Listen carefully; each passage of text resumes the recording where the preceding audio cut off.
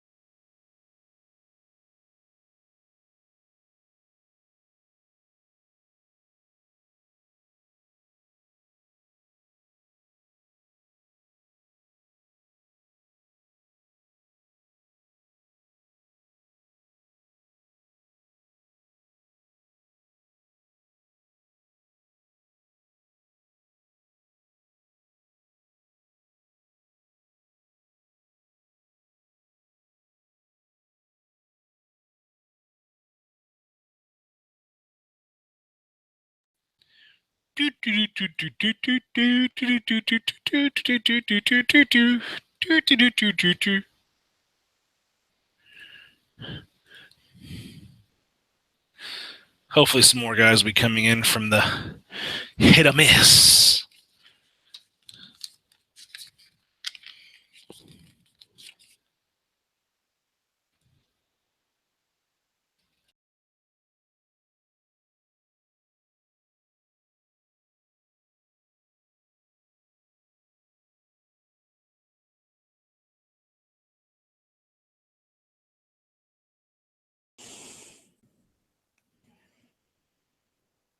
Hey guys.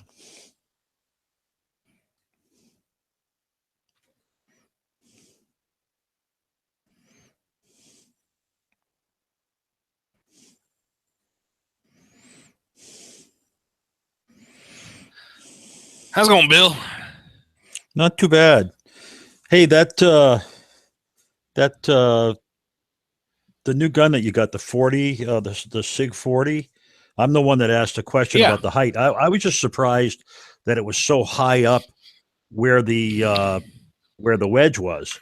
You know, I mean, it sits proud of the gun quite a Right bit. here? Yeah.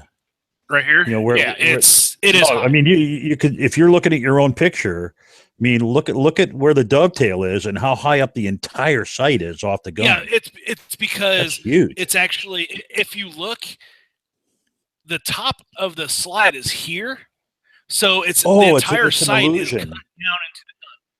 Yes. Oh, the entire sight is actually cut down into the gun. Yeah, the way it's shadowed, it makes it look like it's standing very proud. But I see what you're saying. It's that silvery colored stuff is actually the bevel of the gun, and we're seeing the reflection of the light. That's the top. Yeah, okay, that's the top. All right. And then here, cool. Yeah. But yeah, this is going to be. I'm going to drop. Yeah, I see why you've got it raised so high because, like you said, you've got that thing on the front. It's ginormous. I looked at it and at first, because whenever I first got it, it had a chamber flag in it. So it was like this. And at first I'm like, is this suppressor ready? Because it was sitting like this in the case. Wow. So, but yeah, that is a freaking tall ass sight. I mean, that's over a 1/4 inch up off the gun. That's nuts. I just emailed Dawson and being like, hey, this is the gun I got. I want to get a shorter front sight for it. What's the cut? Because I think it's a Novak, but I don't want to spend $40 to buy a Novak sight and it not be a Novak sight. So it doesn't say anything on their SIG's website. So I sent Dawson an email because they'll know. They'll know what it is. I had the same issue with the ATI FX45 that I had. I wanted to replace because it was a GI version with the fixed sights. Nice, Meg. And I had a hell of a time trying to find a rear sight that was adjustable for it. And I did finally find one, but I had to, you kind of had to take a chance. Yeah. A lot of those they're not cut right. So, but I do like mine tapped right in. I do like talking about your 1911 again, Foos. What the hell? No, it turned out I thought. Let's not start that game again. Yeah, here we go. I thought the sight was really proud, but it turns out it's an optical illusion. It's the shining of the light on the rounded part of the gun that makes it look like it's sitting really tall. Yeah, it's actually cut down into the frame. I have a question. And it's what? Hey, what's up? I have a question. Okay, what's the question? It's Pi Day. What kind of pie are you getting? I actually didn't get a pie. Who discovered pie? At work, they brought moon pies in, and I was like, really? Well, that's self-serving or what do they call that? Individual serving size, so that makes sense for that. Yeah. Because pies are but we have food day. But we have food day about twice a month, so I don't know why they just go, okay, we're going to do pie. Well, they could have done like Z's favorite pot pies for the food part of it, and then some sort of a side pie of like beans or something, and then a of dessert pies of all different kinds. Oh man, Yeah. that's something I could have done. I Yeah. could have had pot pies for dinner tonight, but I feel like to truly be celebrating Pie Day, you have to have at least 3 pies. and At least. 0.14159 of another slice. Maybe a 4th. Did anybody say hair yet? 920. That's where we weren't trying to be vulgar and crude. Z, way to bring it down. Way to bring it down. I just got here. That's my favorite. Hair pie. Yes. But I settled for a Dude, no, turtle pie shaved. instead. Shaved. Well, preferable, yes. But But no, I went and got a turtle pie. But seriously, is that a thing? What the heck is a turtle pie? You Yeah. killing sea turtles, Turtle. Jack? Nope, turtle pie. Like I literally went to the store and got a turtle pie. What is a Well, turtle pie? I don't know what. I can't imagine smashing up a turtle into a gelatinous blob and then pouring it into a pie crust and eating that raw. That's No, dude, its A turtle. shell is the pie crust. So you just tip it upside down and just start scooping out the middle. Mm. Anyway, what's this turtle pie? What is that? Ice cream? Turtle pie. Mm. It's got to be like the turtle. Just saying it over and over doesn't. chocolate Oh, thing. wait, hang on. Could you say one more time? I think I almost understand what it is. Oh, that's what it is. I understand. I think Oh, I believe Bill was mine on the right idea. We're eating it right now. That's cool. No, you would hear the clanking of the spoon on the bowl, but I think Bill was on the right path. So it's ice cream. You know what a turtle is for a confectionery, right? Never been a fan, but Like yes. pecans, chocolate, caramel. Yeah. Yeah. So it is that, but in like cream pie form or whatever, or like with a chocolate type of crust and whatnot. But it's it's crazy. Now, is this something that you get at like the local place where ladies making it, or is this like from Hostess? Supermarket right out of the freezer section because Okay, it's so hot. like- So I wanted cold. Okay. So that's Z's answer. I'm trying to figure out what kind of pie to go get. No, you got to get an olive pie. What? Olive pie? Well, the ancient Greek mathematician Archimedes of Syracuse is the one who came up with the first accurate estimation of the value of pi. And unless you want to go with Syracuse, Jersey, and use an apple pie, but I don't like apple pie. I thought about getting a spinach pie, going spanakopita, which is delicious. there you go. That's Greek. I could eat a pan of that. Yeah. So I would go to a Greek place and get, what is it called? Spanakopita? Spanakopita. If you say spinach pie, they're gonna know what you're talking about, man. Hmm. Yeah, but he wants to be It's authentic. fantastic.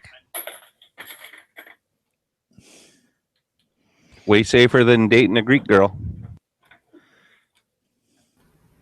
By a lot. Yeah, but you get to share razors.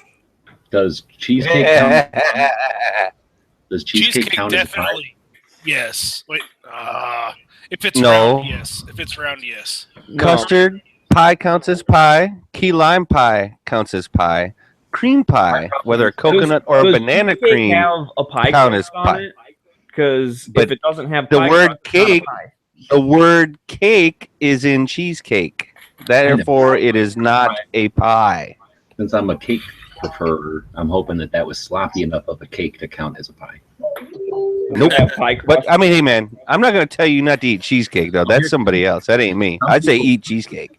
Some people I say put cheesecake in cheesecake, graham cracker pie crust, which is basically a pie crust. Well, then Yes, you can yes. eat one of those. I will allow that. Yeah, but a cheesecake doesn't have a top crust, so it's not a pie. But half the time, Well, pies, there are lots of pies that have like meringue pies and stuff like that. Don't have a Yeah, crust, you have to have a top crust. and banana cream and coconut cream both don't have a crust. Hell, pumpkin pie I doesn't. wouldn't buy any of those. Yeah. I only buy cream pies from like a place that makes pies there. I wouldn't want like a wfrozen one, I don't think. I could, well, where I just went to, I could have got a coconut custard or a regular custard pie. I could have got pumpkin, apple, Dutch apple, or cherry. And then I went to the freezer section like an asshole and got a turtle pie instead. Well, I think I'm going to go see what my options are and then make a decision. And then I'll let you know when I get back. Excellent. But I feel like it's Don't our fear the pie. math for the sciences to go eat pie. definitely. Although, you know, it is technically another holiday today. It's supposed to be the man's equivalent of Valentine's Day. Steak and blowjob day. Yeah. Yeah, like that ever works. So if I could find that, I would give up eating pie to celebrate that one. But I don't think there's any willing participants to celebrate that with me. Just so I you would know, eat this pie you don't eat. well. You don't eat the steak. It's for your eye when she punches you in it for asking for a blowjob. So meat tenderizer, you put the steak right on your eye. That's what the steak's for. Oh, I thought you cut a hole in it and like put it in the microwave. Never, ever, ever microwave a steak for any reason. Delinquent or not, for no reason do you ever microwave a steak. Just saying. Well, that's how I cook them, though. Up the next Only day. boil them. Only boil them. Only boil. Yeah, you're right. Yeah, boiled steak. That's the way to go. Only if you're British do you boil meat, steak. That's the only one that does that.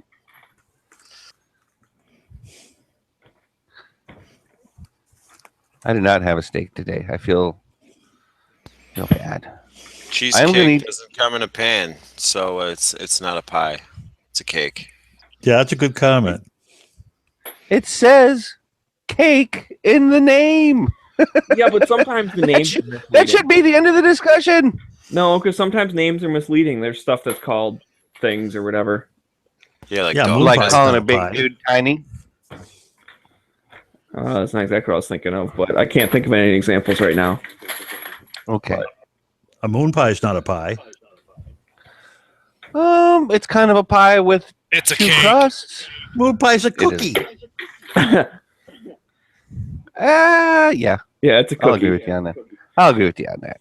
You know, it's a really good pie, and it's really like there's nothing to it, but my ex used to make it as like a dessert, and it's one of them things that is really good. You get the graham cracker crust, you know, like you can just get the pre-made things, and then you make up a couple things of Jell-O, and like the first batch or whatever, you just like pour the Jell-O in, but the second one you mix in like half a tub of whipped cream, like with the the liquid Jell-O, and then you pour that in on top, and that sets up, and then you just put whipped cream on top of that. So it goes from like Jell-O to like kind of fluffy Jell-O to whipped cream. It is really good. And again, there's not much to it. You're pretty much just eating Jell-O and whipped cream with some gingerbread crust or whatever. But Now, see, that works It's if you good. use pudding. I've never had Just a pudding saying. pie. I've had what he's Oh, talking dude. about before. Well, and like, what's the one? It's dirt pie. It's what, Oreo cookie crust and whipped cream and man, it's got all and pudding and all kinds of stuff in it. And sometimes they'll serve it to you in a planter. It's Dirt sometimes- pie. Yeah, Nobody's with ever had gummy it. worms. Yeah. Yes. Yep.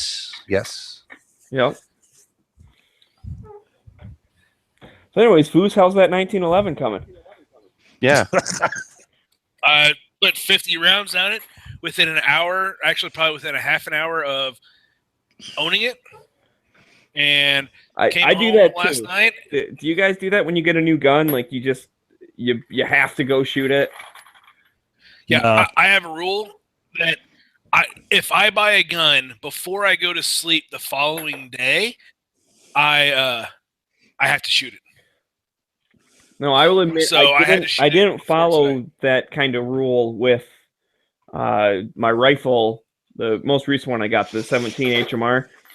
But I was planning on going up north with my buddies for like a shooting / like hunting weekend kind of thing in, I don't know, like it was like 2 weeks after I bought the thing. So that was one of them. It's like, well, I don't have to shoot this right this second, just because the outdoor range where I could shoot rifles around here, I don't really like it that much. And with up north being way more fun, it's like I can wait a couple weeks to just go up north and shoot it. Well, that I could definitely see, because you're buying it to go up north, not buying it and putting it in a safe. Right. And then my buddy, he's the one that basically talked me into getting it, because I went shooting with him. We just went, handgun shooting indoor range. And he was talking about that he just picked it up, and Cabela's had it on sale, and they ship it to the local store for free, and you just go pick it up, and there's no transfer or whatever. And I was like, oh, that's cool. And he's like, yeah, it's good for like squirrel hunting and stuff. And I was like, oh, that might be kind of fun, because I already had my license. Because of the way our hunting license are, you have to buy like the base license, which works for like small game, and then you get like a deer tag on top of that. It used to be if you just wanted to go deer hunting, you could just buy a deer hunting license, and then that's all it was good for. Where now it's like, and it ended up being like the same price when they broke it up. So I don't quite know why they did that, but everyone, like any type of hunting you want to do, you have to have a base license and then get whatever, like the deer tag or I don't know, whatever else, like duck or whatever. Doesn't it all start with the small game license? Just about. Yes, yeah, you have to have. Or is it not that way still?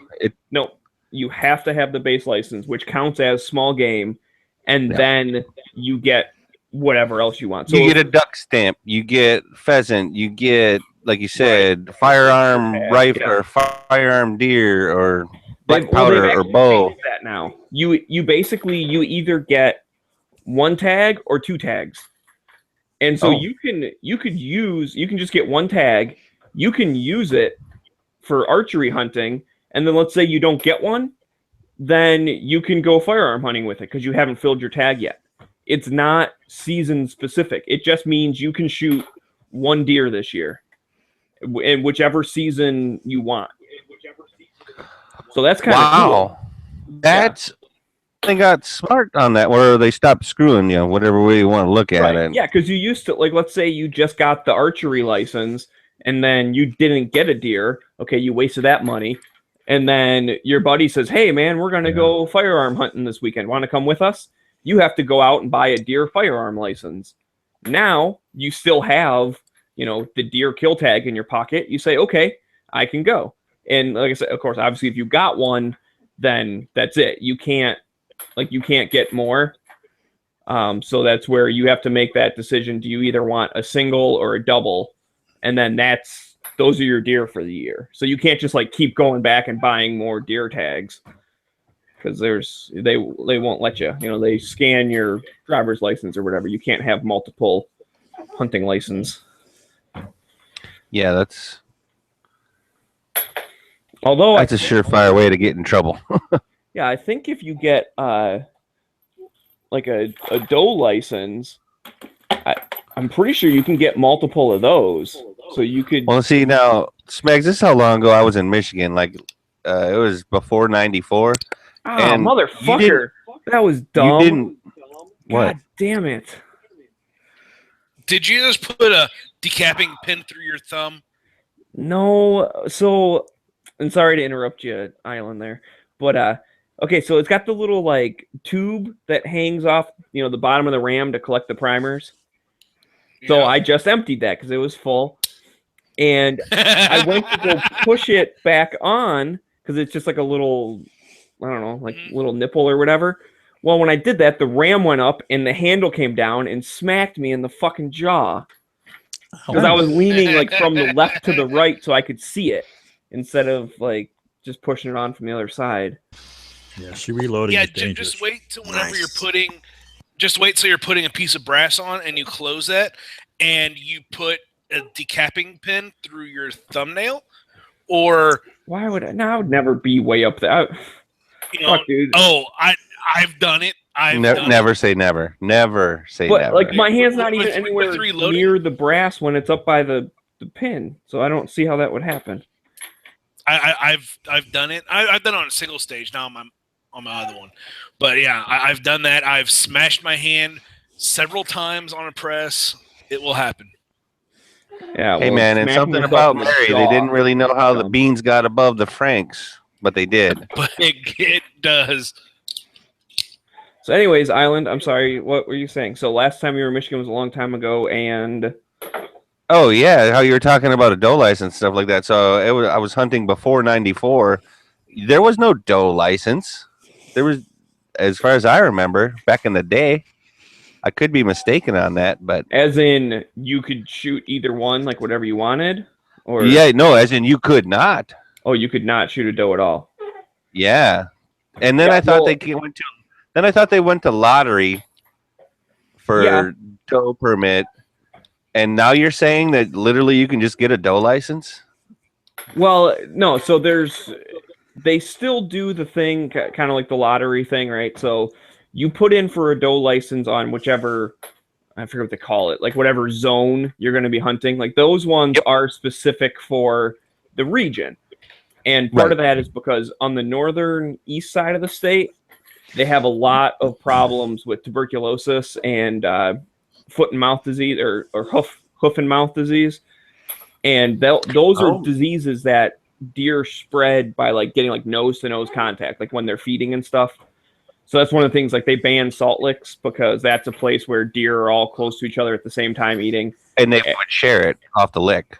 Right. And so one of the things they're trying to do is they're trying to really cut down the herds so that, the herds might only be, 10 deer or something. Like they're a little more spread out. So the likelihood of them all spreading the disease to each other is a lot less. Instead of if you had these massive herds, like 100 deer, and one gets sick, they could end up taking out all hundreds of those deer. Yep. So they started giving away doe license like candy over on the east side. The west side doesn't have as big of a problem. But anyway, so you put in for your license, and it is kind of like a lottery if they have more people applying for it than they were willing to give out for that year.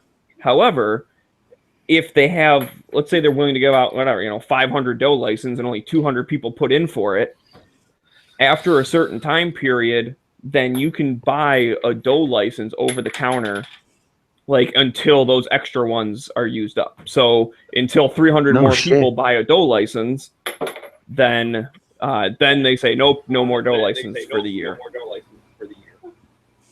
So if you want to kind of make sure you'll get a doe license, you got to put in for it early. If you want to take your chances, just wait till like November 1st or whatever is when they open it up to where you can get it over the counter. And then you just try and buy one. And if there's still any available, you get one. And if it's all filled up, then you don't get one. Here in Arkansas, whenever you get tags, you get enough for, I think, 4 deer, and 3 of them are doe. Yeah, see, that just blows me away, man. When I hear stuff about the South and how many deer they can shoot per year, it's just it's insane to me. And I don't know that it's that you necessarily have bigger populations of them. Oh yeah, I think there's less people that deer hunt or something. No, there's people are driving over those things with cars like crazy.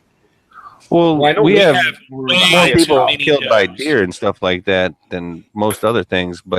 And when I say we, I mean when I lived in Michigan, like Smeggy's talking about. But Smegs, what they do have is they have foliage year round for the herds to be able to eat off of. Whereas, Pretty much, they may be more hardy, so to speak, from our neck of the woods or whatever.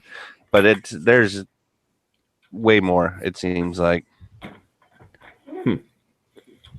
It appears. Yeah, I mean, down here they're smaller than up there, but there's more of them. Yeah, there's a shit ton. I mean, Smeggy's heard tale of Buckzilla before, so I mean, or the 30-point buck. You know it. I pull out my AK-47 fully automatic rocket launcher.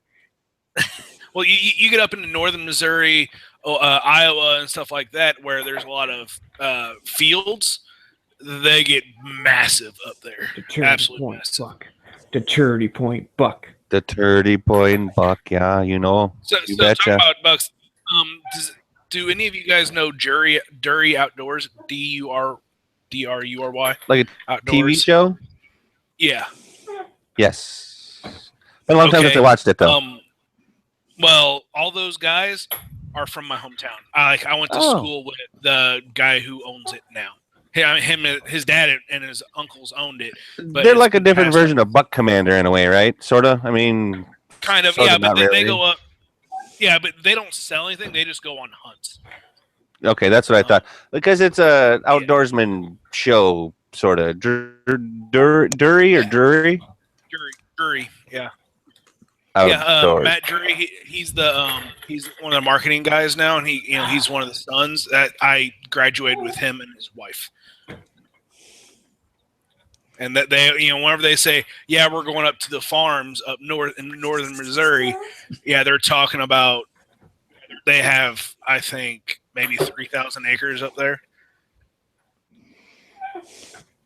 So, Yeah, but I bet they don't have a 30 point buck in northern Missouri.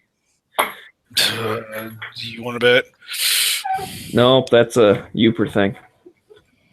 Mystical. Buckzilla, and then also the 30-point buck. They're beyond description. It's like the white stag almost from Mythos in Europe. It's a thing. Although I have to admit, I mean, I'm kind of joking around now just because of the Uper song, but I do think that if you looked at where the record antlers are and stuff, I feel like out west, like the Missouri area and stuff, they do grow big deer out there. Mm-hmm. Yeah, a lot of Pope and Youngs out there. I laughed that you considered Missouri out west, by the way. That is weird. I think that's hilarious. It's out west. I mean, I think it's west of your position. Well, no, it's, it's south of you. Okay, it's the Midwest or whatever, but it's still out west, especially like if you go all the way to the edge of the state, right next to Kansas and stuff. Like that's the West. That's out west. No. I think because the Northeast has moved so much still further in the Midwest. So then, what's out west? You anyway. only think of like fucking Wyoming and stuff as being the west? For me, west is like Colorado, New Mexico. I know that's Southwest, but all that. Basically, like states that the Rockies go through, I consider Oregon. Like the line is like Texas, Wyoming, Oklahoma, Montana, left. Yeah, of that. Texas, I can still consider south. Well, actually, I consider Texas. Yeah, Texas isn't. You know what? That's probably and the thing is, that's the thing because it stretches the southwest / when we get to the left end of it, it's west. Because like New Mexico, definitely in the southwest, right? Wyoming, always consider that to be west. Out west, as they say. So what are the Dakotas? Are they west or are they Midwest? Man, I always thought of them as Midwest, but that's freaking Canada. I wish. I don't think of it because I wish Windy Howe here. Obviously, like Michigan, Ohio, Indiana, Illinois, Wisconsin, like those are all like the Midwest stuff. The Rust Belt type of area. That's what I consider the Midwest. I consider South Dakota, North Dakota, Midwest. That's Midwest. But when we start talking about the Rust Belt, that's for me. I consider that kind of east. Why don't we consult? Yeah, that's going to be like your New York, your Pennsylvania, Ohio, stuff like that. Pennsylvania's part of the Rust Belt. New York's not part of the Rust Belt. They don't have fucking manufacturing stuff. They didn't have steel mills. Buffalo and all that kind of does. Rochester, all that for sure. Just not the southern part of the state or whatever, the eastern part, but the western part of New York for sure. Buffalo in particular. Can you guys hear me okay? Unfortunately. What you got to say? I have something very nice for all you simple-minded folks and those who aren't simple-minded as well. This beautiful image. Oh, I was going to enlarge it. Nice. Oh, shit. Let's go that way. There we go. This, I don't know how scholarly the source is, but apparently someone cared enough to do this. So this is all west. I'm in relative agreement with that. Yeah. So I guess I was wrong about Texas and Oklahoma. Mm-hmm. Yeah, just say, Even though I tell you, there's some people in Texas over by that Laredo and stuff. They're gonna in El Paso. They're gonna tell you they're in the West, but whatever. How the hell am I supposed to get that out of here? I can't get Yeah, that. no, I don't agree. I have never heard anyone say I'm in East South Central. Like Well, no, it's the like South. that's the South, Kentucky, Tennessee, like all the so East and South Atlantic. You combine all that together, that's the South. And Yeah, well, that's the whole point. DC and all them is considered part of the South group. No, they're part of fucking the South North. of south of the Mason-Dixon line, dude. Yep. They sure don't act like they're from the South. No, sorry, West Virginia. I don't consider that South because they freaking separated from Virginia during the Yankees on the other day. War of Northern Aggression. Yeah. I know what you're saying. I disagree with that. Just because it's put on a map doesn't mean it's correct, Ballistic. Well, I disagree with that. There's too many divisions. Well, don't not divide really, us man. If you one just United States. Those are the only parts you got. West, Midwest, South, Northeast. yeah, exactly. If you don't subdivide it, it's pretty Yeah. accurate. I would give you without the subdivisions, it's fairly accurate. Go by color However, scheme. I would cut off like Maryland and DC and stuff and bump those up. Those are still the Northeast because of Political culturally views. speaking, they're like the Northeast. I don't know, man. Maryland acts pretty southern. Well, they sure don't like guns up there. So Well, when people say South and Northeast, they don't. that don't really- mean. It might be regional. It might be actual like directional, not based on the cultural. exactly, yeah, and that's the thing. I'm not talking specifically on a map. Sure, you can draw equal area squares and say these are the subdivisions. Like, Well, see, sure, that's you how I can go do about that. it. But I'm talking Yeah, Midwest. culturally when you say the South or the Northeast or the Midwest. That brings up an image in people's mind. Like, what is out west? Well, those are like ranchers, and I agree with you guys saying the mountains. I think of that as the West. Like, oh yeah, the gold rush type of stuff and different things. Like that's what the The West red means. section looks out west. Oh, sorry, I didn't know if you were still looking at it. Sorry, I can leave it up if you like. No, we don't need that inaccurate map. Actually, what is it that you have? Anyway, whatever. Good point. Drop I it. just did Google search for it. Midwest map. I was just trying to figure what Smeggy didn't like about that map. It was too subdivided. Well, if you don't subdivide it and you go color coordinated, wait a minute. If you just went by the color coordination, how do you feel about it that way? There you go. See, that's Pretty close. Other than what I just said about the Maryland DC stuff, the color coordination. That's This is separated by that's actual. closer. This is, Wow. it's not by state. Texas, y'all. Texas, I gotta y'all. get- You know what? That is definitely more cultural. That map. Yeah. Although I don't know, the Great Lakes I would just lump in with Midwest. Yeah. Oh no. The Come Great on. Lakes and As Midlands, I would lump. come on, Smeggy. As a Michigander, you have to appreciate the fact that we are surrounded by the What's Great that? Lakes, and What's that's that one of the Algonquin things mean? that makes Michigan so awesome. Well, yeah, That's we are. Algonquin. I agree with that. What does that mean? What word is that? Algonquin. It's a Native American tribe in northern New York. Oh, I've heard that before. That's where I've heard the name. I just can't remember what the history If was. you ever watched Yeah. Last of the Mohicans and stuff like that, Yeah, I read the book. I haven't seen the movie. But well, like Deer Slayer. I'm trying to think. Hawkeye. Is it Hawkeye, Deer Slayer, and Last of the Mohicans? That's the three. no, Deer Slayer is the first one. Yeah. I believe. All I didn't by read the all same of them. dude. I think those were good books. Another reason I read that book is because it was called Deer Slayer, because that was like my nickname in high school. Oh, really? So I was like, I'm gonna read this book because I needed it for a literature class, something to get points, and it's something interesting. I was like, I'll read it. I couldn't get into the movie though, Last of the Mohicans,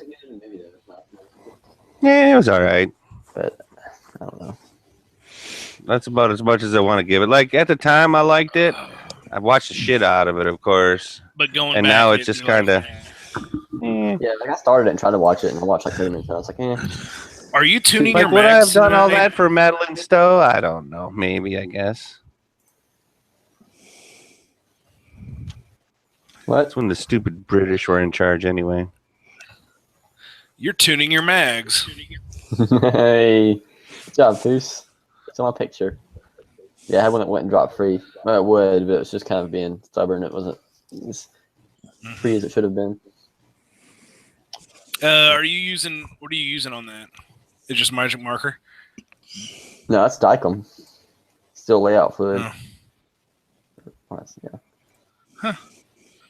But I did have a Sharpie too to cut like the small spots because that freaking layout fluid is like so thin, and the brush they send with it's so thick. Like you try to just put a little dab on it, and it'll like run everywhere. So I did like a first coat, and you see it in top right corner there, of the picture. Yeah, I saw it. Yeah, after you said it, I saw the bottle.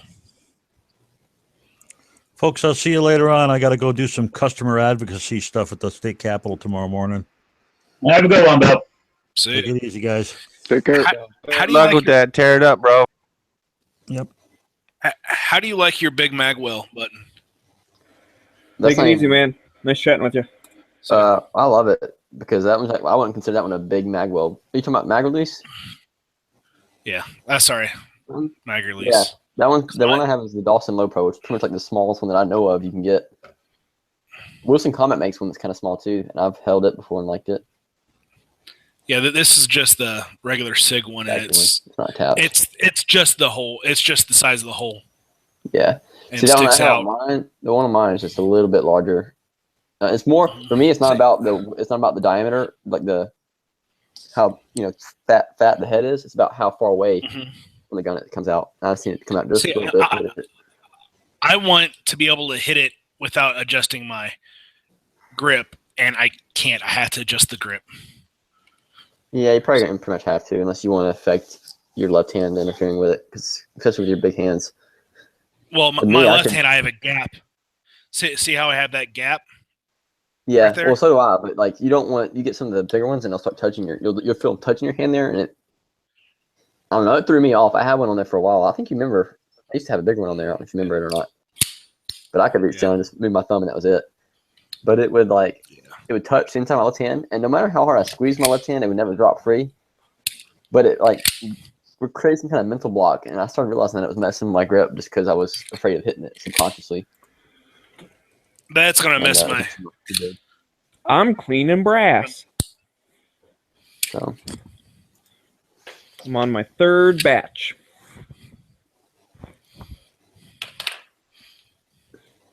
Still don't have any components though. Blue bullets.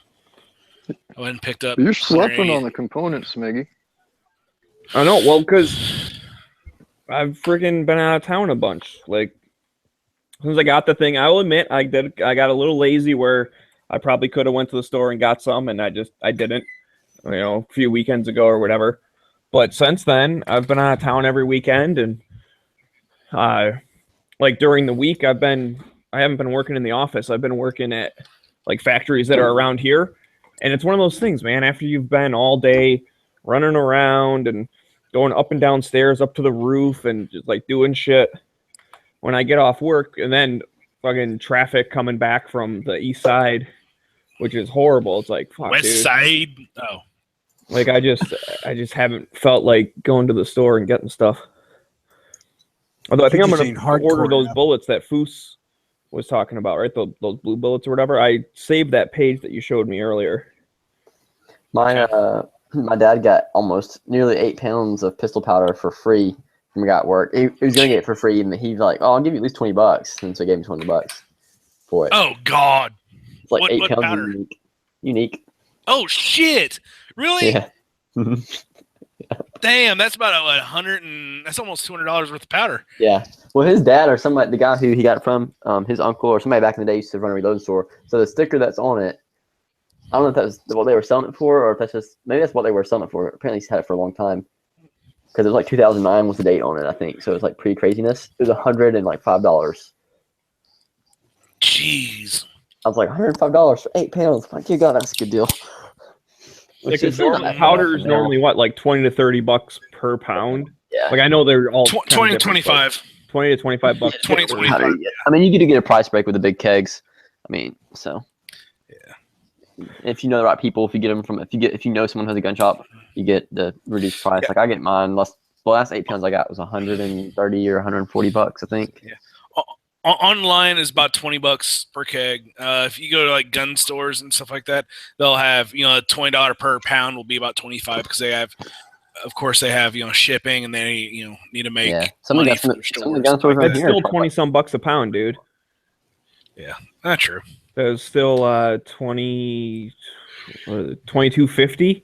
If you got 8 pounds for 140, that's 22.50 a pound. So that's about something like that in the range. Getting 1 pound cans of which is not bad though. Getting 1 pound cans of Tiger Group 17 here. Wow, that's good. Yeah, Tiger Group's cheap powder too, though. That's what I'm saying. Different powders are different costs. Like you go all the way to Vitavori, it's like $32 a pound. Well, yeah, I mean that makes sense. Stuff would be a little bit different. I just was trying to mentally figure out, and from what I remember looking up before, it was. I thought I saw some that were like $30 a pound, but if it's 20 to 25, that's what I'll shoot for.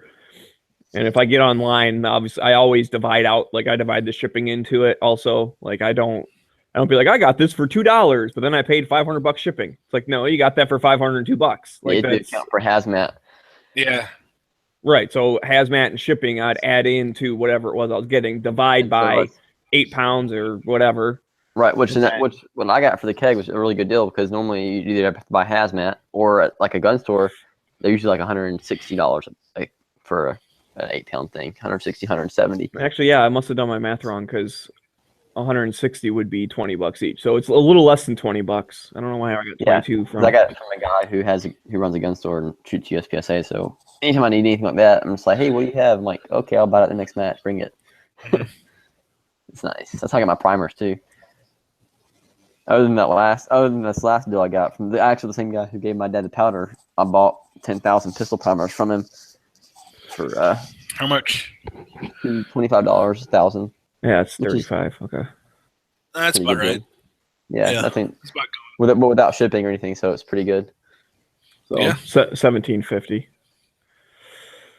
I went the wrong way of that extra $2.50. Anyways. I haven't been on Powder Valley in a while. I have so much powder and stuff. I don't need anything now except bullets. Get those. So bullets, a buddy man. of mine. Those were a good deal, I think.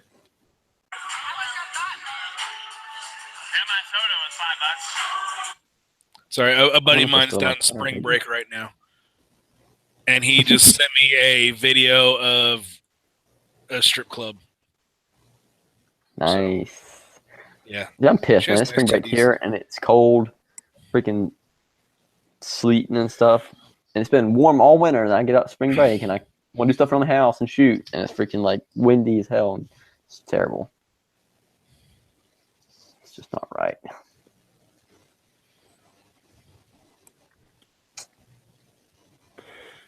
Yep. It snowed yesterday and today here. We didn't get much, like not a lot of it stuck. The roads were kind of crappy in the morning, but it started melting when people were driving on it. Thursday it was 86 degrees. Saturday we had 6 inches of snow on the ground. Sunday, by the time daylight ended, it was all gone. And then it started to snow today, and I don't know how much is on the ground. Did you say 86 degrees to snowing? Yes. Jesus. Welcome to Arkansas. Yeah. Well, welcome to the Midwest, I should say. Yeah, because it all depends on the jet stream. If it's bringing that cold air down from Canada, or if it gets pushed up, you get all that warm air from the Gulf. I gotta work in the morning. Yep. And then by this Sunday, it's supposed to be 70 again. And in the next week, it's first half of next week is 70s, and the last half is 60s. And it looks like a bunch of rain is coming through. Like next Tuesday through the following Monday, all rain. 5:10 Hawaii Standard Time, 84 degrees Fahrenheit. Oh, you miss Michigan. Don't be bragging your warm weather. I you do. Wish you could play in the snow. I know, dude. It's hot. It's muggy. It's 61%, which isn't terrible, but it ain't great. You should come visit me, dude. It still beats. Hey, it still beats shoveling snow. I'm not gonna deny it. All right. Well, at some point in the summer, I'm gonna do a Gun Channels meetup at my place up north, and we're gonna have fucking gun apocalypse going on. It'll be awesome. This summer? Hopefully. Oh man. So Z, you're invited. What? You can fly in and drive up with me. What's that? I give Ballistic a hard time. I'm like, it's summertime, dude. You ain't even gonna be in school. What's your major malfunction? Yeah, I'm gonna be an internship. Well, he's certainly not getting an invite, so it doesn't matter. Oh, you Damn. Here it is. Meg. Nah, I don't know. I'll probably be too busy. Unfortunately. Oh, you're washing your hair that day. See, that's a much better way of putting it. Oh, guys, I'm too busy. Too busy or too broke? When I say too busy, I really mean too broke. I just don't want to admit it. Sometimes it can be one and the same. Yes. I'm busy because I'm trying not to be broke. And of course, y'all did. The judge approved the land and rifle settlement, right? Y'all that today? The judge approved what? Who? The Remington. I didn't hear you. You didn't finish. Nobody knows he's what the breaking hell up. I'm I talking thought it was about. me, but it The must trigger be. thing means Remington got All off right, a little bit of then nothing. I'm gonna just shut up for a while. No, Z, you're just cutting out a little bit. Yeah,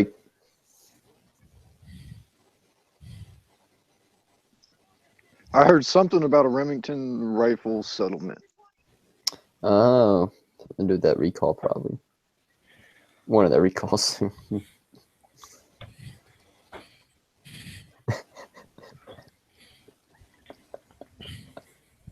Well, I'm curious about what the thing is. No, Well, me I'm too. Please tell us, Z. You might be We losing connection. You cut out a little bit. That's all. We weren't trying to be mean. His mic is muted, by the way, too. If you, I don't know if you knows that.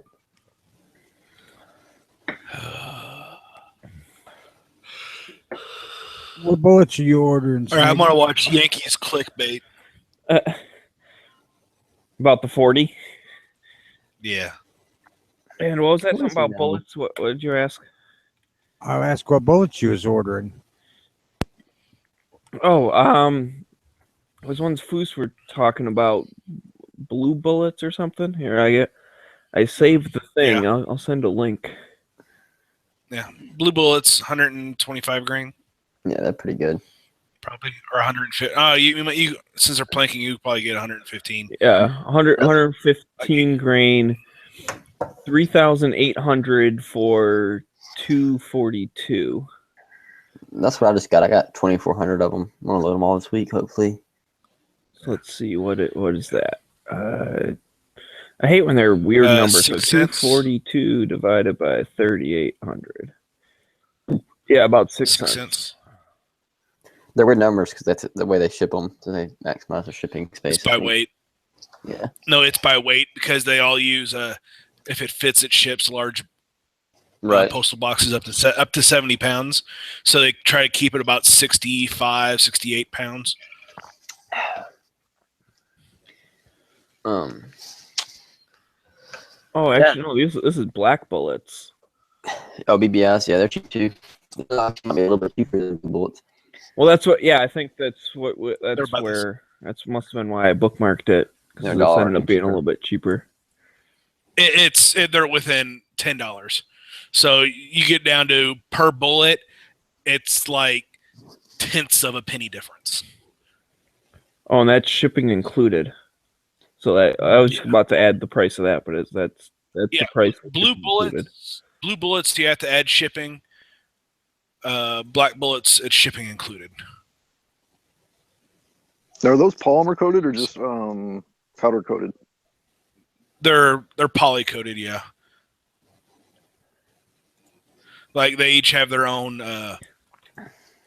It says Coating. high tech coated. Okay, so the high tech coating coming out of Australia. And yeah, that must be a. Okay, that's what a lot of people have used. Like whenever All right, I'm getting these. Add to cart.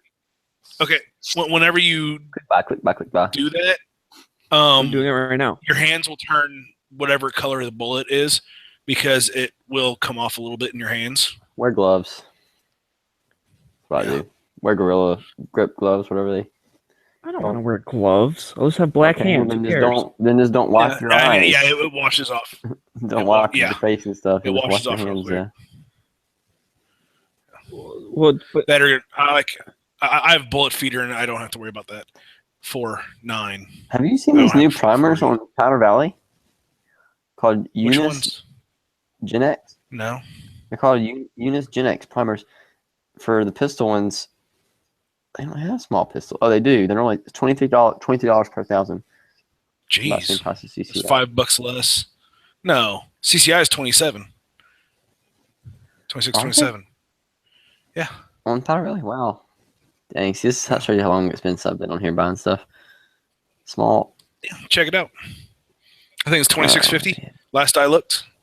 Dude, they're 28 now. Screw that. I'm glad I found that deal. Well, at least they're in stock. Shit, for a long time there, you couldn't find small rifle primers. Do I have a coupon code? Does anyone have a coupon code? A coupon code. I need a coupon code, coach. I don't have anything for Black Bullet. Oh, you know what? I might. Hang on. Give me a second. I know somebody. What's his name? I don't know, but hurry up. You have a few minutes because I gotta go find my pants and get my credit card. I might be able to find a shooter, and maybe he has a code posted. That's the best I can do. For BBI, the guys who shoot for them, not know them, but know who they are. God, what's his name? I cannot not remember his name. Nothing for 44, of course. That sucks. Well, yeah, because it's competition based. So he shot with us he shot with us in Kentucky. He's Jake is at SNS. No, not him. He shoots. He didn't shoot with us. He shot the match, and we were talking to him, or they were around. I was complaining about how he was a B class or C class, or whatever, and he was way better than that, really, when he shot. Oh, Kelly. Yes. He's Chris Kelly. Yes, that's his name. He's not shooting anymore. He got out of shooting after he got married. Late last year, like he was working at BBI, and all of a sudden he just quit, put his guns up for sale, didn't tell Chandler or anything, just got whipped. Done. Well, damn. I don't know how to tell you then about finding a coupon code other than just Google. Oh man, Dusty. Sorry to hear that, Dusty. I just went over to the Gun Channels chat to see if anyone out there has a coupon code for Black Bullets. And I saw Dusty saying that he missed hit or miss. That's a big bummer. But because his house didn't have water, so he's like fixing his well. Here we go. Here's a coupon code. No, damn it. It expired last month. Try it. You never know. It's called Pat's Nation for the Super Bowl, I guess. Go I'll out to Facebook. I mean, let's see. You can always go out to Facebook and go out to Black Bullets. Say, is there a coupon code? And I bet you that someone will pipe in with one. Oh, I know Andy Wood too. That's the other guy I know who shoots from. I know him. I know who he is pretty well. I think we ate supper with him at the match in Kentucky. What was that? Oh, there we go. That's exactly the website I was looking at. Retail Me Not is you can get coupon codes and stuff. How much are you paying for that 3800 case? 115 grand, right? Yeah, $242. Why, you got a better deal? Pretty good. Shipped or Yeah, not that's shipped? 100. That's out the door. Oh, no, why don't they post this? They posted a picture saying how they'll be doing match pricing for match delivery, and it's the same prices. It's without shipping. Oh no! No, it's the same. Really? Yeah. Makes no Because sense. whenever I went, it was like 5% discount and stuff like that. Because you don't have shipping. That's weird. Yeah, they had a 5.1% discount for Super Bowl 51 Pats Nation, but that was on only Yeah, that 2. doesn't help me any, does it? Did you try it just to see? No, I didn't try it. I want one that's gonna work. Well, you can always try it. It might work. Who knows? Maybe they forgot to take it off. Probably not, but it's inside chat if you want to try it. I want to try one that works. And I'm pretty sure I don't have one on my coupon code document because I got a document saved that's got a ton of coupons on it, but I don't think I have any for like reloading stuff. Most of them are. Let's see.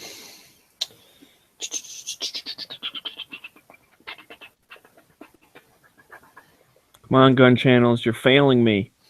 Need a coupon code? Code for Eggleston Munitions. They make bullets. So it says case. If you look at their match pricing, case 242 for the 3800, match pricing 227. Oh. Oh, here's a forum asking about it. If you want to get blue bullets, I got a code for that too. Yeah, I have a code for, but it's it's only like 5%. Yeah, but how much? Yeah, how much that's are the what blue mine is. bullets if they're about the same, and then you take 5% off? About the same, yeah. Out of 15% for Eggleston Munitions. I don't know if it works, but you can try it. Well, how much are their bullets? About the same. They're lead-coated bullets, so it shouldn't be too much off. Let's find out. All right, you want me to do all the work for you? Yes. Because I know a sponsored shooter for blue bullets here, and he gave me his code whenever I bought mine. Didn't you use Eggleston bullets for a while, Fuse? Haven't you shot them before? Never even heard of them. I thought you shot with some guys named Eggleston. Eggleston? I don't know how you say his name. Blue bullet. I have a Rick Eggleston. He's a guy I work with. But Oh. I saw that name and I thought maybe that is the guy from the bullet company. no. Oh, these are a terrible deal. Sorry. You can get four. Well, it's not that bad. Smeg, you can get 4,000 of them for $283 without the coupon code. So, capital Y, lowercase O-R-K for blue bullets. It's 5%. York, yes, same code I have. All right, hang on. Billy a York. second. So Billy York. I don't know. It's just on a document. It says York. It says blue bullets. Well, that's Billy York is the sponsored shooter. Oh, cool. He's from my area. He shoots more 3 guns. And that's blue bullets from South Carolina? 6.8. Yeah. Really? And they have a guy out there that shoots for them. Wow, I didn't know that. Oh, I probably know 5 or 6 guys out here that wear their jerseys and get. I don't want to say. Hold on, I'll write it inside. Okay. Yeah, they probably get a discount or something. That's what they get. Yeah. And because, then from what I heard, for every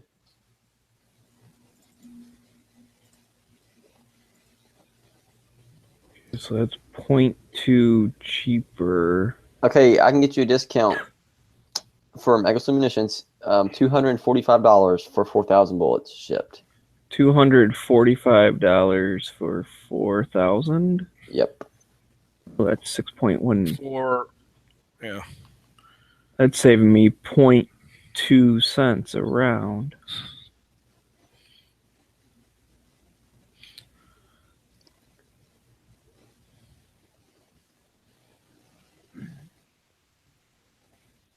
At least they have 44 bullets.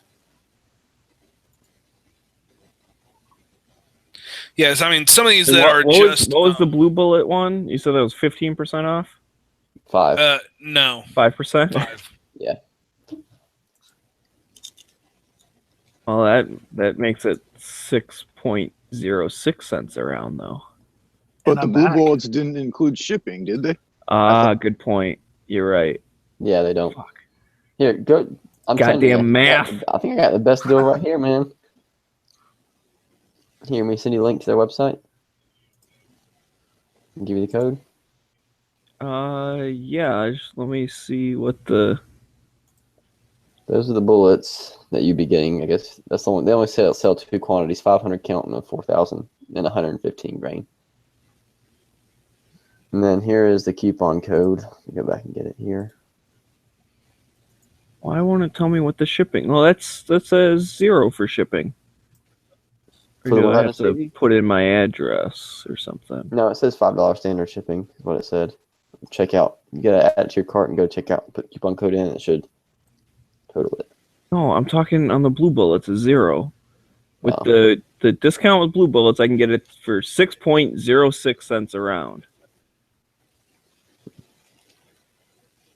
If it doesn't. Let's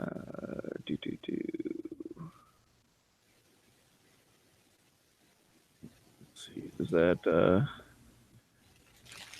no, that doesn't have shipping. So that is, I think, the best deal so far. Let me check out yours now. Gun channel shopping. Do do do do do. I don't know. You sure there's no shipping for blue bullets? I'm at the checkout screen. It says shipping $0. Oh, nice. Well, probably factored into the price, I guess. I don't know. So Eagleston munitions. Eggleston. Eagleston. Eggleston. Eagleston. Smaggy? What? You want any more of my coupon codes in the future? How come it's not loading? Shop. The fuck? How come Eagleston isn't loading?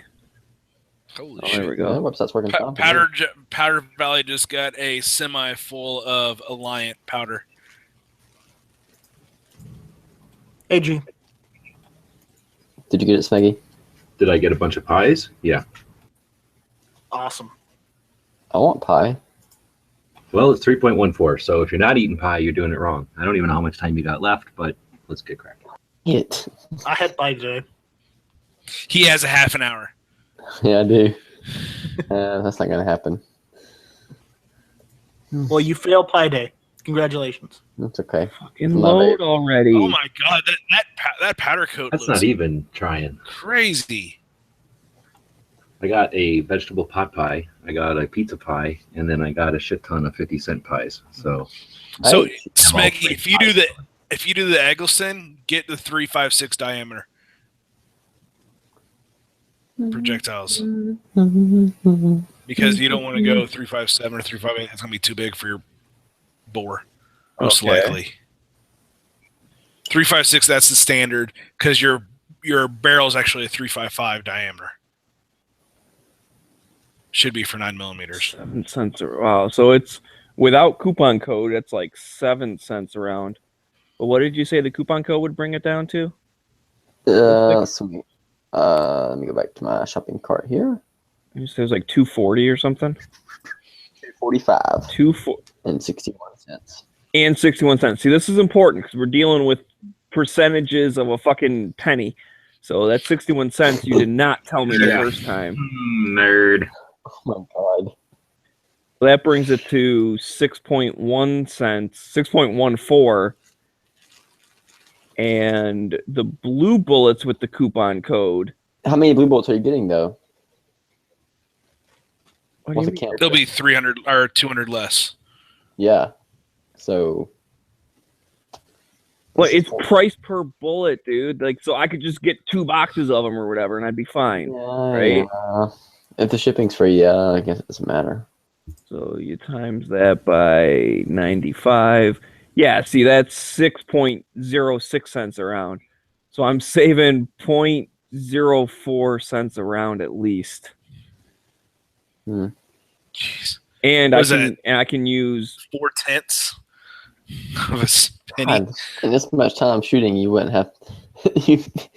People would be Listen, saying, okay, it's Pi Day. Obviously, we're gonna freaking, we're gonna be nerding out. So I get this. I swear, there's a how many gun channels members does it take to order some bullets joke in here somewhere. All right. I don't know how many, but I know how many we're going to use. It doesn't take any less than a full panel. So now on the blue bullets, though, I'm only seeing a box of 1,300. So I'd have to get like a couple of those. It's blue bullets, like when you go out to the range, but then you don't shoot. But you don't go shooting? You can only load them in blue guns.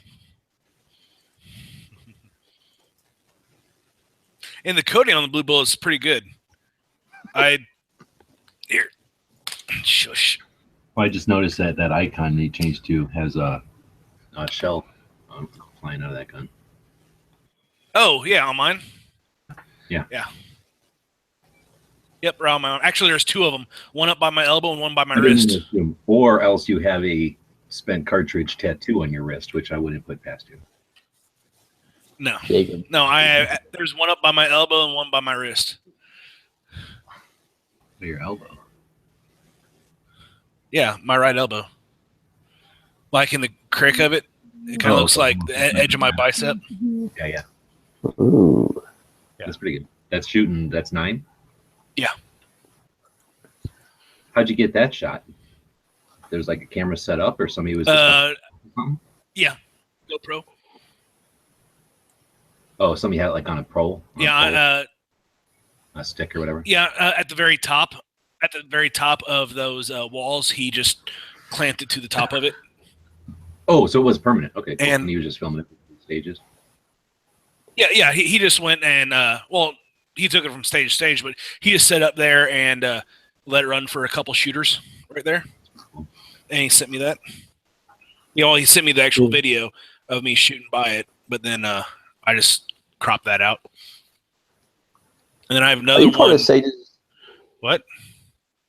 Sorry. When you guys talk to each other now, it looks like you're having a gunfight. Except Caleb isn't using effective. Mine's what? Not as effective? You're not behind any kind of cover. You're just standing out there shooting at him, crouching down. And he's like kind of a little bit crouching. But you don't even see the brass in there. I've already fired the shot, so the bullets are getting there before. But Ballistics got is what do you call it? Got the gun channels logo on there, so he wins the gunfight. True. Yes. All right, you might have them on here. You just can't see it. I don't. Well, is there shipping or not? Now I'm fucking confused. Well, now it's saying something about 3 boxes will fit into a $14 medium flat rate box. Yes. But when I was in the checkout thing, the shipping thing said 0. I told you. I knew they charged shipping. Yeah. Yeah, I think they do. So that gives me up to almost 7 cents a round. Fuck that. Okay, I'm going back to the Eggleston. Eggleston. Does anybody have a Windows phone? No. I do. I just read your comment, G. Smeggy only reloads as an excuse to do math. He'll be all like at the range, like, look at all this elaborate spreadsheet I came up with to keep track of my inventory and my progress. And they're like, okay, what are you shooting? And you're like, oh crap, I forgot to actually reload. You know, G, I don't know if you are just joking or not, or maybe I've talked about this before, but I have a reloading spreadsheet. I mean, I just assumed. Really? You haven't even reloaded yet. First off, I have reloaded before, and I set it up when I was using someone else's machines. And now that I think of it, I don't know if that spreadsheet. Fuck, it's on my other computer, isn't it? It's not on this computer. Damn it! I gotta make a new one unless I can find it. If anybody out there has used a Windows phone, is there no Instagram for Windows phones? I can't find Instagram, or I mean YouTube. I can't find YouTube anywhere. Like I think I found the store where I can find like games and stuff, like what they call a store. but I can't find. Yeah, there's YouTube. I would have thought it would be like just go to the internet and get it, right? Do you have a Windows phone? Yeah. Is it real YouTube? All I can find is like YouTube Downloader and YouTube Easy something or another. I know I've watched videos on this silly thing. Well, I mean, I know I Check. can watch videos, but I'm talking about having an actual app so I can use, do live stuff. G, is it a Google? Like you use Google on that phone? Oh no, Bob just gave me this phone. It's his old phone that he can't use on here anymore. Well, I guess what I'm saying is there should be a Google Play Store, and you just go to that and you get the YouTube app. Yeah, no, it's not like an app on Android. It's Windows, so it just has the Microsoft everything. Well, just go to the webpage, and I guess that's the only way you can use it. Maybe I don't know. Yeah. So Microsoft Store, and I may be running it. Go ahead. Sorry, I was going to change topics. Go ahead. Yeah, go ahead. No, Smeggy, do you want to see what I do for my reloading area thing?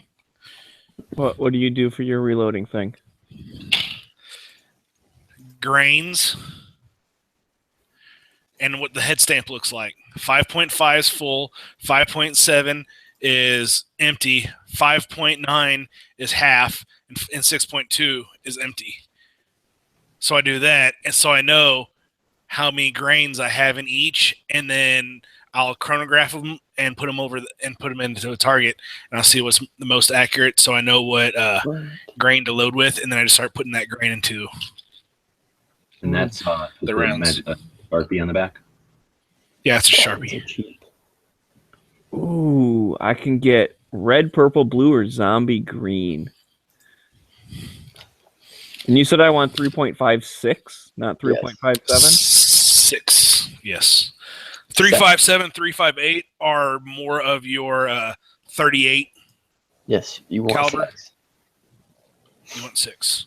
So I want will purple the bullets, 7s work out of your gun? Yes, but you'll have higher pressures. Or maybe I want blue. I want blue. I like blue. Blue's a good one. Okay. Have you ever noticed how, like, especially on the Sage's reloading page on Facebook, like just in Facebook or reloading groups in general, especially on Facebook, all they talk about, or not all they talk about, most of what they talk about is like media and what they use to tumble their brass in. I swear to God, if I had $1 for every time someone was like, look what kind of media I got. Oh, what do you guys use? What do you mix? I use corn cob. It seems to work. I'm tumbling right now. Yeah. And then people are like, oh, yeah. And then what I hate, and I laugh at this. They're like, show a box, and it'll have like 2 or 3 bullets. It's like, oh, I guess I got to call Wes again. And I'm like, why the hell are you waiting until you have 3 bullets left to have a freaking order? I get down to like 3,000. For real, I get down like, to 0. I need to get some more. I get down to 0. I mean, that's one thing you don't want to do is run. Boosh, you're a maniac. Like you're a separate case, Boosh. Come on. Still, I mean, like with Well, I'm not saying you're wrong. I'm not saying you're wrong at all. Maggie, he buys 4,000. He shoots them at about. I'm assuming at one where he has about 1,000 left projectiles. He'll make another order so you don't run out. I mean, well, the most annoying thing is like literally reloading itself can get boring. I understand this, but like talking about literally what you put your brass in just to polish it, and like having this huge discussion board on it, and like what you think works better. Just like, dear God, shut up. Oh, come on. Like, you have never had these freaking reloading chats that last for hours at a time. Well, it might not be media, I can totally but see. We've borne plenty of people with reloading chats. Yeah. Oh, definitely. But like with me, I can see if you're talking about ultra precision, but people are like talking about 9 mils and pistol stuff that's not going to be precise because each case will change 3 to 5 grains. Yeah, and we'll it's see not going to here's be the precise problem. stuff. You don't have to Here's worry the about problem. It's in a group. It's in the same group, so it's like it's the same people. So you know that it's like the information's already in the group. Just use the search function, please. Yeah, and we're media shaming now. Hey, we had to talk about this between wet and dry and whatnot. Yeah. I mean, there's a discussion. I found out after the fact that people are all like, "Oh, you should wet," and blah blah blah. Dude, I'm in your boat, Maggie. I like bought all the like dry tumbling shit, and was like, What's so much better? I'm like, why didn't you tell the newbies this before we go and buy shit, you son of a bitch? It's expensive. That's what I'm Well, saying. Well, usually people don't say go wet at first because of the cost of the initial cost a couple years ago. Now that there's a more of a like Frankfurt's coming out with a small wet tumbler, and some of these other companies that are coming out with smaller versions of it, it's become cost. It helps on the cost. Well, and wet tumbling adds an extra step, basically. Drying. Yep. Like I just take it out, keep it out on my for a couple days, and then just toss it. And yeah. If it made enough difference in the performance of the cartridge, I would do it. But I'm not going to invest money into a wet setup just because it makes my brass shinier. It still is just as clean and extracts and feeds just as well as. In fact, wet tumbling can strip the brass of all the oils and make it more friction. And some people will wet tumble, dry, and then dry tumble just to get some lubricity back on the case. Yeah. Yeah. Sometimes they'll take and they'll actually what I want run I want a freaking submit mixer. I can just fill that thing up and let it run and do all my brass at one time. Yeah, no kidding. Or I mean, an old dryer, right? They're like $35 for an old used one someplace, and then don't even turn the heat on. Just use the tumble part of it. Yeah, you should make a bag or something for it so the media doesn't spill all into it, or seal it up. Yeah. If I had space for that, I would. If you were truly dedicated, you would just hand polish each cartridge or each case. People do that too. People may post about that. What steel wool do you use? And when G says a joke, and reloaders really do that shit. Yes, exactly. Someone in the external. They're here too. No, people will talk about anything and everything with the reloading. Like they're like, "Oh, do you reload to this length or that length?" And what's the difference between being a thousandth or 2,000ths off of the chamber? I'm like, oh my god, really? That's the kind of shit that scares new reloaders like me. Like I'm sitting here, I'm like, okay, so the max overall length is this, the minimum's this. I'm like halfway in between, and then people online are like arguing like 1 thou either way. Yeah, and here, okay, 40. The overall length is supposed to be 1.135 or 1.132. I went and I made up some dummy rounds for this gun I picked up yesterday. I'm at almost 1.2, and it still chambers. As long as it chambers, you're good. As long as you're not under, under the minimum. Yeah. You're fine. If you're long and it chambers, fine. It's not going to do anything. Yeah, I just ended up going and getting some commercial ammo out of my, closet, and just made sure I was somewhere near what the commercial ammo was, and like that's probably good enough.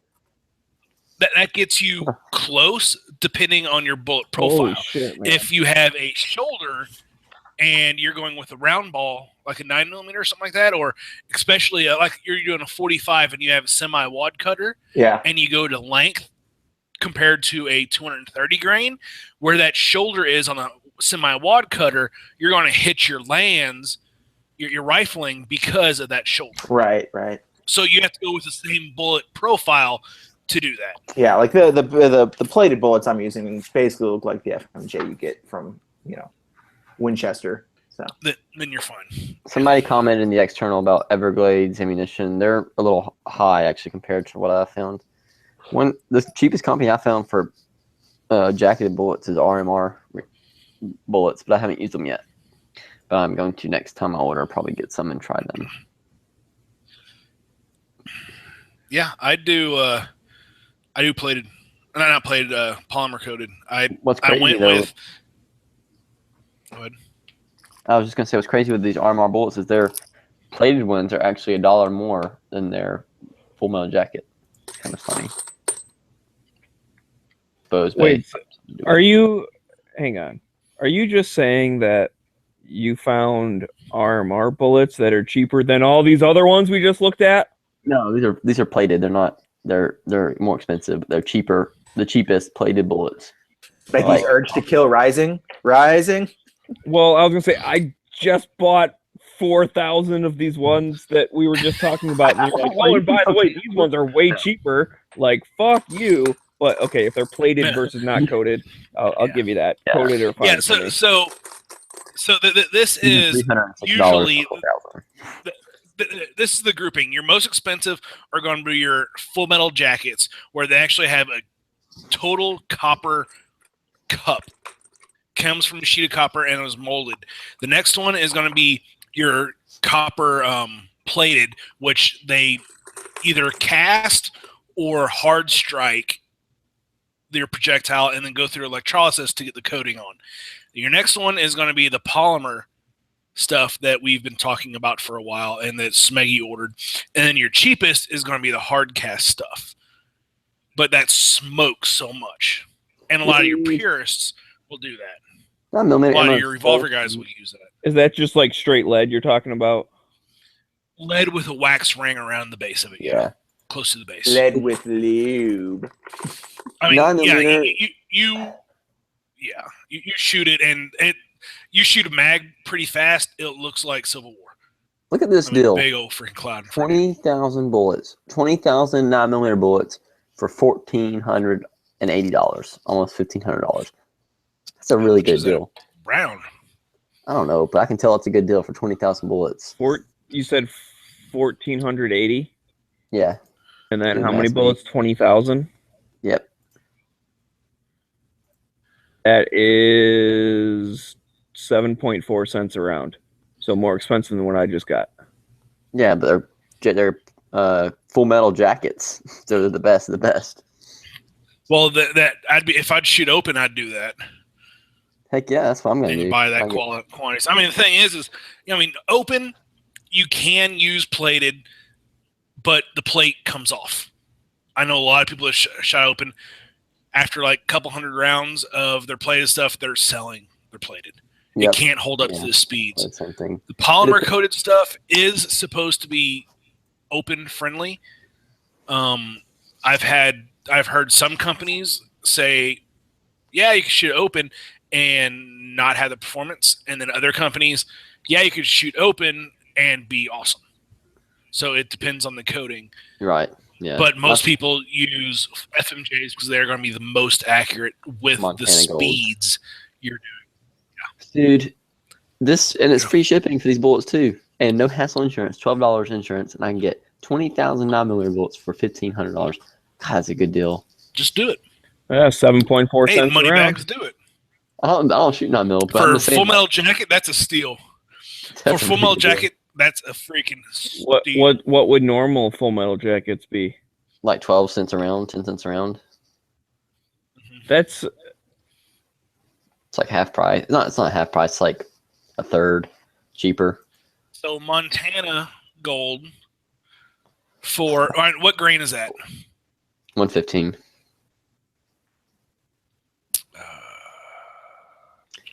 Where do Rainier bullets? For okay. Go ahead. So for Montana gold, 115 grain is $25 for 100.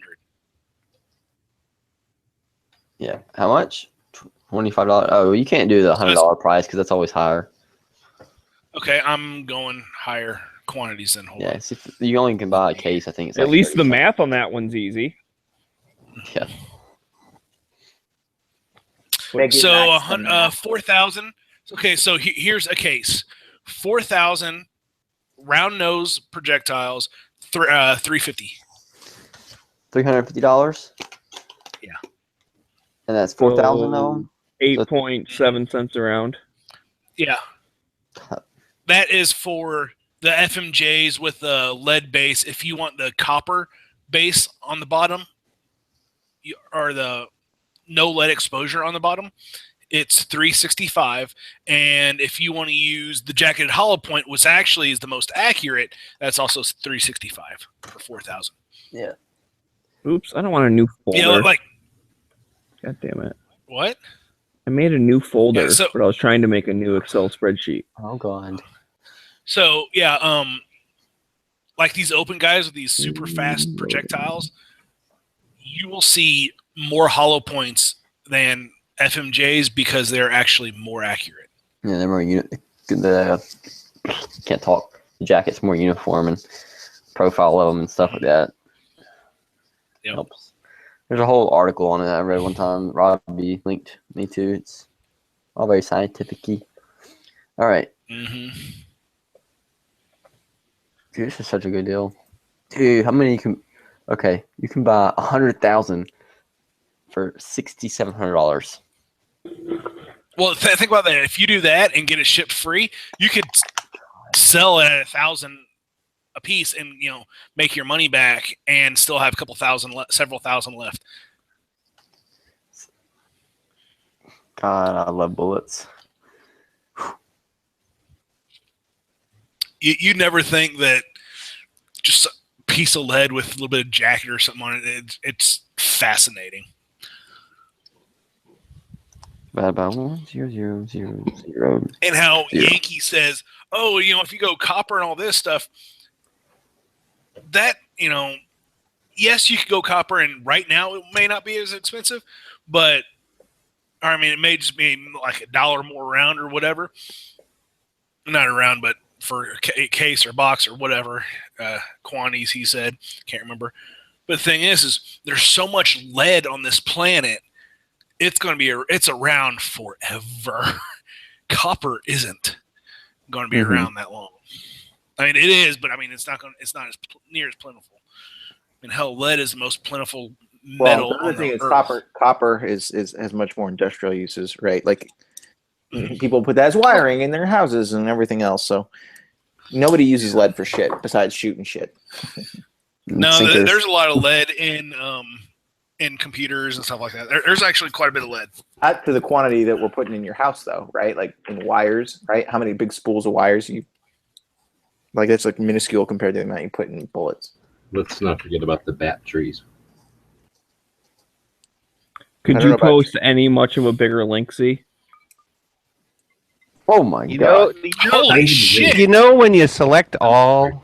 And you're going to copy and paste and you can't actually see the end of it, that's how you know that there's absolutely no way to tell how long the link is. So I don't even know that I would push that link, to be honest with you. It ain't a link. It's just a shit ton of code. You're trying to brainwash us or something. It probably is. I can see the matrix. It was a belt. Site cannot be reached. A belt full of ammo on a lady. Oh, and another thing with these powder coated projectiles and stuff like that, they're actually able to run them at rifle velocities without leading and without shearing the projectile. No, I can buy 10,000. So that is gonna. Sorry. That's gonna be awesome. I can buy 10,000 40 cal bullets plated for a little over $1,000. That's how much more 40 cal bullets are. So if you wanted to buy 20,000, it would be $2,000, a little over. It'd be like $2,200 versus the for the 20,000 9mm 148.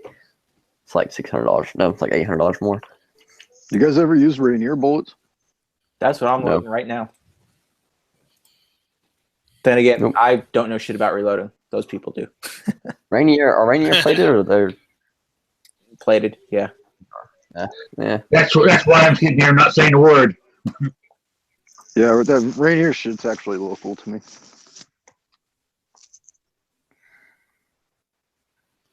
I'd love to just have a big pallet of bullets, like a big tub, so I could just swim in them. Then your oil in your skin though would make them rust, so you'd have to wear a special suit or something. But well, not rust, just tarnish. Yeah, you know what I mean. Yeah. God damn it! Now I have to grab a handful of brass and count how many that is because I forget. I know how many handfuls of brass I've cleaned, but I don't know how many actual pieces of brass I've cleaned. And why does that matter? Don't worry about it. Well, let's do this. Whenever you get your because I am building a spreadsheet with all of my inventory, so I actually know how much stuff I have. Is that your real hobby? You know, like G really just likes the bayonets. You just really like the spreadsheeting. Is that how this works? I am a nerd. Well, I used to do all that. I used to keep spreadsheets of how many primers, everything I have, even down to how many rounds each gun went through. So about 3 years ago, I was like, why am I doing this? And I was like, done. No, I don't know how. I mean, I have about 22,000 primers just because they're sitting in boxes, but I have no idea how many projectiles. I have no idea how many. And Smeggy, you're counting how many cases you pick up per handful? Is that what you're doing? Yes, because when I was cleaning them, tumbling them, I forgot to turn my tumbler back on. God damn it! See what you guys do to me. Shut it off so it wouldn't be loud. Big compromise. Sterilize. Abort. Anyways, Maggie, you can weigh the brass. You can weigh the brass and figure out how many you have that way. Well, the brass, yeah. Like tickets at the games. Yeah. The arcade. And like whenever you order these bullets, a lot of times they'll have more than the quantity because they'll always toss some extra in because of they'll just take and that's fine, but it gives me at least somewhat of an estimate, so I know exactly what I have.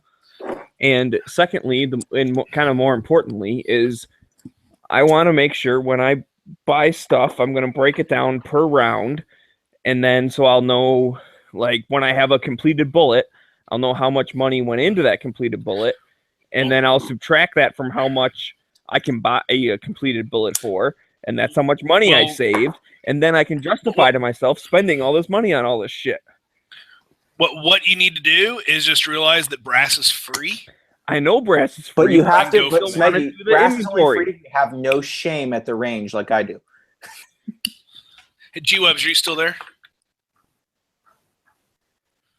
Yeah. All right, here. This is GoPro with these legs, and these legs bend in all whatever Gorilla Pod directions. Oh, okay. Yeah. Kind of, and then they can just take and grab onto the wall and stuff like that. They're great. And that's what that picture was from. Yeah. All right, guys, I gotta be at work soon, so see you guys soon? Have a great day. Get some rest. 7 hours. So I have to wake up in 6 hours. Jeez. Yeah. All right. Later, guys. Take care. See you. How's it going, man? So yeah, I went ahead and got one. I got some good footage of me, different angles and stuff like that. And I started to nitpick a little bit more, like on reloads and stuff like that, and what my hands and eyes and stuff like that are doing. So it's worth the investment. Now, Foos, this is going to be a stupid question. No, I'll get a stupid answer.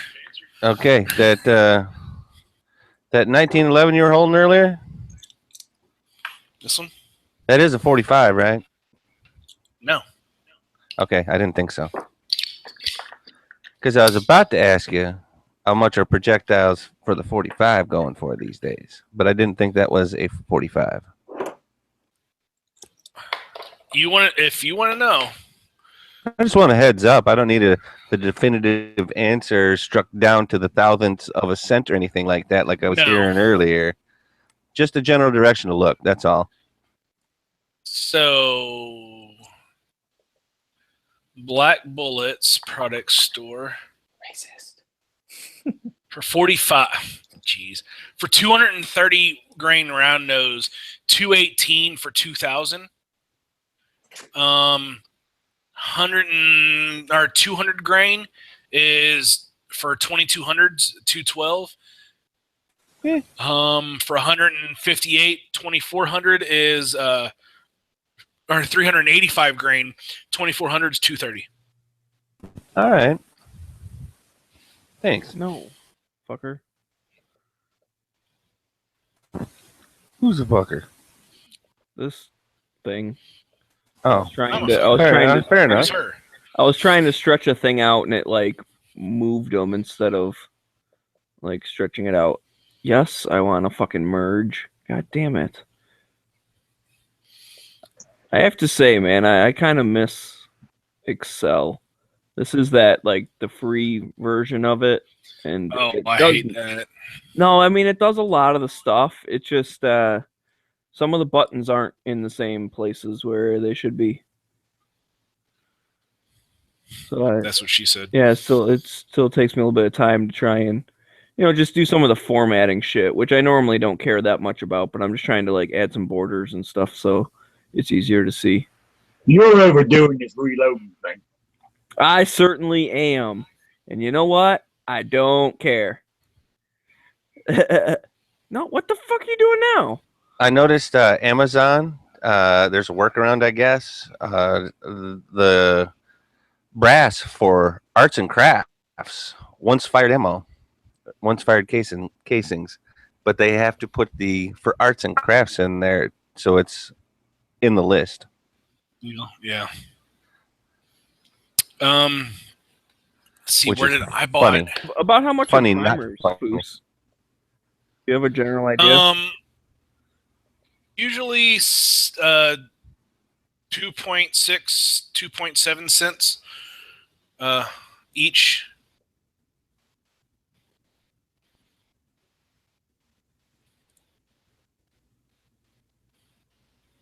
Oh, And of course, it all depends. That's CCI. I need more decimal points here. Where's the give you more decimal point box? There we go. Add decimal points. There you go. So like 26, 27 bucks for a box of 1,000 or whatever. Before shipping, yes. All right. I'm just trying to kind of fill this out as like kind of a general thing, and then I'll go from there. Where did I find that? I found a company that was selling. You could either get them by the box, by the 5-gallon bucket, or by the 55-gallon bucket of range brass for $10 shipping, no matter what. I got a 5-gallon bucket, and it was like came out. What are you talking about? We guesstimate brass. No, I mean I know that, but what was the caliber? My bad. It was 9mm. A 5-gallon bucket of 9mm brass. Yeah, it was about a little over 8,000. They said about 8,500, and it was like 170 shipped to me. And if you would have gotten to the 55-gallon, yeah, that would have been awesome. But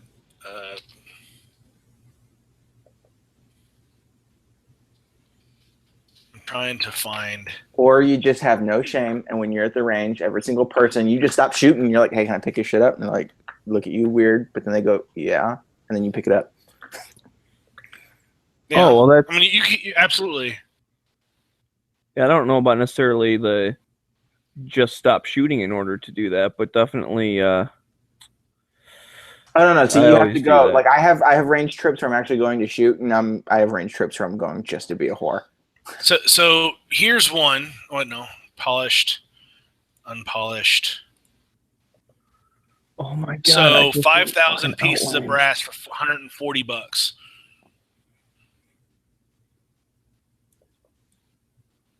So not too bad. Dude, I've had a range officer come over and sweep the stall next door to me because the assholes didn't do it, and then he started sweeping my shit while I'm shooting. And I turn around and look at him. I'm like, "What are you doing with my brass, dude? I'm picking that shit up. I know how a range works. I'll sweep up my brass and I'm gonna police it." "Oh, you're a reloader?" "Yes." "Oh, I apologize." Yeah, some people think that if it hits the ground, it's the ranges. Now, some ranges actually do stipulate that in their policy. That's like usually written on the board right there. So I mean, only your brass can you pick up. Yeah. Well, sometimes I've even seen the ones where literally, if it hits the floor instead of on the table or the bench, that it's theirs. I've shot at some of those places too. Yeah, there was a place that I went to where basically, if you bought like your own ammo, you could pick up your brass, but like only your brass. Like if you picked up 55 pieces of brass and you only shot one box, like they're like, hey, you took too much brass. And part of they did that because they made their own reloads like in-house. Like they would basically, when it was slow, like the people who worked there, like they're getting paid to be there anyways, right? They would sit there and crank out reloads. And so, but they sold their own reloads, which was pretty cheap. So it's like, all right, cool. But if you bought their reloads, you had to leave the brass. Yep. And they legitimately, like, I thought, okay, yeah, whatever. Like, I'll just pick up my own, whatever, that's fine. And a dude actually did say something to me because I was picking stuff up, and there was some of the stuff that it rolls over to your little stall from someone else shooting. And I asked the guy because, actually, I saw him. He was like, the brass would be near his feet, and he would just kick it in front of the line. So he obviously was not saving his brass. So I just was kind of picking up anything that was near me. And the guy's like, hey, that's not your brass. And I was like, yeah, but that he's not keeping his. So, he's letting me take his. And then the range is... you can only take your own. I was like, well, fuck you guys. And then the range is, even if they don't do their own reloads, they'll just turn around and recycle it and make money off of it. One way or another. Sell the brass itself. Debo walks in and says, what you got on my brass, homie? Yeah, so I put some into the internal for like 9mm and stuff like that. $105 for 4,200 cases. I guess I could put it out in the lobby.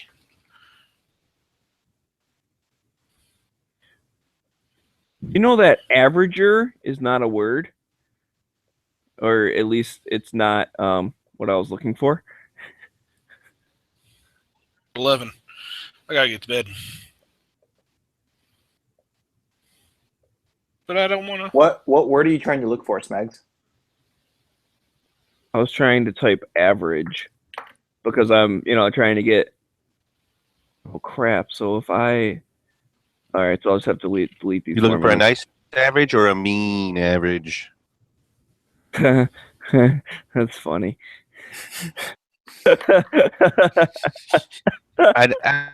I knew you'd like that one. Oh yeah. So I want to get rid of these columns here.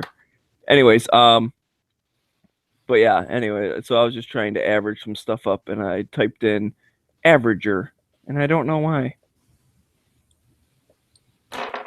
My brain just typed an extra R for no reason. All right, so now I got my inventory, and I got when I buy stuff. What I should do is make those formulas just add. Every time I buy something, it will just add up in that. That's what I'll do. So this equals sum of these columns. I'm correct in thinking this is the engineer in you? I would say so. Oh, you can't do engineering without math. Like, it just doesn't happen. That's true. Well, guys, as riveting as this conversation is, I'm calling it a night. All right, you have a good one, man. You take care, all right? Adios. I need to bug out, too. I don't want to, but I have to. I should. I need to be an adult and do stuff. Shit, adult happen, doesn't it? Fucking adulting sucks. Yeah, that's why it's called adulting. I don't. The best part is once I figure out exactly what load I'm going to do, I can multiply out my pounds of powder and figure out how many rounds a pound of powder will make me. Well, you got to make sure, Smegs, that you count for loss. How much spills out. Yeah, I'll round up a little bit or whatever. I normally don't have loss, so. How do you calculate the amount of powder that you're going to put aside to burn with a cutting laser? Just add in a couple extra. That's like a whole part of the budget, G. So out of mine, I shoot 124 grain projectiles. each pound of powder will get me 1,666 repeating bullets, right? Loads. 1,160. It's the devil's number. So what Foos is saying is he needs like a leap bullet, like every 3,000. Every 3 pounds. Yeah.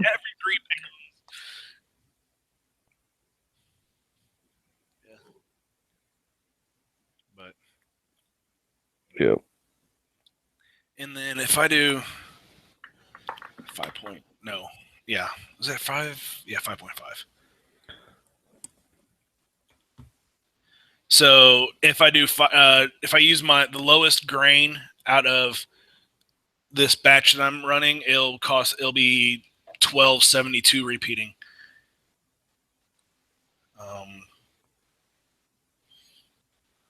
If I use the max, it's about 1130. So if I just round down big time, say I can get 1,000 rounds out of a pound, that's you'll get more. You'll get, I would say, I know, but I'm saying so that for 9mm, I'd say 15 or 14 to be on the safe What side. powder are you using? But usually 14 to 15. Smeg? I use Zip. I use Ramshot Zip, and of course it all depends on what powder you run. You could go anywhere from, some people actually shoot like in the low, well, you're shooting 115 grain, so you'd probably be around the 4.5 to 5.5 area.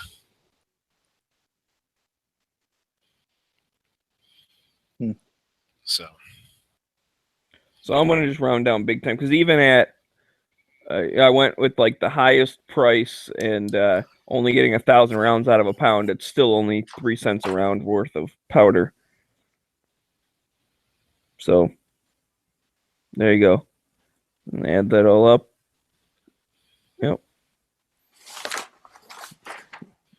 Damn, you're good, Foos. My starting load for the BE86 that I loaded up the other night, 115 grains, is 5.5 of BE86. Yeah.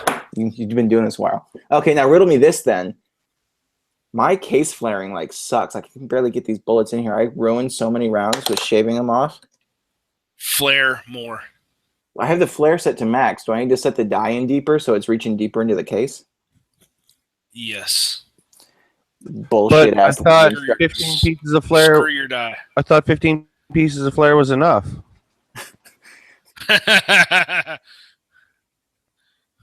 You always need to go more. 15 pieces of flare is the minimum. If you feel that that's enough, I don't know if you should be working at Shotske's. Hell yeah. Exactly. Office space.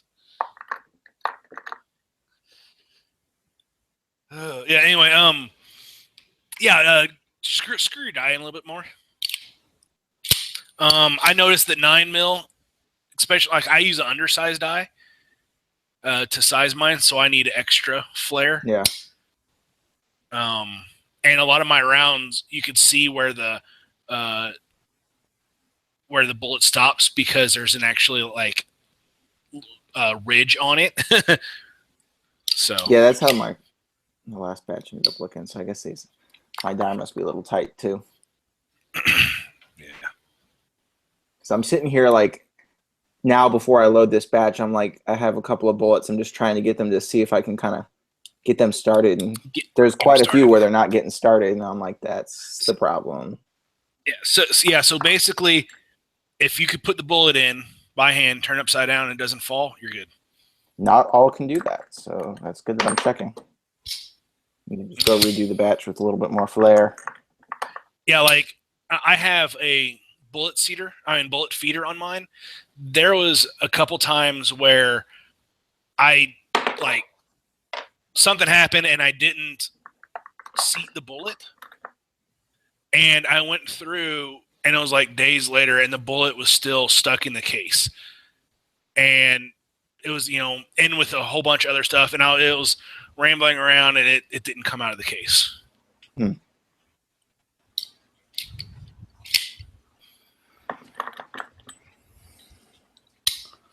This guy's where I got my 308 brass from. And I didn't realize that he's going to be at Wanamaker's. I thought he lived out here, like on Oahu. Sweet.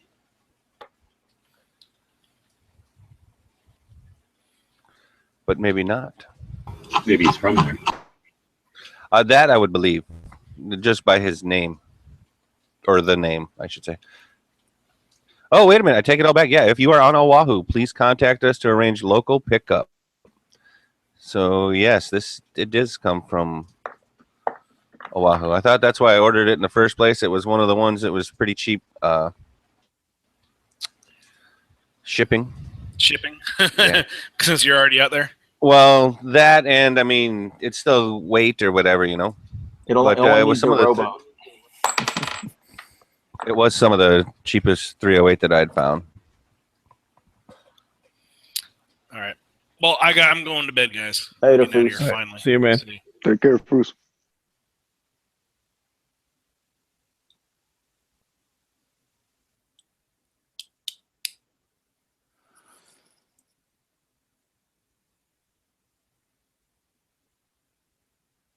So Dusty's out in the external says he has a rock cucker. Not sure what that is. I don't know. I think it's a spinoff of the Rock Chucker. But maybe Canadian. It's like it's the low budget or the low price version. Oh yeah, it's from that fake company RBPS. That knockoff reloading company.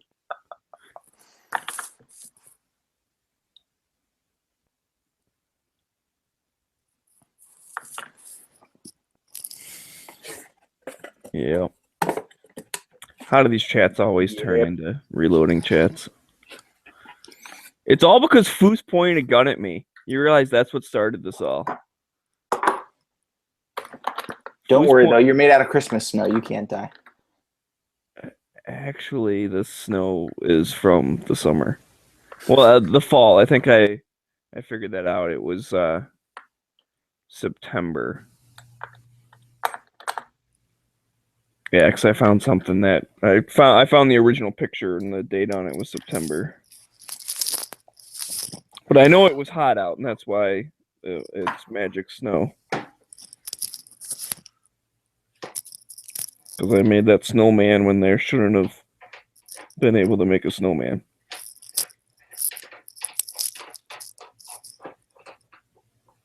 But anyways, because he pointed his gun at me, so then I went down to my gun room and pointed my AK at him. And then I was like, oh, I have this brass I need to finish depriming. So I started doing that, and shit. Now we're talking about reloading. You did more than just point an AK at him. That's true. That's what I started with, though. You know, I'm seeing a bunch of these #tactical shirts on Instagram. I think I got to get me one of them. ReconShirt.com. That must be it.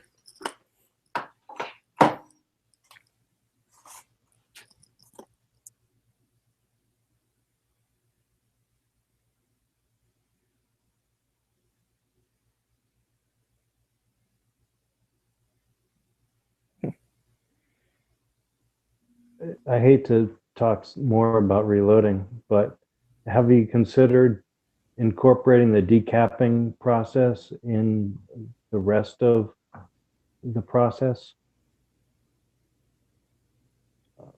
Well, yeah, I mean, normally I would. I just, because I don't have other stuff to actually get going on reloading, and I wanted to at least do something. That's why I started doing that. So after I cleaned my brass, I was like, I'll just pop the primers out now, resize. So that's one step down. So then when I do get my stuff, I can just, put a primer in it, put some powder in it, put a bullet in it, and be done. So, but normally, yeah, once I have stuff, I'll just do each step, like normal. I'm just working ahead of the class a little bit. Well, you already are doing it like normal if you're resizing and decapping at the same time. Right. But I'm just saying normally, because I have the, it's a turret press, but it's the auto indexing. So normally it's like I would put the brass on, crank that, and then it would just move to the next stage, and I could do, the next thing, right, which is flare and add powder. And then the final stage is seat and crimp the bullet. But I took out the little auto indexing thing. And that's kind of why I like the turret. If you want to use it like a single stage, you can, and you can do whichever step you feel like. Or if you want to use it, with the auto indexing thing, then you just put a piece of brass on, crank the handle 3 or 4 times, and then you're done. But you're only doing one thing at a time. So unlike a progressive where, like 4 or 5 pieces of brass are having something done to it at the same time. One pull of the lever is still only one action, not 4 actions at one time. Yes. What I liked about the turret is that you only have to touch the piece of brass to put it on and to take it off, and as opposed to every time on a single stage, you got to touch it twice for each process.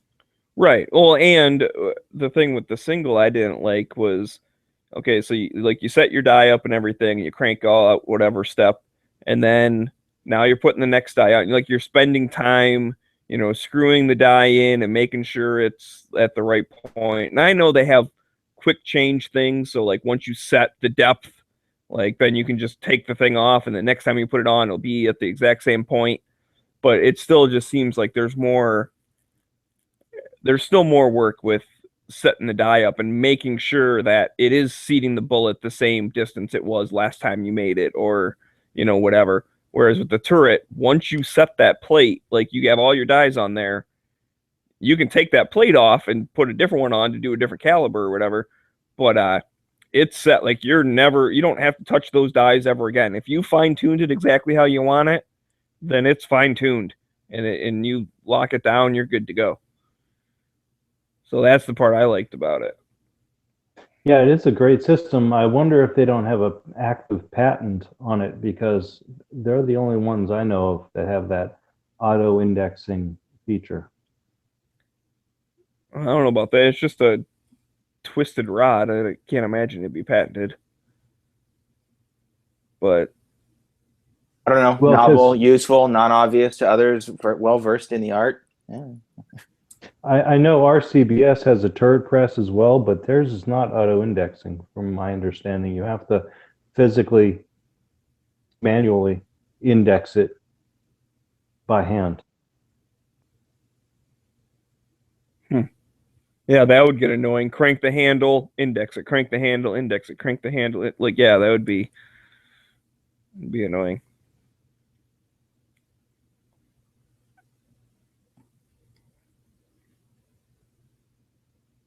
I want to say that there was other. I'm trying to remember, and this is now going back. I'm trying to picture something in my head. It wasn't a Lee turret press, so it was another company's turret.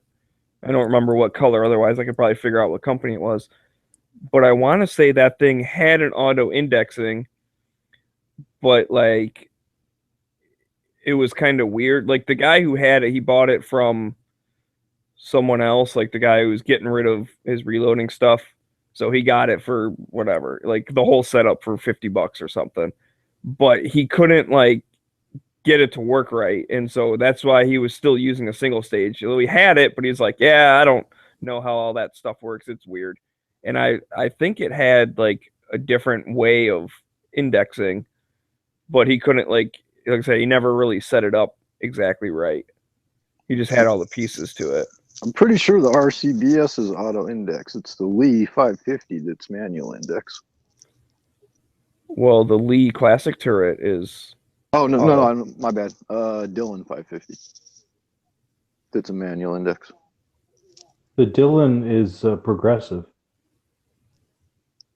It's a manual index. So you turn the bottom part each time manually? Yes. I don't know. Whatever. I like mine. It was cool.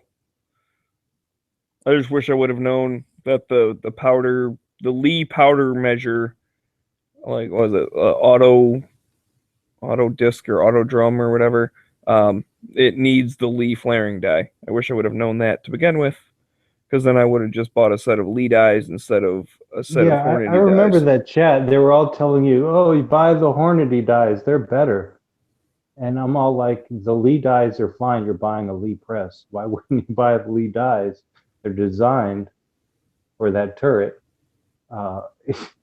But you know, you only had to buy one extra die, so it's not that big a deal. Yeah, I mean, it was whatever. The Lee stuff is not the top quality stuff. I'm just going to put it right out there. But for what you're paying and for what you're getting, I find it to be an exceptional value. And I find it to be well engineered. Now, their progressive press is got some issues with the priming.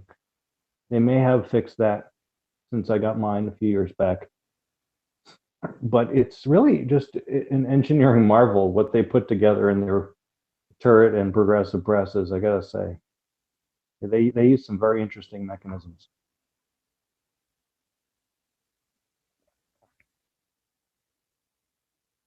Yep, I like it so far.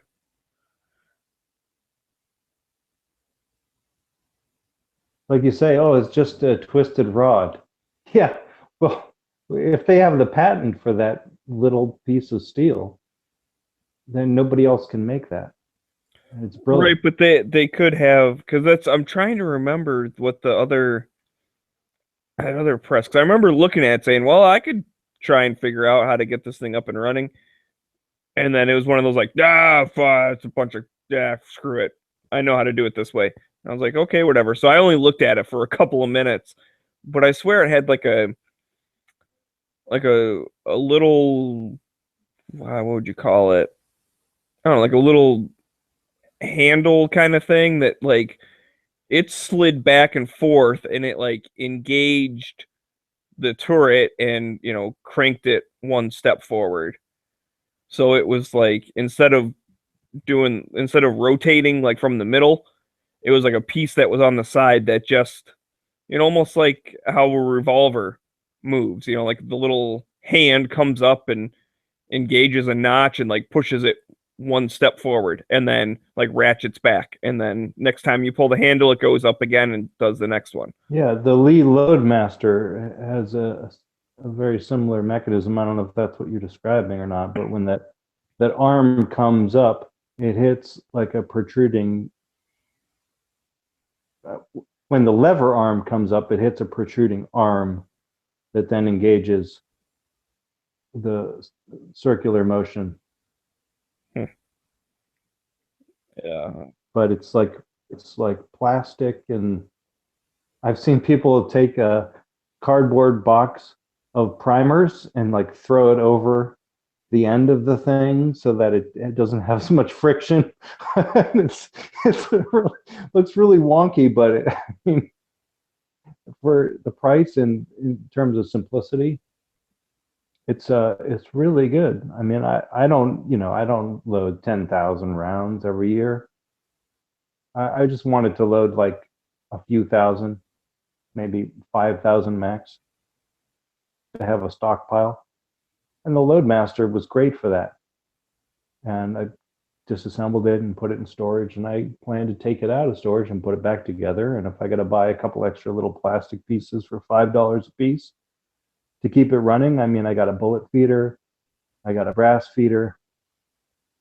Again, I had some issues with a primer, but you can do all that offline and then just feed in your brass pre-primed and skip that stage, because the Loadmaster is a 5-die turret, so you can just skip that priming stage. Although I noticed on their website they have a whole new setup for their priming stage, and maybe that's a 5-stage progressive. Then you're saying, yeah, okay, yeah, and so you take off the same turret. They have the same type of turret. You just take that off and replace it It's not quite as easy to remove and replace as the turret press, but it's. Yeah, that was one of the things that when I was messing around with it when I first got it, I mounted the press and everything, and I didn't have the dies yet. I was still waiting for them, but I was just sitting there like cranking the handle and like, I kind of half stroked it a couple times or whatever. Like I was just like, oh, this is kind of neat, like whatever. Basically, I was trying to make sure when I mounted the little like priming thing, because it like mounts off the front and pivots back and forth, that the handle wouldn't hit that, because the handle has a slight like bend in it so that it angles away so that it won't hit anything. So I was trying to like set that up right, and I was playing with it. Then all of a sudden my freaking like turret popped up. And I'm like, what the heck? So I was looking at it, I'm like, oh, it's just these lugs like holding in place, like it just slides in place, and then like there you go. Like I was like, that almost seems kind of cheesy. But it's basically just sitting in there on gravity. Once you get all the dies in, then the gravity keeps it in there. It's the lugs fit inside a channel to where it's only when you're like halfway between like stage 1 and 2 or whatever that then you lift up. You know what I mean? So it's like when it's in place, the lugs are locked in place. But if you push up, keyed in. If you push up while it's turning, which obviously that must have kind of happened because I was just like playing around and doing stuff. Yeah, one thing with that turret press is you don't want to reverse the motion of the lever in mid-stroke. You got to go full stroke up and down. If you reverse the motion, you're going to screw it up. That's the only way to screw up that turret press, by the way. It's to do what you just described. And it's just like, oh, I'm going to go halfway and then stop and try to go the other way. And that will completely fuck it up. Like you say, it'll pop off the turret. You're not... That's the beauty of it too. It's just like full stroke, and thousands of strokes later, you got a bunch of bullets or ammo. Yeah. But yeah, the way that the turret is just kind of setting in there with some ball bearing detents is great. And then, like I was mentioning, the Loadmaster is just basically a set screw that keeps that in place. So you just back out the set screw and it pops right out. So it's not any more difficult than getting a wrench or a screwdriver, whatever it is. I haven't used it in a while. But and the prime, you don't, on the old version Loadmaster, the primer feeding mechanism was terrible. I mean, I literally had to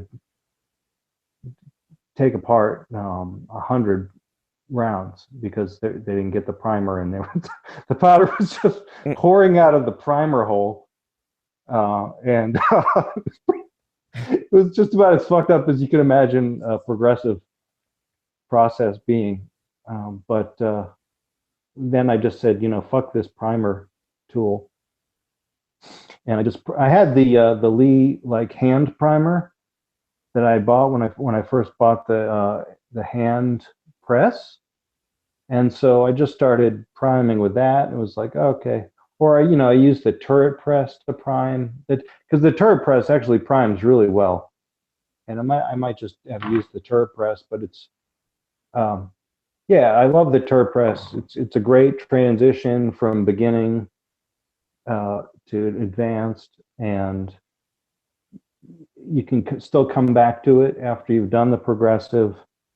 You can use it as a single stage. You can use it for low volume pistol rounds. Like for me, I use it for 45 because I can make 100 rounds of 45, and I'm not going to shoot that much 45.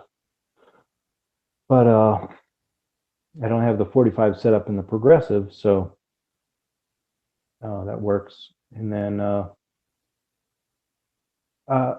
check out the Lee Loadmaster. Once you get into this, you're probably going to get bored with the turret. So check out the Loadmaster and see what the latest version has to offer. I really like the construction of that thing. I mean, people say it's cast aluminum. Oh, well, that's plenty strong for what you're doing. Right. I mean, that's one of the things with these presses is that, because I've seen similar comments on certain stuff, like, oh man, this thing's, rock solid, blah, blah, blah, whatever. Well, really, how much force is it going into? You're jamming a chunk of brass into a thing. Like, you're not really putting a lot of force on the press itself. You're pushing a chunk of lead into a chunk of brass. Like, what, those things will deform first before you'll like if it break takes the side of your that much press or force, you're something. doing it wrong, right? Like, Yeah. That's my opinion. You don't just jam harder or whatever, That's what she said. Yeah. But the pressures you're putting on the press is also going to vary from caliber to caliber. I mean, pistol is going to be a lot different than the amount of stress you're putting on it if you're loading a Magnum rifle caliber or something. Yeah, I haven't loaded anything Magnum. I'll tell you a quick little anecdote. And that I was loading some 223 and didn't realize that I had 5.56 military crimped brass, and I was just trying to jam the fuck out of those primers into that brass. Mm-hmm. And I didn't, I was learning, and I was just like jamming down on the lever on that turret, and the fucking brass like shot across the room because with a primer would have never fit into that crimped pocket. And it was at that point I was like, okay, I'm about to hurt myself. Now I got to figure out what's wrong with this product. But yeah, I didn't break that press. I may have like tweaked it a bit, but I didn't break it. Jamming on it as hard as I possibly could. So, you really got to be not paying attention to screw up reloading.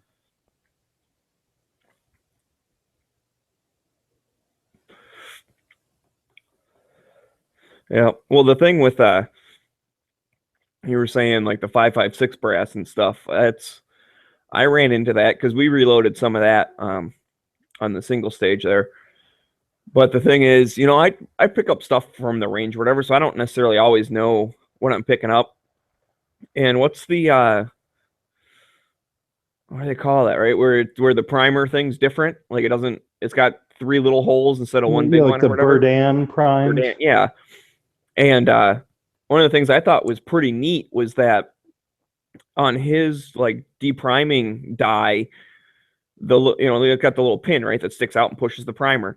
Well, it's set up that if you actually like crank it with a lot of force, it just slides up. Like it's only held in position with like a certain amount of force. So instead of like, because I've heard of people like they break the depriming pin because it's not, there's nowhere for it to go and you're cranking on it.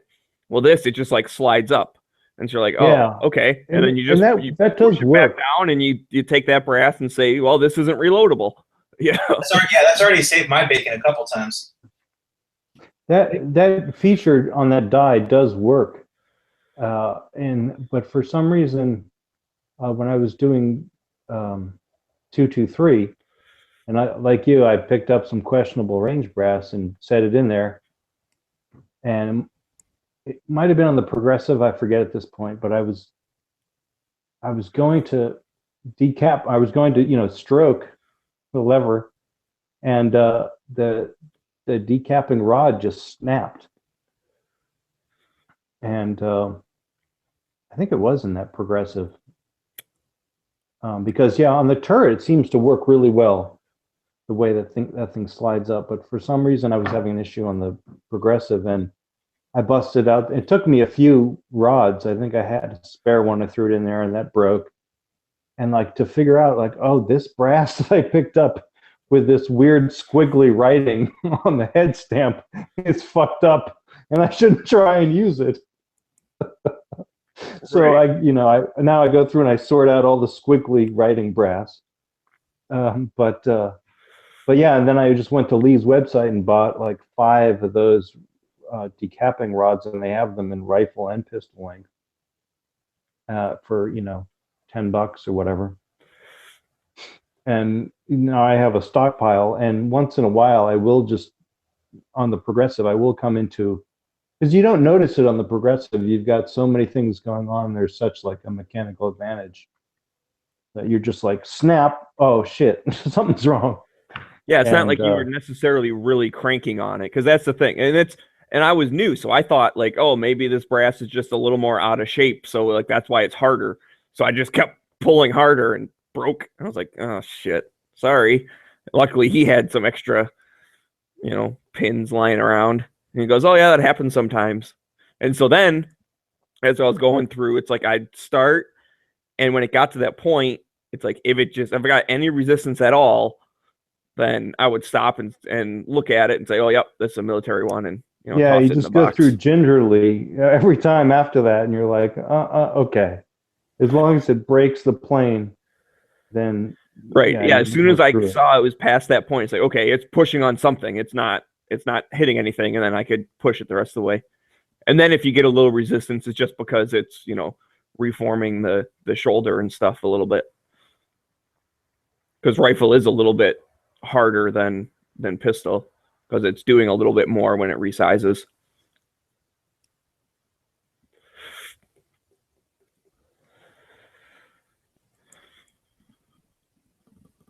Oh man, God, time flies in these chats.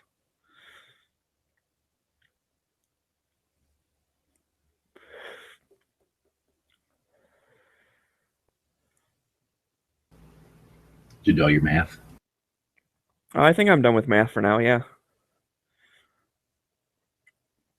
Yeah, I really don't think it's the math that gets him off. I really think it's like the organization of a spreadsheet. I think you're missing out on the whole point for him. It's like having columns and rows and having linked tables with like embedded formulas that gets Smeggy going at night. You know me so well.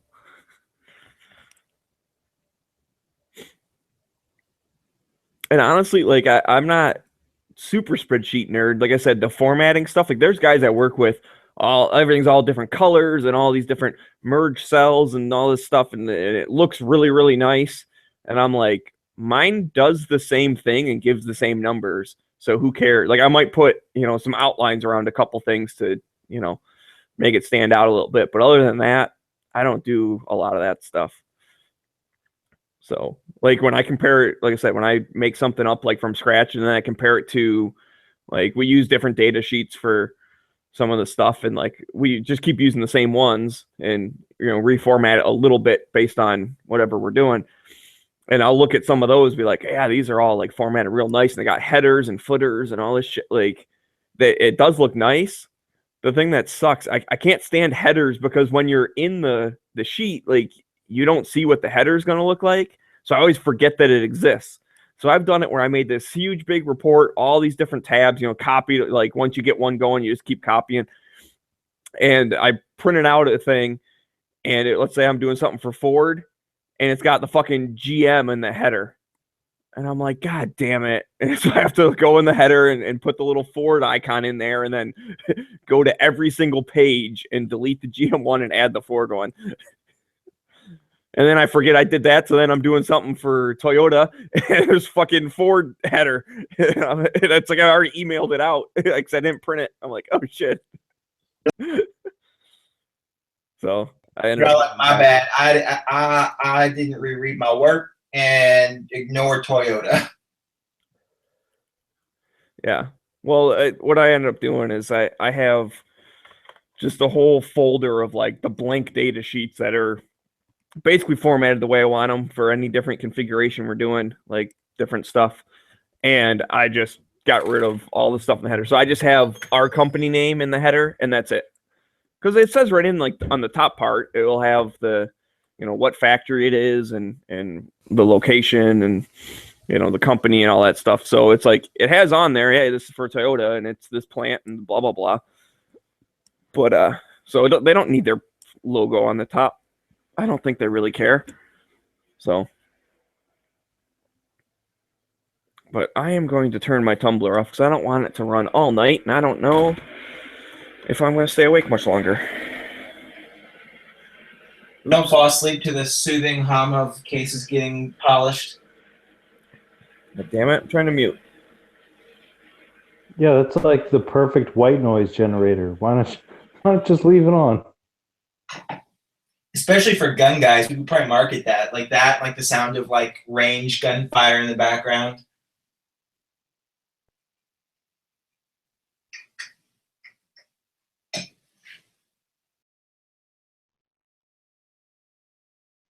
Yeah, just every random once in a while you hear a pop, pop, pop, pop.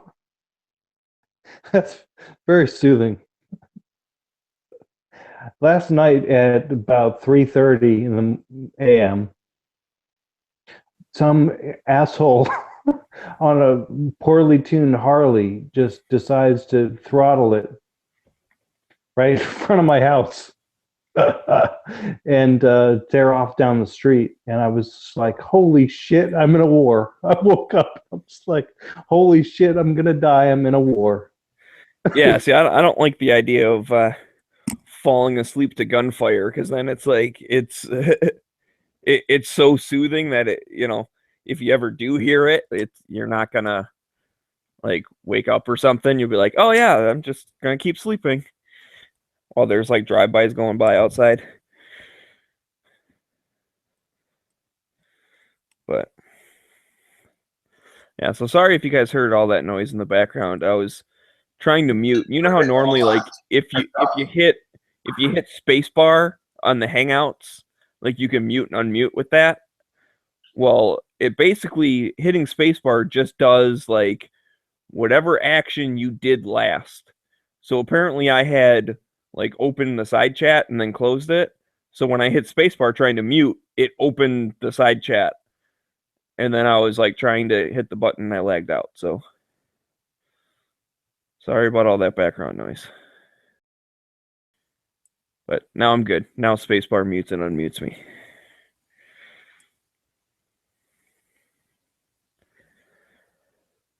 Oh man. Yeah, so that brass needs more cleaning, but I'll get to that later. When I'm done with having all my stuff clean, then I'll start cleaning my rifle brass, even though I have no intention of reloading rifle anytime soon. But it'd just be kind of nice. It's just so much nicer to reload. I'm like, just the whole process of trimming rifle is just exhausting. I don't know about you, but yeah, I've had a similar experience. It's a real commitment. I don't have nearly the production rate with rifle. I mean, just 223 is all I've done that I can with pistol.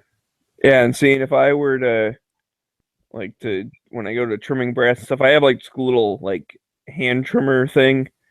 I think I would get one of those like automatic type where like once you set the length, you just like move it in and it like trims it to the exact same length every time. Yeah, you don't want to mess around with trimming because I did the same thing. I got this little like $5 1-inch piece of steel that you twist on the damn thing, and yeah, mine that's what came with like my kit, because I got like the reloading kit.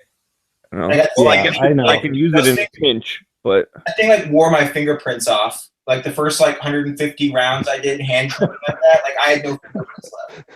Yeah, like my hand was basically numb after doing 100 cases of that, and I was like, wait a second, I need my hands.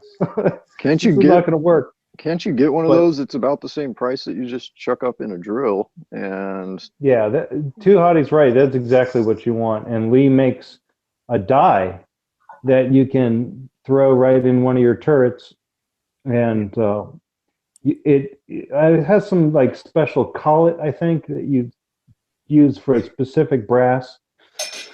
And then you just throw a 1/4-inch chuck on there and just and it's done. You get chamfering, you get trimming, and it's perfect.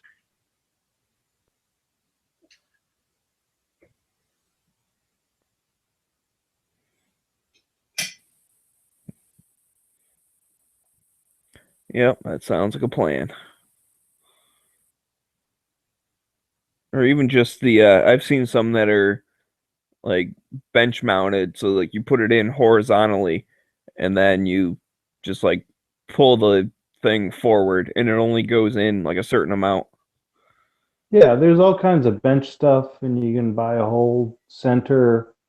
But what I thought was cool was that Lee is thinking along the lines of their systems, and I can just buy into one of their systems and throw my little quarter-inch battery-powered drill. It's really a driver, a hand driver on there, and just woo, and be done with it. And you know, granted, it's not like perfect, and I would love to have one of these great, huge brass processing centers and pay hundreds of dollars for them and just do it that way. But for if you want to keep everything on that turd press, this is beautiful. It's a beautiful system. You need a driver. You have a quarter-inch driver? I'm sure I do. Yeah. See, and I'm not even talking about that. I'm talking about something that's just like the Lee hand cutter tool, but instead of coming on that little wooden ball, it's got a quarter-inch thing that you just chuck up in a drill, and I got one of these. This is what I end up going to. Yeah, you also got those. These you can put, like, they have one where you like replace this part with a drill, and you put the drill right in there, and you just right on that thing.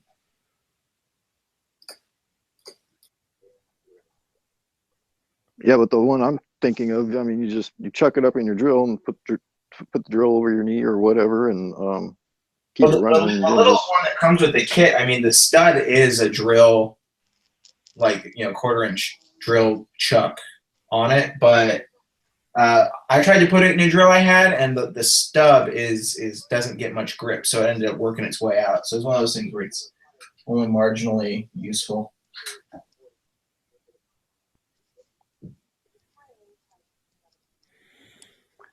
It's still better to tighten it up every once in a while than do it by hand anyway. Oh, no doubt. Doing it by hand is basically a non-option for me, unless I'm loading like a box of 20 like super precision match rounds. I don't think that's viable for 223 or any other cartridge you got to trim. Yeah, and you're not using the Lee cutting system if that's what you're going for. Is ultra precision down to the thousandth and all that good stuff. I think the Lee system is accurate enough. I mean, what I'll say is it's difficult to get feedback from it. You need a caliper because you need to be checking your measurements as you make adjustments. But I find the tolerances to be adequate. I'll even go so far as to say match grade with the turret press and all the associated extras and accessories for pistol. We'll say pistol match grade. I haven't shot that much match grade rifle, and so pushing it out past 100, I'm not quite experienced with that. I won't claim that Lee turret can do match grade past 100 with the rifle. But again, for the price, like, you can't beat the price on their products. And if you want to go single stage, you're batching, and it takes time. You got to touch the brass twice for each process. It's a commitment. Even for the single stage, the Lee was what I got just for the price point. Lee, I think Lee's biggest thing. They make a solid product for entry level. If you want to go Dylan, like, more power to you. But if you just want to try it out like I am, you can't beat the Lee for value.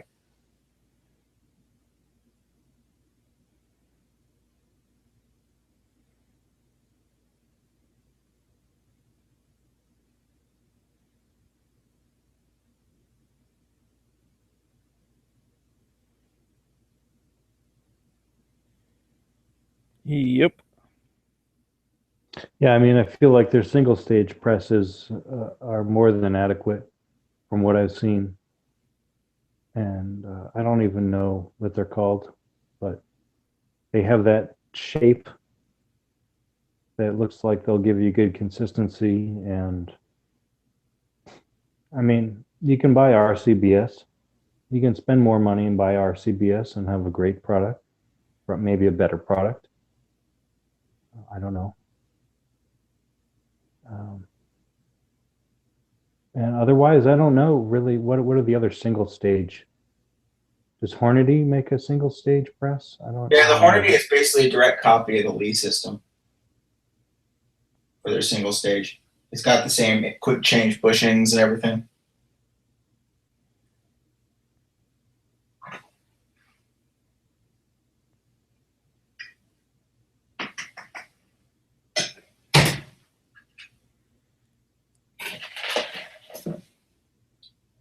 I mean, that turret press can handle up to 50 BMG. Oh, yeah. If you're going to reload 50 BMG, why bother with a single stage when you can just run it through a turret? I mean, you're not looking for match grade accuracy with the 50 BMG, are you? I can't imagine. I think just to not be like homeless, you have to reload 50 BMG. So, and I would think you're putting a lot of attention and detail into everything you're doing when it comes to a 50. Yeah, you basically making a pipe bomb if you do it wrong, right? But no, I was talking with a guy at work about like 50 BMG and like your 338 Lapuas. Like, even if you reload, it's still like $5 a round, you know, for those guys. Yeah, I saw a deal online for 50 BMG belted for it was mixed with tracers, I believe, for 100 rounds for it's like 200 and some odd dollars, 250. Yeah, it was like 250 for 100 rounds of belted with tracer in an ammo can.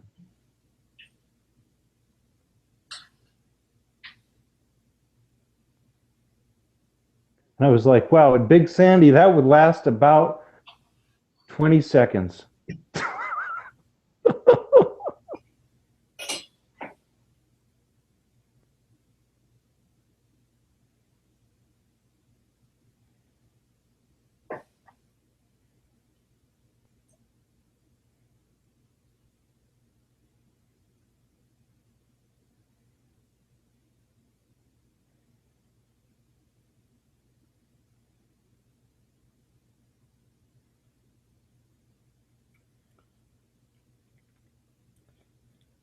Yep, shooting's fun but expensive.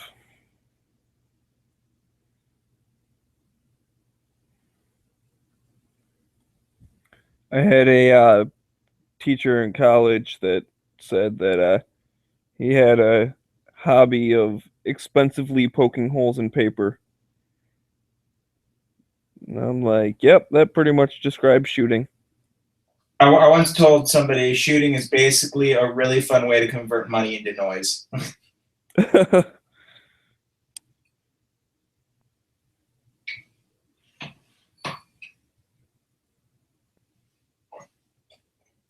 he was a cool teacher, actually.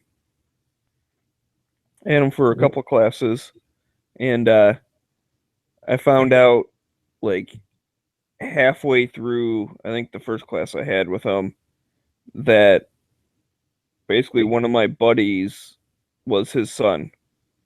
Like, I had known him for a while and stuff, and, you know, just a school buddy. It's one of those things, you don't always know people's last name. It's like, oh, yeah, I know this guy, and, you know, I've played video games together and shit. And then one day I heard someone, like, say his name or something. I'm like, wait a minute, your last name's so-and-so? Like, this guy? He goes, yeah, that's my dad. Or actually, no, that wasn't what it was. I didn't hear his name. I went to his house because we were going to go shooting. I went to go pick him up, and my fucking, like, teacher answered the door. I was like, huh? What are you doing here? You like pause. You're like, what?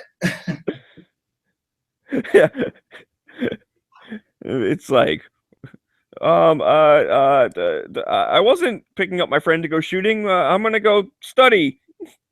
Like, I feel like I'm in trouble because I'm enjoying my day off by going to the range instead of doing homework or something.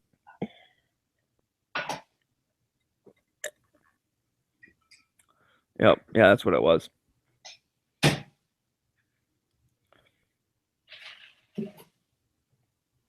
Yeah, the last name thing, that was someone else, actually another guy that I knew. I knew his dad from coming into the hardware store that I worked at, because like he used to come in all the time. He was I don't know exactly, but like the manager of the warehouse for the like public schools.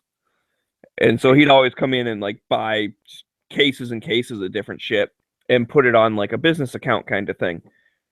And so like I knew who he was, and then we were talking one day and he goes, "Oh yeah, my son goes to that school." I think it was when I first started going there or something. And I was like, "Oh really? What's his name?" He's like, "Oh, his name's Anthony." And I was like, "No, I don't know anyone by that name. Like, nope, I guess I don't know him." And anyways, the reason I didn't know that I did know him is because I knew him by like his gamer name. Like everyone, just called him the nickname. So I knew him as that. I didn't know like his real first name. And so anyways, we were hanging out or whatever, and then some dude called him like by his last name. And I was like, "Wait a minute.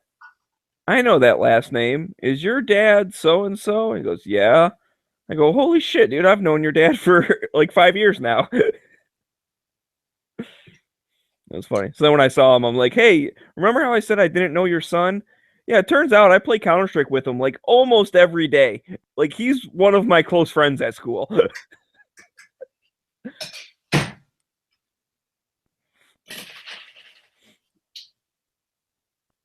What a stupid I'm just happy that story didn't end like, and then I was banging his daughter and didn't even realize. No. Although his daughter was hot.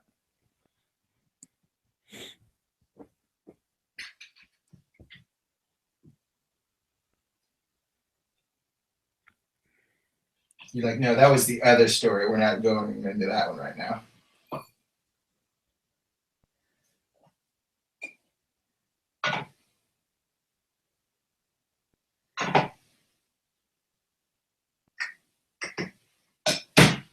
So anyway,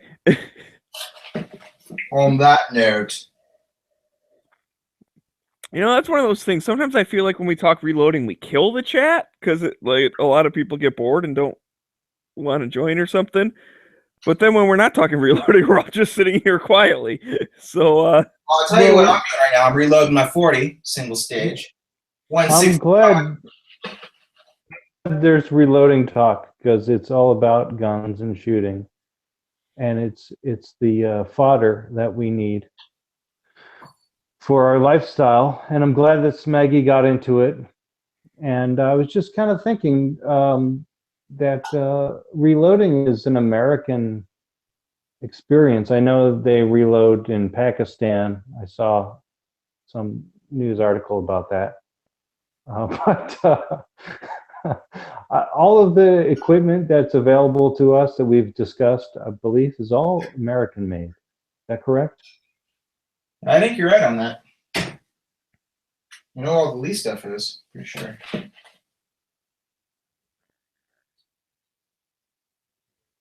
Yeah, I just like reloading because I can't afford to like go and shoot as much as I want, so I got to find some other way to like keep the shakes from coming on if I don't get enough gun time, So for me, this is just like another outlet for the hobby. Like I don't even necessarily need to reload. I could just go buy cheap Walmart ammo, but yeah, like I literally get an itchy trigger finger if I don't shoot at least once every 2 months. Like my wife just gets annoyed. I'll just be like, we'll be sitting there watching TV, and she'll be like, "Can you stop at that?" And I'm like, "What?" And I was like sitting there with like a rifle or a pistol, and I hear that. She's like, you're just like racking that thing for no reason. You're gonna wear it out. Like, stop. This is an outlet to keep my sanity. Like, what do you want me to do? Talk to you? Ugh. Should try saying that sometime. See how that works. I'm gonna pass. Yeah. My couch isn't that comfortable, Smegs. I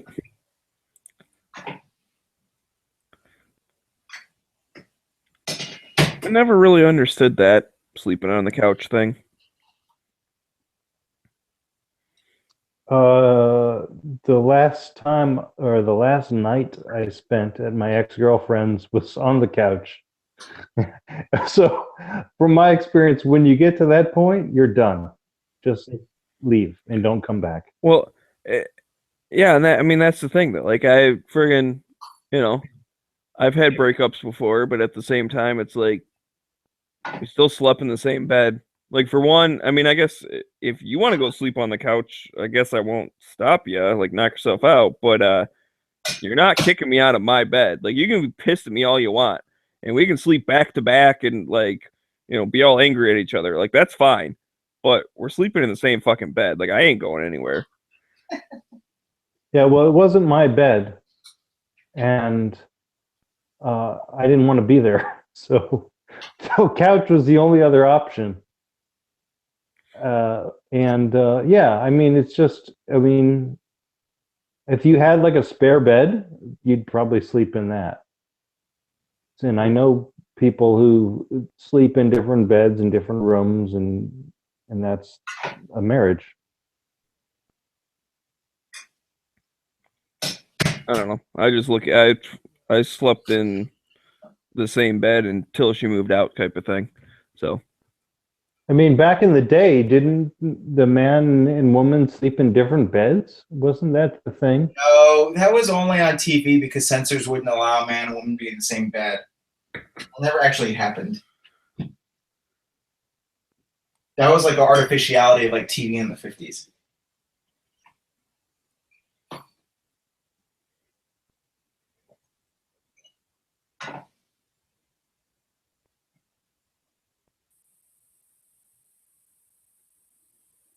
Yep. That boy ain't right.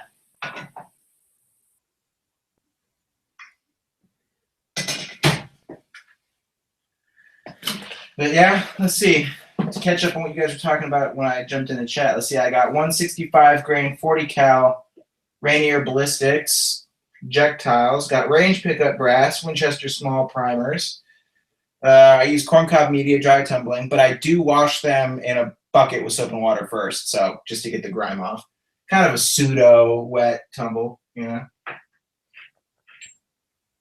I got a Lee single stage with the powder going through the flaring die right now. Like I was talking about, rub it in. Well, I'm doing this all single stage, so I'm manually measuring out powder each round, so not too far behind you. But like I was talking with Foos before he jumped out, like I case flared these already, and the bullets aren't sitting in there. So I had to. I think it's because with the pistol cartridges they shrink, and so I think they're actually a little shade small. And so when I'm case flaring, it's not flaring them open enough, and I ruined about 10 rounds my first batch that way. So now I got it all worked out. I'm just back in or screwing it in like half turn more. It's working out pretty good. And I'm using BE86 pistol powder. Seeing how that's going to work out. Working up some loads with that. Who makes that? Alliant. It's basically, from what I understand, it's almost the exact same thing as Power Pistol, but it's got more flash suppressant in it. Okay, because Power Pistol is very hot. And then, according to the people online, basically, BE86 is the powder that they use in Federal, HST, or Hornady Critical. Hornady Critical Defense uses this powder. So. I've used Power Pistol, but I've got to back it down to like 75% of maximum. Yeah, I got the recommended the max loads from their online recipe, and I backed it off 10% to see a starting load. We'll see how it works out. I'm only loading like 50 of each batch to start. We'll see how it goes.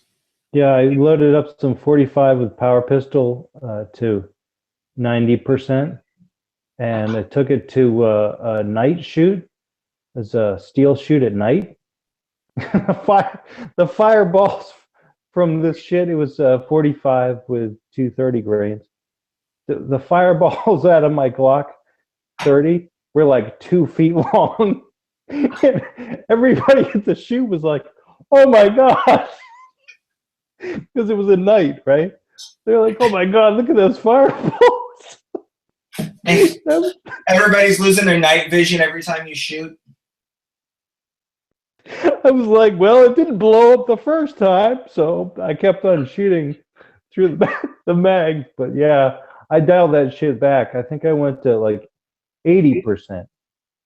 80 after 90% went to 80%, and it was good. It was like a regular powder at 80% with and you can load it in 40 and 9 as well. Yeah, that's what I got. I mean, it seems like a kind of a do-all pistol powder, so it's my. If it works out well, it's going to be my do-everything pistol powder. That's my plan, at least. Yeah, I picked up that Power Pistol during the drought because it was the only thing they had available, and I was like, well, this shit looks hot. You know, this shit looks like the shit. I didn't realize like I had to dial it back, you know, because all of the loadings and the charts were for like hollow points and high performance rounds, and I was just using full metal jackets. So yeah, well, hopefully these plated bullets survive and don't like come apart at the seams, sort of thing. That's something that I'm like questioning, like trying out is like loading up some gold dots. I don't know if that's worth the extra effort, but to see which of my own like hollow point loads to work up, that'd be interesting.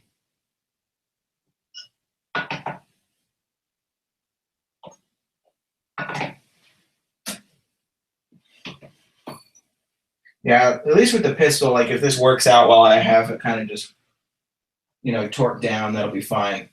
It's with the 223 that I like have like 7 different powders to try. There's so many different good 223 powders. yeah, I've had good luck with Hodgdon. I think it's the 322. Yeah, that's a real common one. I've got a pound to H322. I've got a pound to H335. AR comp, which is like they're kind of AR power. The AR comp is kind of like that Power Pistol, but the H355, I found I couldn't fit enough of that into the case for precision loads. I was trying to make some match grade 60 grain bullet loads, and I couldn't fit enough without compressing, and I didn't want to compress. Yeah. But the AR comp, you know, that worked. I think that worked. I had to fill up the case with that stuff. Well, that one's like supposedly it's, you know, like a little fine ball, so it's really good for metering out of, you know, powder thrower. So yeah, I had good luck with that. I think it's been a while, but the H322 doesn't meter so well out of the Lee auto disc, I found, which is unfortunate because it's the most accurate for a 55 grain projectile. yeah, luckily, yeah, I guess that's sort of the blessing in disguise. Since I'm doing this single stage right here, I'm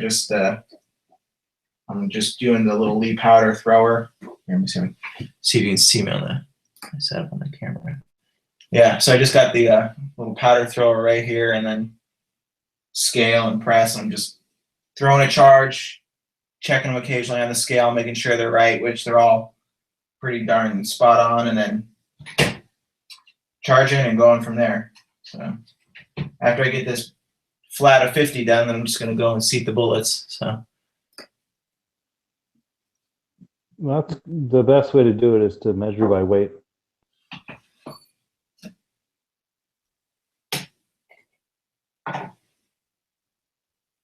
And it's like you said earlier, I'm like not in a rush to load 10,000 rounds in a week. So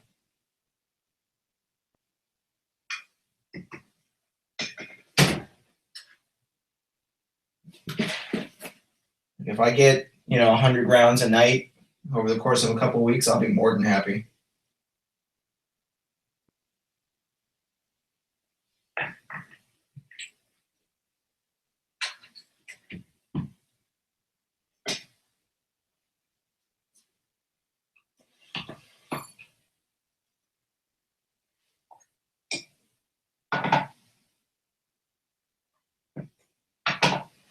August is in the external. He's complaining about the California ammo ban that's going to enact in 2018. And he's trying to figure out how to reload all of his calibers. And he's like, I don't have much time, but I got money. He's like, You got money, but no time. Just buy the damn shit. just go to Nevada, bro. It's like...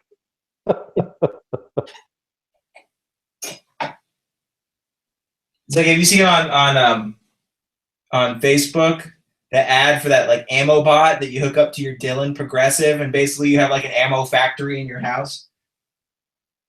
Yeah, that's what he was talking about. I've never heard of it.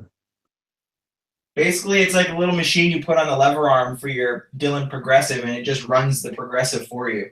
You basically just set it and then walk away, and like an hour later, you got like 2,000 rounds or something stupid. I don't know if I would trust it. You'd probably come back and the house is exploded. Yeah, I've seen those.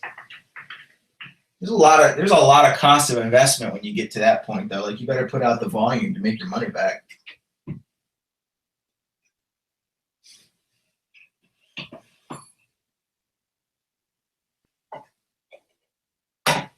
Like, that's the thing that kind of worries me about this setup here. Like, I had to get the table. I got all the accoutrement and everything. And I'm like, well, I got to load at least like 10,000 rounds just to get my cash back out of it, which, was easily doable, but still. Yeah, I got into reloading during the drought, and I figured, hey, I'm learning a lot, and I'm gonna make at least 1,000 rounds. That was my goal, and I made several thousand rounds. And I thought, you know what? This is a really good skill and good knowledge to have.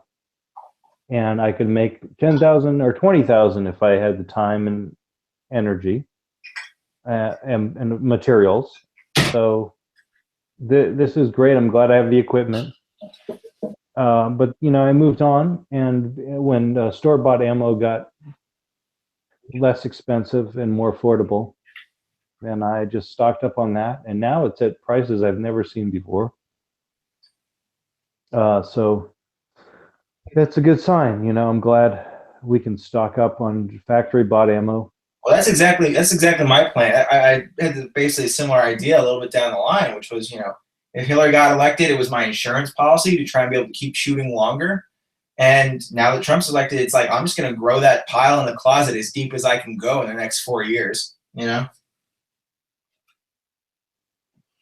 Yeah, I mean, what I was doing was just buying ammo cans and just filling them up, and just, filling up ammo cans after ammo can and throwing those into boxes and just, I don't have like 100,000 rounds of ammo. But, I do know, and I don't need that many, but I do have several thousand rounds in each caliber. And I feel like that's important to have, because it's not just about, shooting one type of 9mm or one type of 223. I mean, there's various kinds of 223. that I have that I would like to have more of.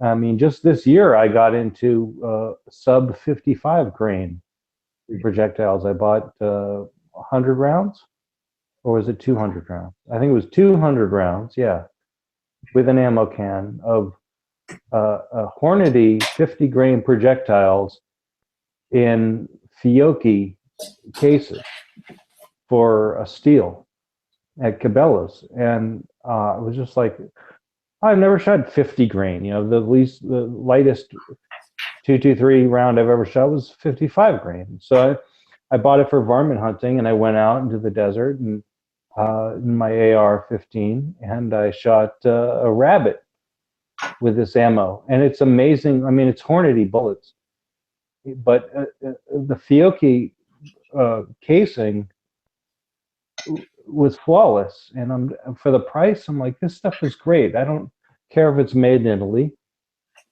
or wherever, but I mean, this is great stuff. The cycling rate of a 50 grain projectile in a carbine length gas system was unbelievably fast. Like, I had no idea an AR-15 could cycle this fast. And I let off 20 rounds in just mere seconds. It was like there was a cloud of dust, you know, and the rabbit got away. But I was just like, holy shit, as I heard the echoing of the gunfire, you know, across the mountains as a dull roar of thunder. I was just like, holy shit, this is great stuff, and not a single malfunction. And when I finally did hit a rabbit, it completely exploded the abdomen, and it was perfect close range. And you know, there's that, and there's the 55 grain, which is the standard, and I've mentioned 60 grain, which I've used for target practice. Also Hornady polymer tipped bullets, very accurate. The VMAX loads. Yeah, they're unbelievably accurate. I've also tried the AMAX loads, but they were heavier and ended up being too long for the chamber. But yeah, then you've got the 69 grain. Yeah, that's what I'm going to load up. Some of the 223, the 69 and the 77 grain Match Kings. Oh shit, that's done. Put a shell in the holder, or else you get powder on the floor.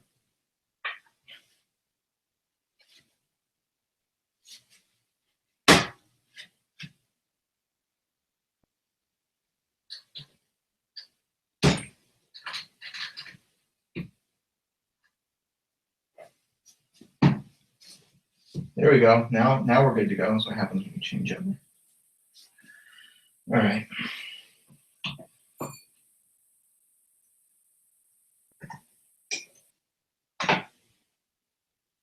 Perfect.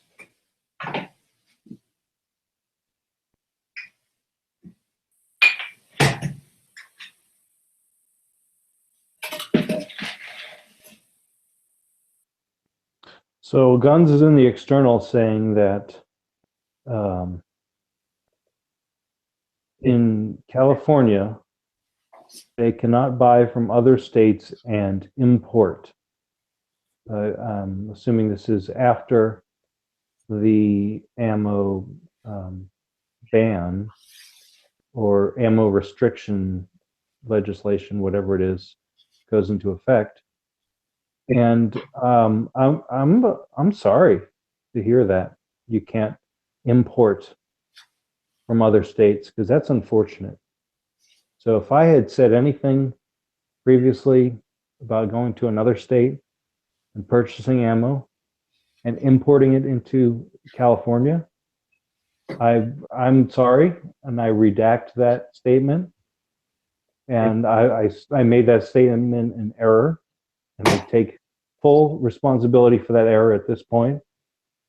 And I would advise anyone listening to this that they do not go to other states, buy ammo, and import it into California after this ban is in effect.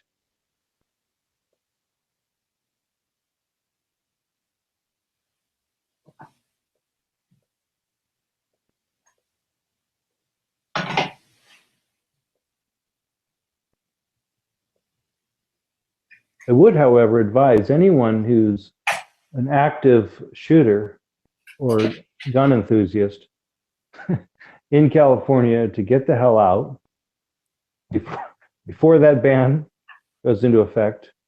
And apparently it's within a year. And if you haven't made plans to start making them now, to relocate to a pro-freedom state, and you will be much happier once you make that commitment.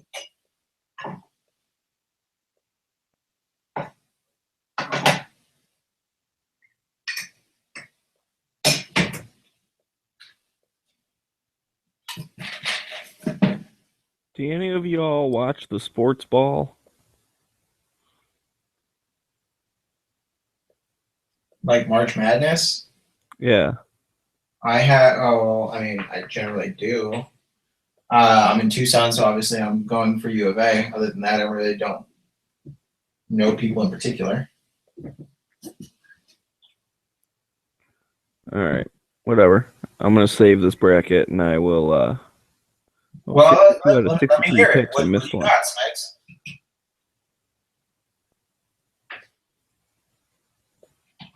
You got Duke going all the way? You that asshole?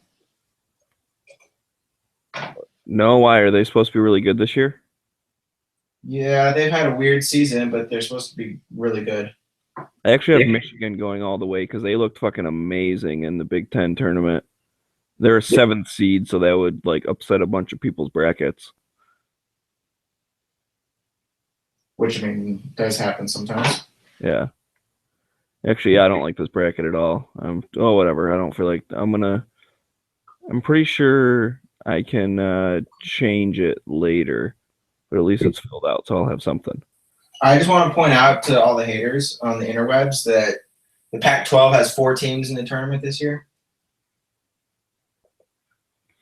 So you sound like you actually kind of know stuff. What's your Final Four look like? Shit, I don't even know. I just set that bracket somewhere. Let's see. I'd like it to be Duke, Arizona. That's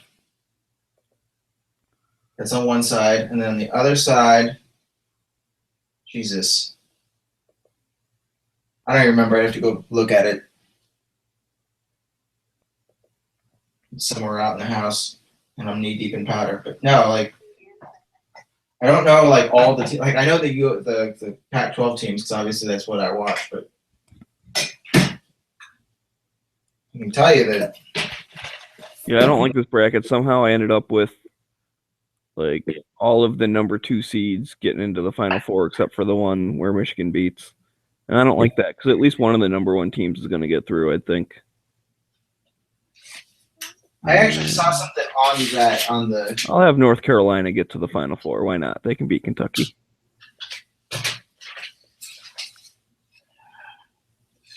Shit, where'd it go? I remember reading an article way back in the day, and you guys are all gonna. No, I don't want to receive emails. I don't care about updates.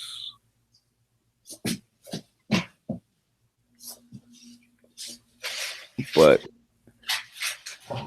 here it is. Actually, I found a bracket. All right. But I was just finish up my title. So there was this article that actually broke down the thing, not by teams or anything, but just general rankings. And they're saying 38% of the time, an upset happens in the second round or whatever, and not, blah blah blah, all that. And actually, the 11th seed is the most statistical upset. So you have to at least have one of the 11th seed knocking out the 6th seed. Yeah. So let's see.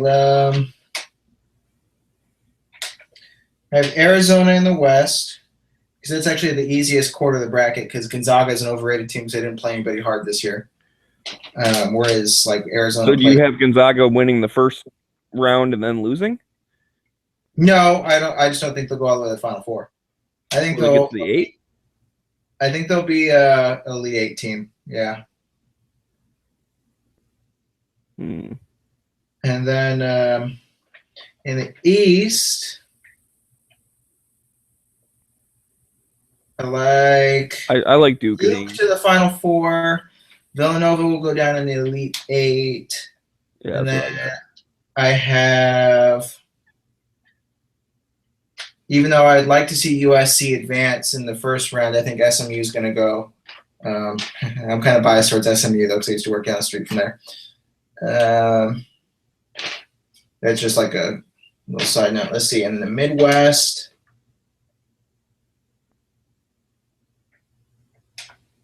I think Oregon will go to the Elite Eight, and I think Kansas will. Oregon won't get past Michigan. Because Oregon lost their guy. He tore his ACL in the Pac-12 tournament. He played on Friday and didn't realize he tore it until Saturday. Kind of jacked up. So they lost one of their best players. And So then, you guys start talking about sports and G Webb's leaves. yeah, it happens. G-Web should be on this. Like, U of A is like in the best position they've ever been to go deep in the tournament. I didn't mean to start talking about it a whole bunch. I just wanted to fill it out real quick. So I was looking for, whatever, quick tips. I didn't mean to derail the conversation too much or anything. Let's see, in the South, yeah, UNC's fine. UNC's always strong. I don't know if there's anybody else here that's like particularly like amazing.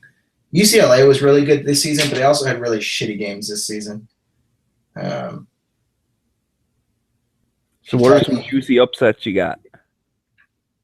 Dude, I don't know. I'm like always like hesitant to call the upsets, You got to have at least a couple though, because otherwise you'd have like, the Final Four would always be the number ones, and like that never happened. No, I think that between like in most of the regions this year, between the ones and the twos, there's not like a huge gap. So if you go to the Elite Eight and you got ones and twos, like twos can go to the Final Four. That would not be crazy. USC could be an upset. Like I think USC could beat SMU. I mean, they're the same caliber. Baylor's pretty good, but I don't think Baylor. Like if you wanted to like go with an upset, you would have like a Duke Baylor game in the Sweet 16 and Baylor beating Duke. Like that's doable. Baylor had some really good games and some hot streaks, and Duke has had kind of a weird season. Ooh, 3 beating a 2 in the 16. Like that's barely an upset. Come on, I want some juicy ones, like a freaking 11th seed getting to the Final Four or something crazy. So you want like Xavier beating Maryland in the West? I mean, that's doable. I actually have that. Yeah, that works. But then they lose to Florida State, in my opinion. Yeah, most. You know what? No, because I have 1, 2, 3, 4 in the 16. That never happens. That never happens. There's always someone has a crappy game. Well, that's what, Notre Dame, you're getting into the 16. You're right about there's always upsets, but also I saw the flip side of that statistic is like 78% of the time a number 1 seed wins the whole thing, and like 70 or not 7 whatever remainder the remainder it's 2 seeds win the whole tournament. So the ones in the 2 seeds are generally dominant. Now everybody from 3 on down, it's like upsets.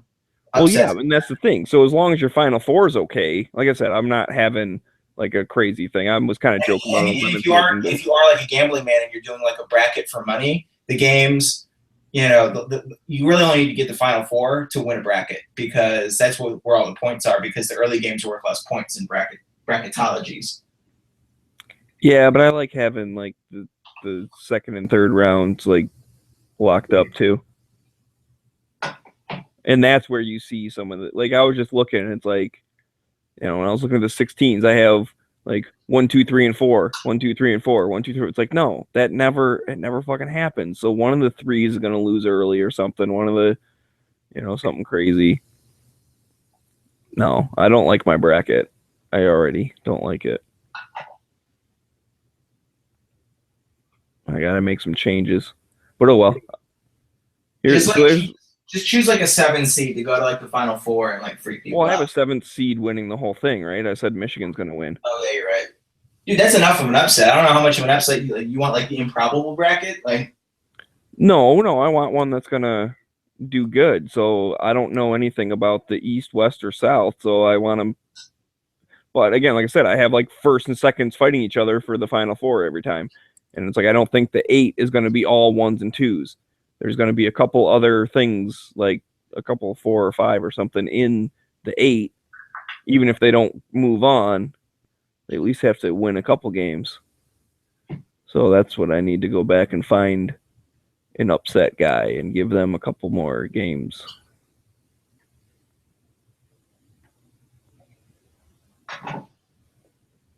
You know what? Well, whatever. I'll do it later. I don't feel like doing it now. Okay. At least I made it. So this way, because basically I'm not putting money on it or anything, but we always at work will have the bracket and we'll like print it up and, you know, put it on the wall type of thing just for bragging rights. And this way, if I completely forget about it, at least I have something that was saved, you know, before the deadline. Because I'm just using the Yahoo Sports thing. Yep, that's what we always did for the CBS. Yeah, it's a good way of keeping track of it and stuff. But then, so worst case scenario, I can print it up and be like, well, see, it says, you know, it was created Tuesday night or whatever. So it's like this was. Well, the online ones will lock you out once the tournament has started too. So. Right, exactly. Yeah. So as long as it's filled out, there was some. Oh, what the heck was it? There was something that was like, you know how there's always talking about like the perfect bracket and you win $1 million or some shit. No, it was last year it was win $1 billion. That's because the odds of a perfect bracket are like 1 in a trillion or something crazy like that. Well, yeah, okay, but whatever. So the point of that was that last year somebody had like the entire first and second round picked perfect, and they never finished filling out the bracket. Oh, dude. So it was one of those, like, they looked it up or they found it, and it's like, because last year I remember there was a crazy upset, like, and I forget what it was now, but I remember by the second round, I had like one of my Final Fours left, and that was it. Both teams that I had in the finals and the champion were like knocked out in the second round. It was like my whole bracket was fucked. But yeah, but they picked like those correct things, like all of the crazy. There was one really good team that lost in the first round, and that screwed a lot of people because a lot of people had them like in the finals, if not winning the whole thing. Well, that's the other thing, right? With brackets is supposedly, I'm pretty sure this is correct. Is a number 1 has never lost to a 16 seed ever in the history of the tournament. Like that's like your safest thing, right?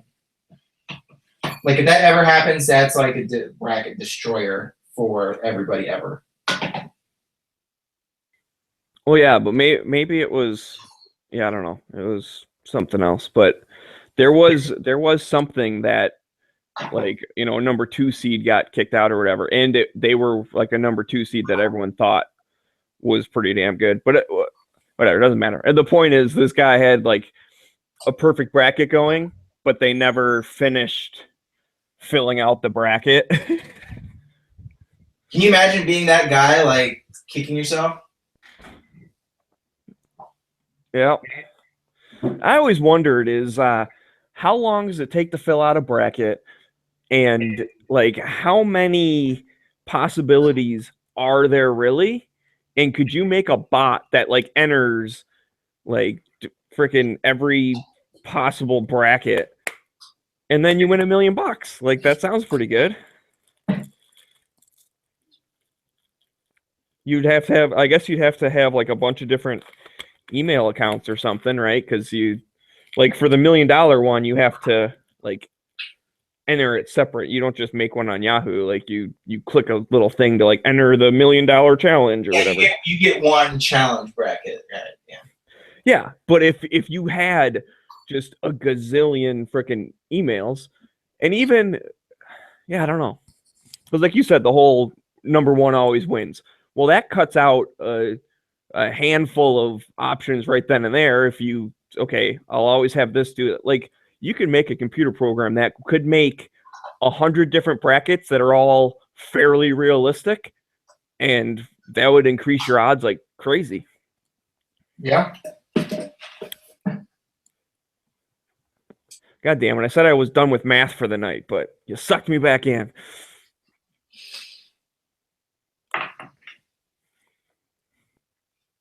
It's okay, Smeggy.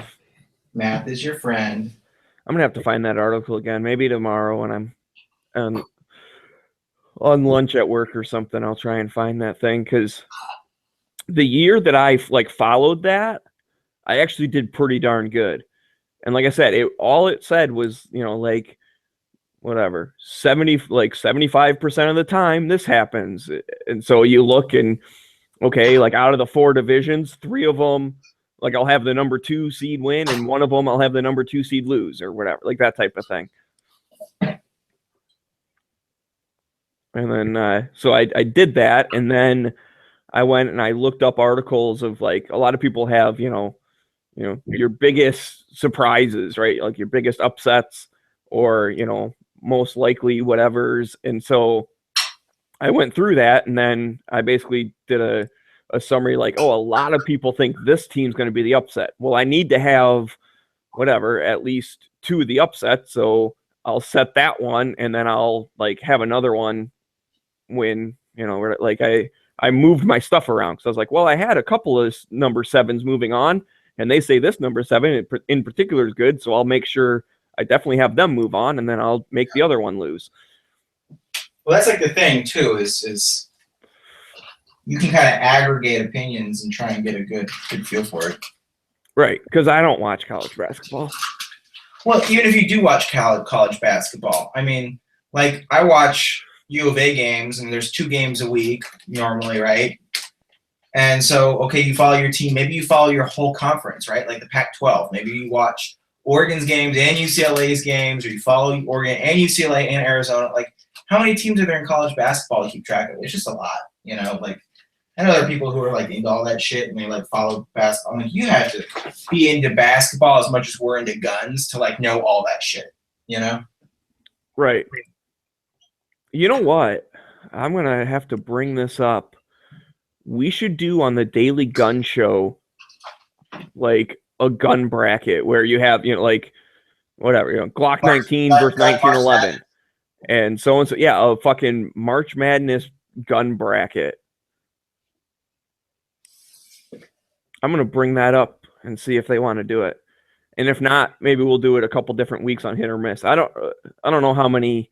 We might not do like the full fucking like 64 different guns. That might take too long, but.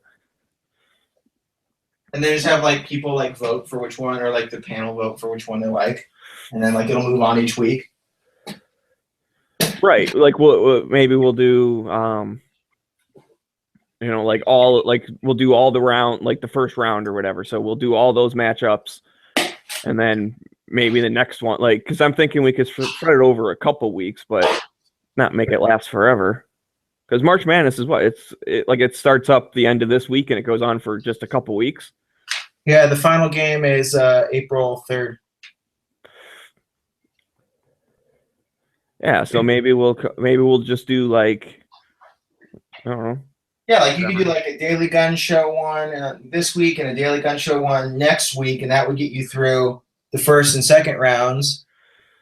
And then, yeah. Or hell, if we only did like 16 guns, we could do the full bracket in one show. That wouldn't take that long. Yep.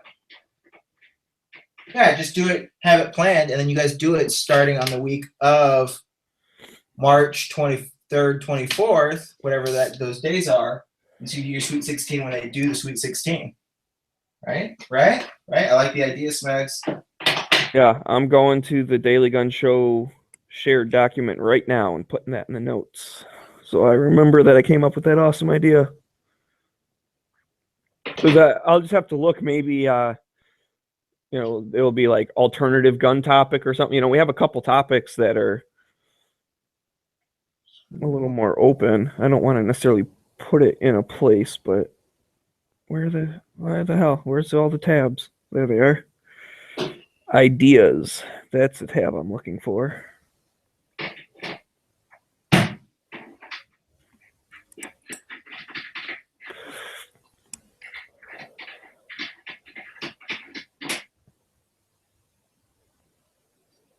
All right. Unbracket.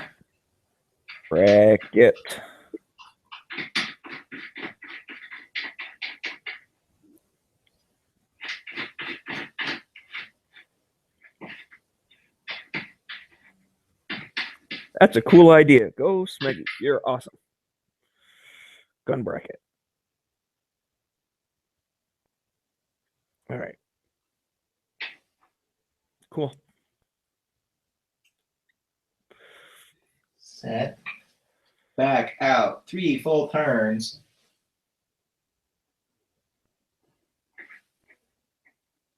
One. You're setting up. What die are you setting up?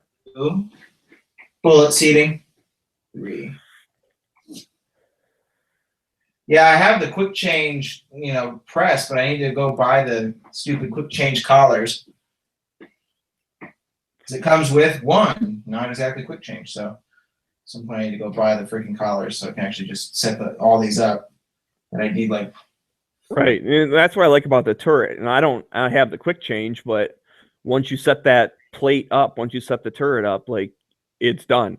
And if you have a different caliber, you just take that off and put the next one on with its own set of dies. Yep.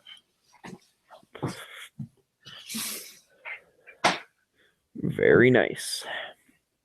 Nice. And basically, from jumping to calibers, all I would have to do is change my powder drop, because I can just unscrew that and screw it in the top of like the other flare die, and then there's like a little thing on the side you screw in and out, and that allows more powder to drop or less powder. Yep. So you just drop a few, weigh them, turn it in a little bit, drop a few, weigh it, put it in a little bit until you get just right. One thing that I discovered is that you can't use the quick change die collets on the turret. When you don't need to. That's the other thing. Yeah, you just buy a separate turret. Right, and they're that cheap. It's like you can buy a turret for as much as a couple of those quick change collars. But I didn't quite understand that when I bought the system, and so I bought a bunch of those quick change collars that I have no use for. Carlos needs some. Maybe you can sell them to him. Yeah. Maybe I can go dig those out of my 20-foot storage unit and send them to him for free. Hook a brother up. I would if I had them right here in front of me. But yeah. Those add like a certain amount of dimension to the die. It's a vertical and horizontal dimension that they're not going to fit on a turret. Yeah, it's not the same size, hole that it has to go into. It has to go into like that semi-threaded hole for the quick change. So. Yeah, I don't remember the details of it, but like you can't fit the dies next to each other with that collar on there. Or just it's a different system. It's a completely different system. So I think I only bought a few of them. I don't know. That Lee stuff is so affordable. Like I had just bought like a bunch of stuff, and I probably have an extra turret as well. But it's just a piece of aluminum, and aluminum is the most abundant metal within the Earth's crust. So I'm glad they make their components out of it. Other than their dies, of course. You want steel on your dies. But the turrets and the presses, and as long as it's good quality aluminum, our AR-15s are made of aluminum. The engine heads are made of aluminum. I know Bob was complaining that the engine head in his Hemi was made of aluminum when his engine head in his Ranchero was made of steel. But none of this had to do with the fact that the mechanics couldn't torque the spark plugs. So What the fuck does it matter what the material is made of if the people who are using this and maintaining it can't function? What does it matter what the That's like the material thing, like engines nowadays. Like the metallurgy in modern engines is so like bomb proof. It's not the engine that shits out on a car first. It's the transmission, or the water pump starts pissing, or you lose this or that, or a radiator blows. Like in a car in the last 20 years, made in the last 20 years, when was the last time it was like, yeah, like it blew up, cracked the block? When was the last time that happened, even when they are made out of aluminum? Like the metallurgy has come such a long way. Yeah, and the head, it doesn't even see that much force. And so I can understand, it's on top, I can understand why they make it out of cast aluminum. And, if your coolant system is malfunctioning, then what's going to go? Oh no, Smeggy left us. What's going to go? One of your gaskets is most likely to go first. Your spark plugs aren't going to just back out and spit off the top. That only happens when have you ever read Art of Motorcycle Maintenance? Never. I don't ride. This is a fascinating book. You should pick it up and read it sometime. It's called The Art of Motorcycle Maintenance, and it's about like Buddhism and just the topic that I'm discussing here. That you can't rely on minimum wage people to maintain the vehicle that you rely on for your livelihood. You can't trust anybody. Like let's be honest, man. Like I work in a medically adjacent field, and the shit I hear about doctors, like, man, you can't trust anybody.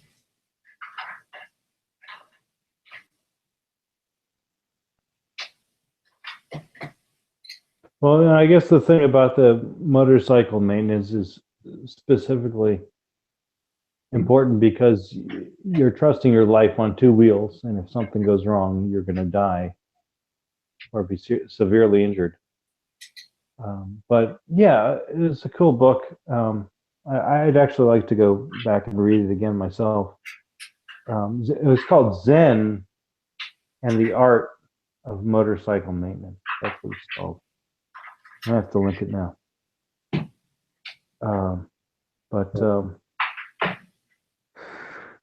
Yeah, there's a thing that I developed in college where I wanted to know about mechanics, and I got knee deep into it and learned, and I've continued to learn.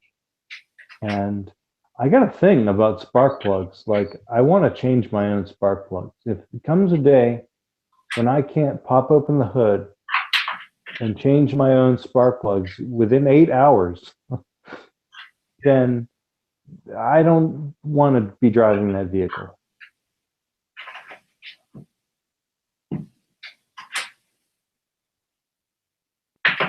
Unfortunately, I think that day is coming.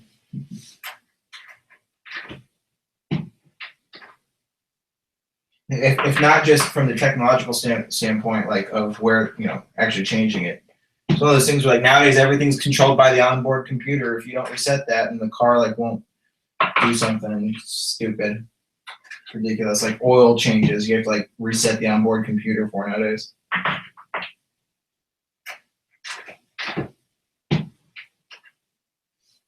I have to say, of the entire reloading process, bullet seating is the most like satisfying.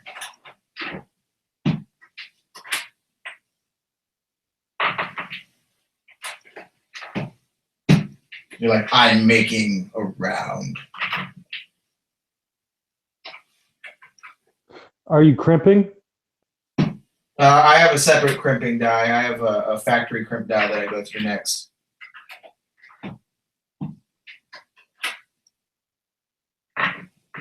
Yeah, bullet seating is pretty much 95% complete, right? Yep. Yeah, after this, I just run it through a factory crimp die up and down, and that's good to go. Yeah, I guess theoretically at this point it would be fireable. It's Isn't just shooting your ammo more satisfying than crimping or seeding your ammo? I don't know. After putting all this work into it, I almost just want to go shoot the factory stuff and just admire my work.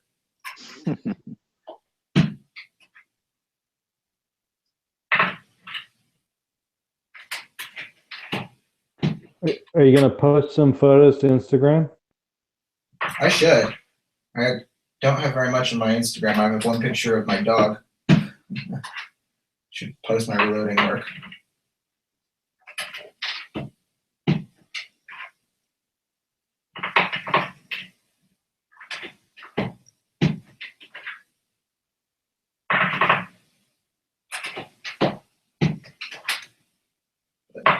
Almost there.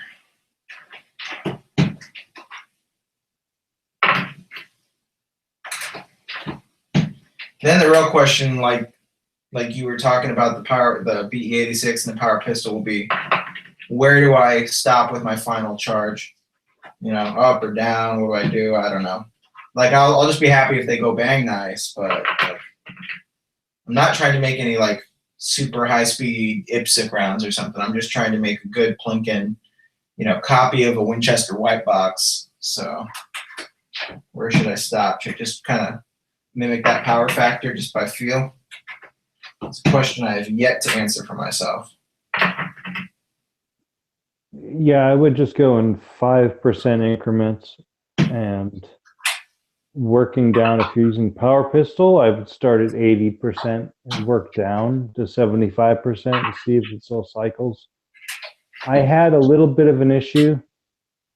I think it was with Unique though, and I was loading those to 90%, and maybe didn't have the best quality control at the time. I think I was using a turret press, and maybe had some spillage or there's some issue.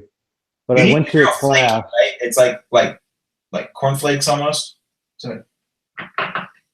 Yeah. I think it's flake powder.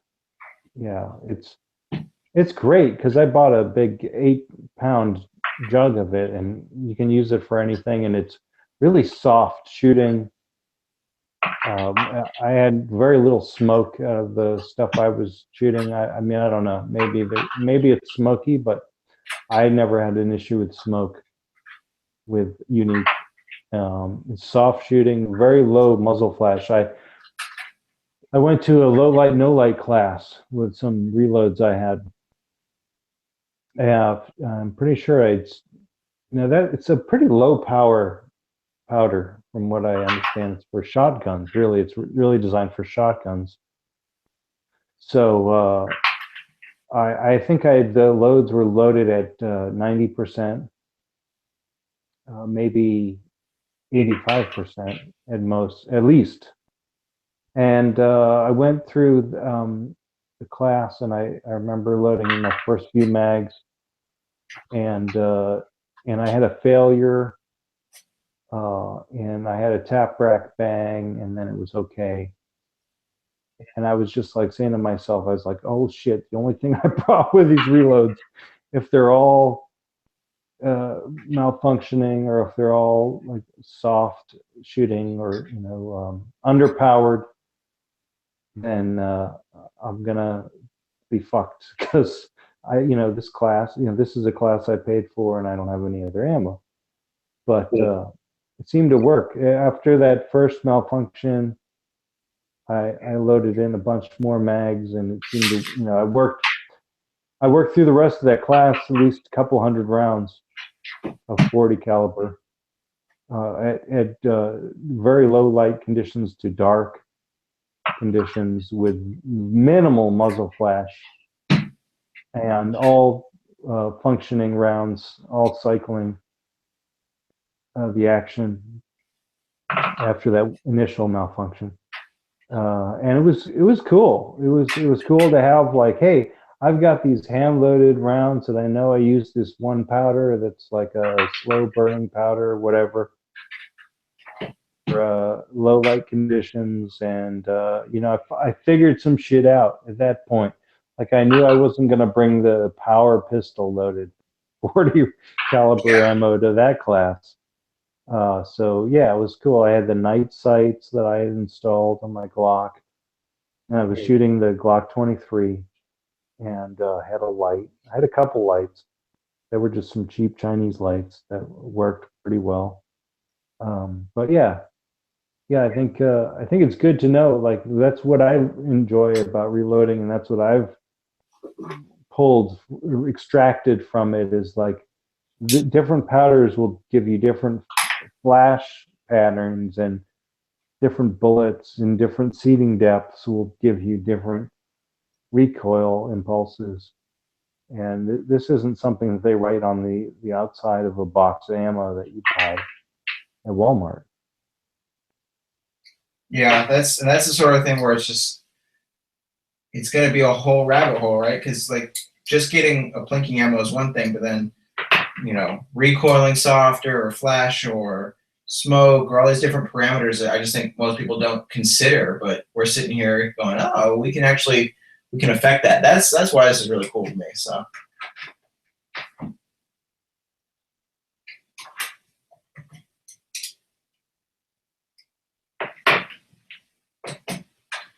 Yep.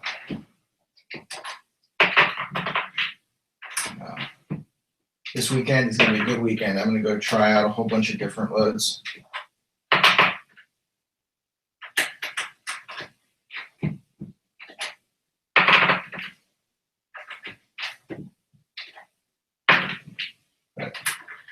All right, well, that's it for me for tonight. So I'll see you guys all another day. Later. Ciao.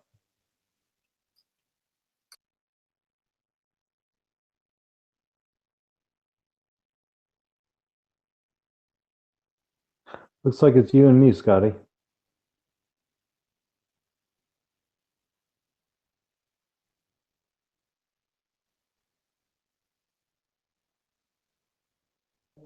Uh-oh. So you got the Dillon press, right? Yep. How many rounds have you loaded through that? Not too many. Why not? Slow time of year, not shooting much. Did you buy it to reload 223? 223 9 mil.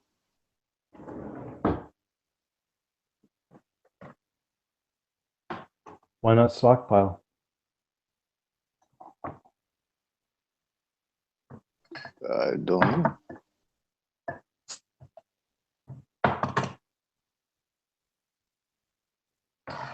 Imagine you're a Californian and you only have a year with which to secure your ammo supply.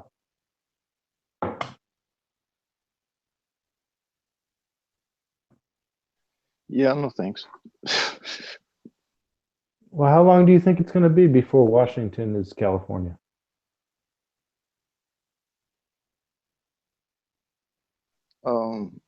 Forever.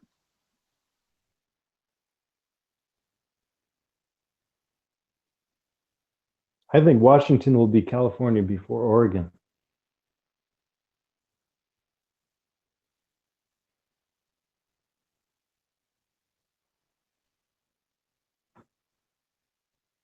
I could be wrong though.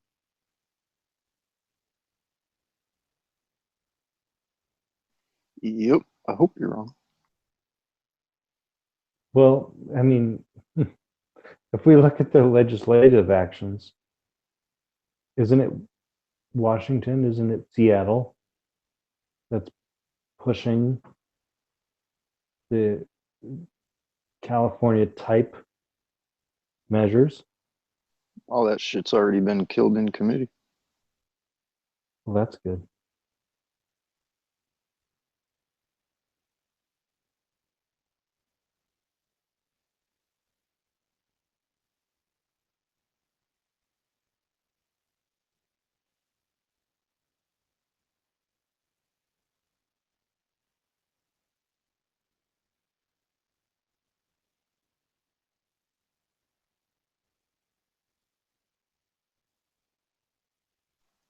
Seattle's still got their nanny state bullshit going on. Their ammunition tax and gun tax. But I don't fly in Seattle, so I don't have to deal with it. Yeah, I don't even know what their fucking problem is, because I was in Seattle. Granted, it was some time ago, but I was in Seattle. I walked that city up and down, and I wasn't in fear of my life from thugs or guns or anything. It seemed like such a simple, stupid city. I don't mean stupid as in like there's just nothing to it. It was just small and confined and tourist driven. It's a tourist city. It's a lot like San Francisco, just on a micro scale. And just like a simple layout of like, here's our waterfront. Here's our pub scene. And here's our Chinatown. Downtown Seattle isn't really the problem, other than the club shootings every now and then. It's the suburbs that don't see regular police services and all that bullshit. But I don't know. It's the same as every other city. We just have a pussy for mayor. I drove bullshit with the governor. I drove throughout that whole region, out across the island and to where Microsoft headquarters was. It seemed very affluent out there, and then down. Oh yeah, if you're talking Bellevue and Redmond, you're not even getting close to the dark sides of Seattle. You're not talking White Center. You're not talking West Seattle. You're not talking Delridge. You're not talking down south in Tacoma, Hilltop area. I mean, there's definitely areas where you wouldn't want to be caught walking around. And then we drove down south from there to Renton and got off there and spent the afternoon in Renton, and it seemed very simple and peaceable, non-threatening. Even spent some time near the airport by I don't even know where, but it just seemed very pacifistic and very like laid back. But got to admit, I didn't go to Tacoma. So that could be where all the trouble is. I don't know. Frankly, I think it's just a lot of overreaction that the legislators who are initiating these bills are reacting to. But some isolated events, perhaps.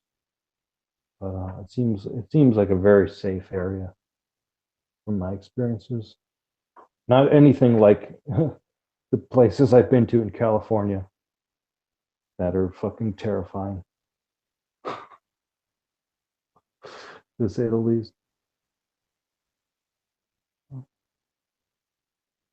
But even that's changing.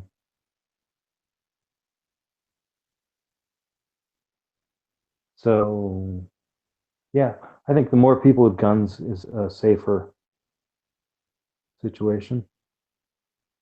And these anti-gunners that are pushing legislation to prohibit certain types of guns that we've talked about on this chat and others are completely misguided. And I think the California legislation that's been passed mostly recently will falter, and we are seeing it falter. They will have a check. California will be in check this year, next year, hopefully the following year, the year after that. As they see their infrastructure continue to crumble, and they need to redirect their resources to providing drinking water and adequate transportation facilities, rather than trying to crack down on law-abiding citizens who wish to own certain types of firearms.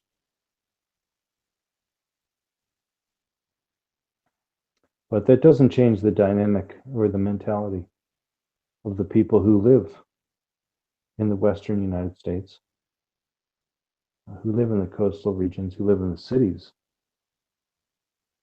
on the West Coast of the United States and the East Coast of the United States. That the mentality is that we need a safe environment.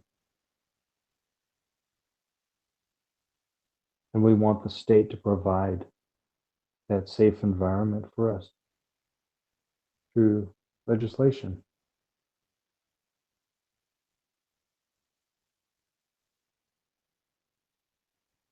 It's not our job to provide our own safety, it's someone else's job.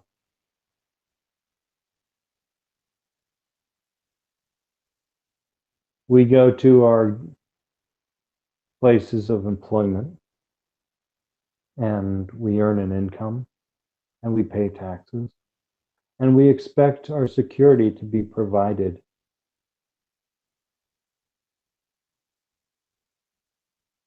for us through our taxes from the government.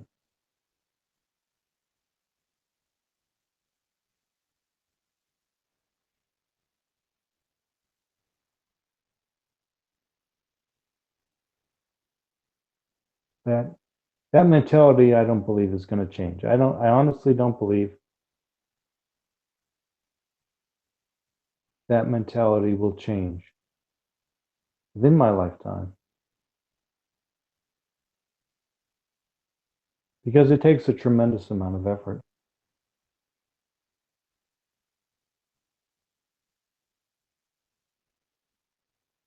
To secure the responsibility one needs to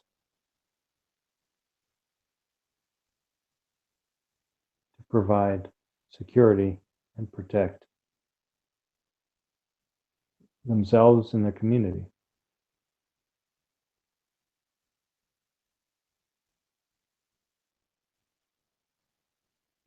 This type of responsibility puts them at peril when the legislation goes beyond reprieve, goes beyond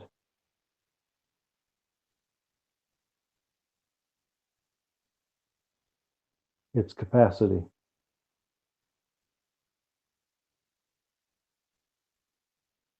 For example, in the state of California, if you choose to defend yourself with lethal force, you can be certain that you will be held accountable in the court of criminal law, the court of civil law,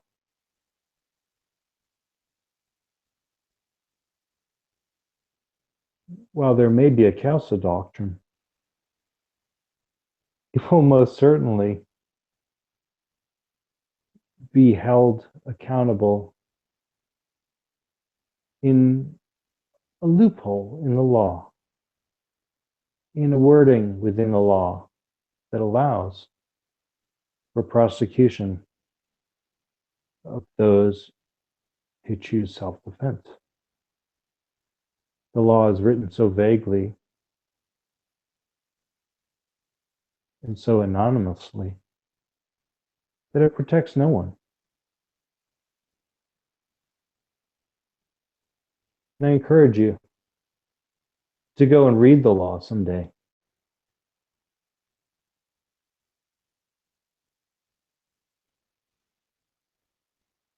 And see for yourself. I don't have the need to go read up on California law. No, thank you. See for yourself. No, thanks. What guarantees you have within the law. They are few and far between. Yep. Well, shit. I gotta get the hell out of here.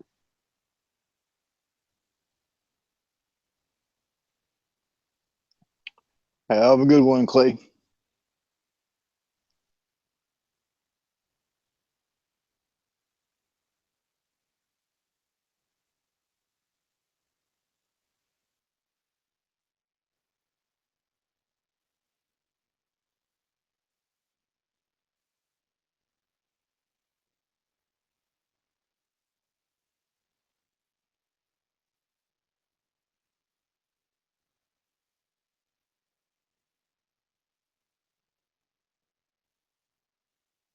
Hey, what's up?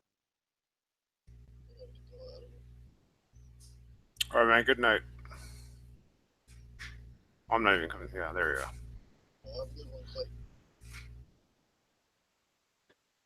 Scotty's gone. All right, man. Am I coming through? Yeah, you're just fine. All right, man. Yeah, I think I'm gonna go with the 1050. I don't know anything about Dylan presses. Well, I just looked up a few videos, and it looks like it's the most expensive, but it's the most foolproof.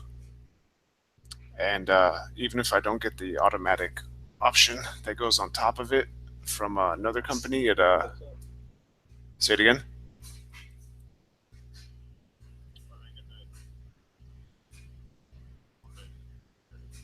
I think you got some kind of echo going on. Oh, it's not me. I just heard it.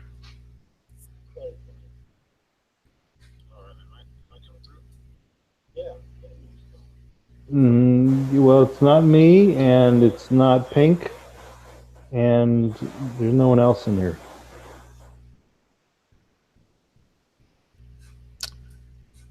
Okay, how's that? Because I have my headphones on, so I don't know how it's echoing. Yeah, I got my headphones on too, I guess. You know what? It could be the CIA. Oh, dude, if they're looking at us, they got nothing.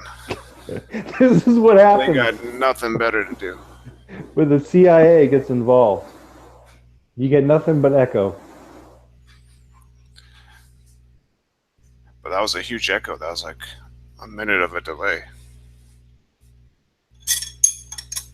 But anyways, yeah, I'm probably gonna go with the 1050. It's gonna be like $1,800 just for the minimum setup.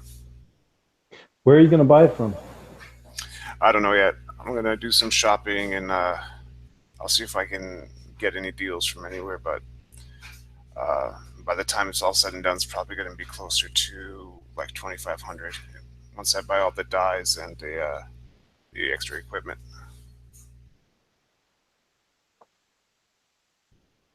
So I'm at Dylan Precision now, and I've got the Super 1050 up.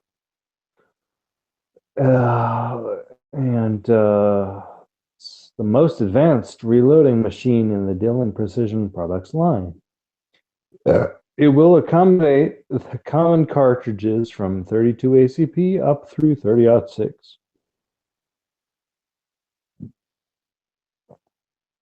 Whoa, $1,800. Yeah, it's 1,800. So, and that's just for the minimum. If you want extra dies, it's going to be about 50 to 75 for each die, and then whatever extra tools. I think a die set and some other things needed for each caliber conversion. So, and we're talking about 5 different calibers. So, you know, and that's not including all the materials needed. Automatically indexed shell plate built in primer pocket swager. That's so cool. the last step, the last stage of the press checks the bullet. So Mechanically adjustable primer seating. That seems like a smart move. And an electric case feeder. that's an option. So if you're doing about a Well, it says it's standard equipment on the Super 1050. oh, that's nice. So maybe you should just upgrade to the Super 1050 while you're at it. I think that's the only one they have is the Super 1050. Well, 1,000 rounds an hour? I mean, that's worth the price of admission right there, I think. Like in my Lee Progressive, I can do 1,000 rounds in a weekend. No, this literally will load. Once you get it set, it loads around. If you're doing it by hand, like 1 round every 2 seconds if you're going at a slow pace. Yeah. So, like the Lee, just to give you a perspective on the bargain base progressive reloader, it's the Lee, it can only do like 100 round batches. So you load 100 brass, you load 100 bullets, and you run, you're supposed to run 100 primers as well, but I couldn't get the primer to work. So, assuming you're running pre-primed brass, you can only do 100 at a time, and then you got to stop, and you got to replenish the brass and the bullets. And there are some malfunctions along the way, but yeah, to do 1,000 of that would literally take me 2 days, and I haven't done that. But So I just don't have that much time.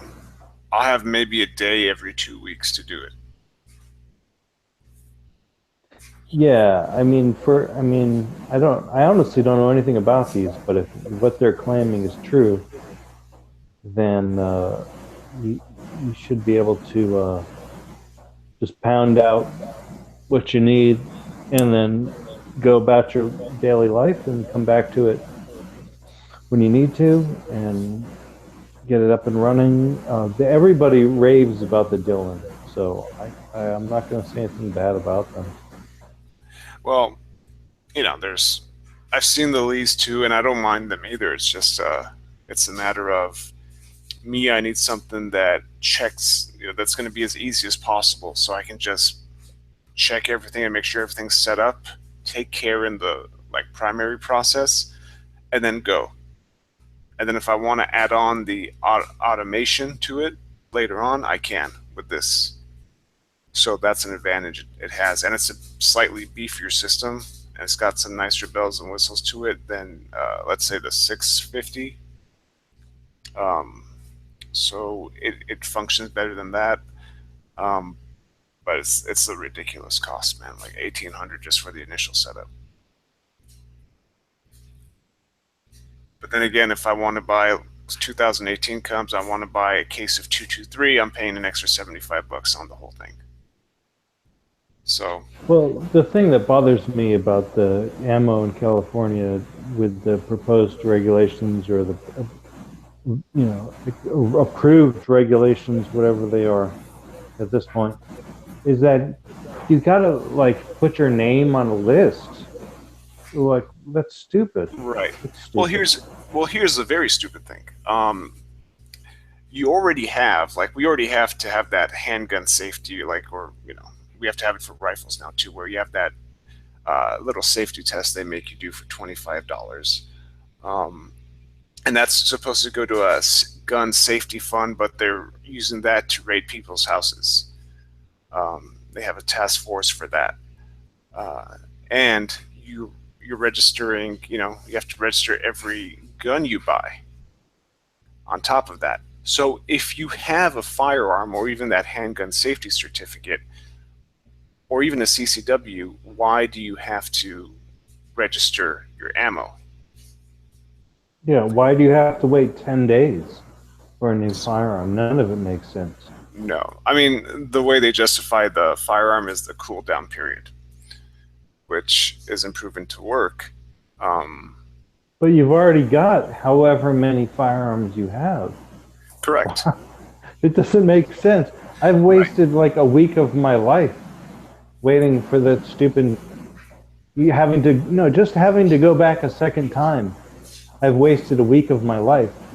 And I've had all the firearms I ever needed to do whatever shit I wanted to do if I was as pissed off as they think I am. Yeah, and it's an hour and a half wait when you go back.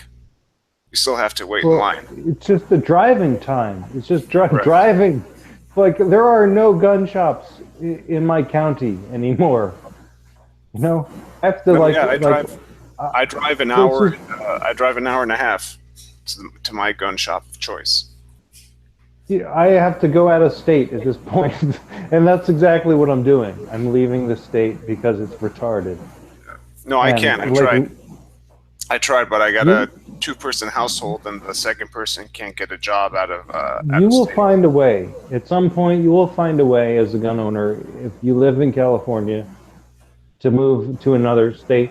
And I'm really concerned about California at this point, because if all of the gun owners move out of state, it's going to be in bad shape. There's going to be a shit ton of crime. Well, dude, you should be more concerned about Nevada, Washington, and Oregon, because now that basically California is done, like this is a big nail in the coffin. So once this goes, like, people are going to not buy as much ammo. Gun sales are going to go down. Gun shops are going to close for the most part. And you're going to see them not having to spend as much money in California. All that money is going to go into Nevada, into Oregon, and into Washington. They've just proposed tons of new bills in Oregon and Washington. Tons. So that's where the money's going right now. Well, yeah, I get it. And I was just talking with Hadi about that, and he said that they're shutting them all down in Washington. I don't know so much about Oregon.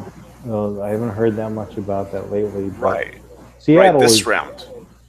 Right. Listen, no, of course, it's never going to end, right? It's never going to end because it took California used to be a gun mecca, and in 30 years, look what happened to it.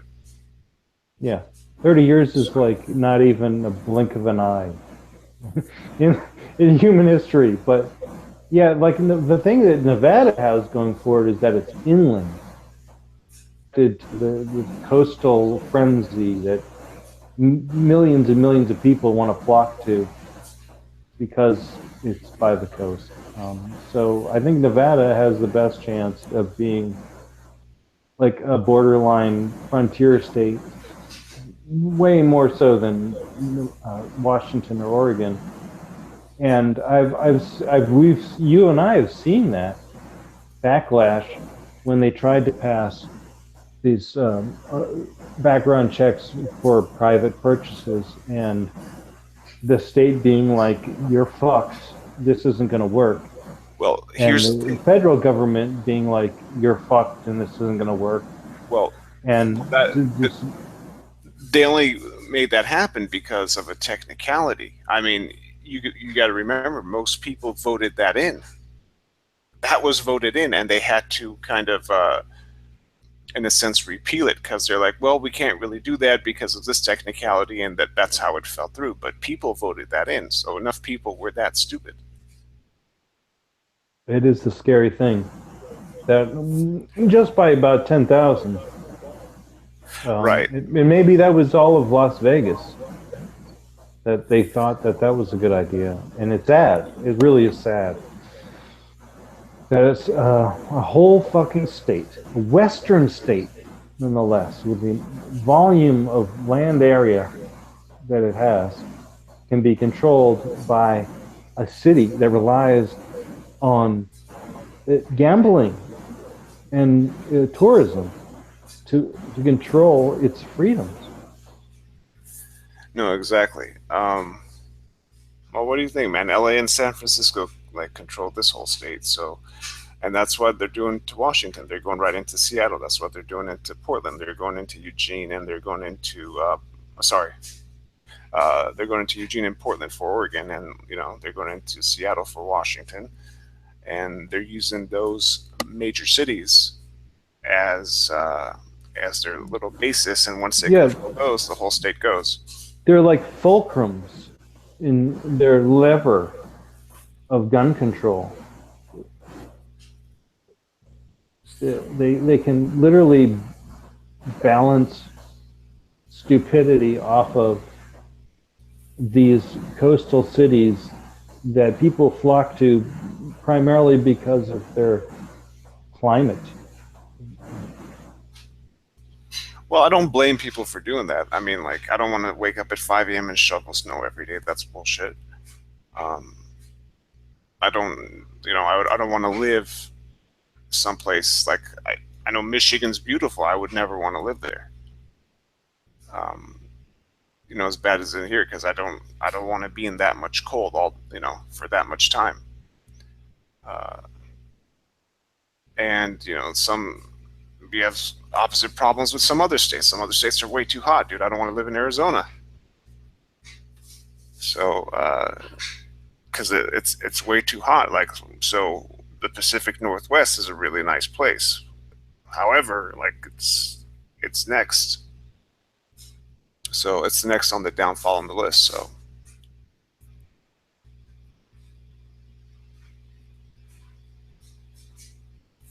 But I'm saying they better get ready in Oregon and Washington because it's coming.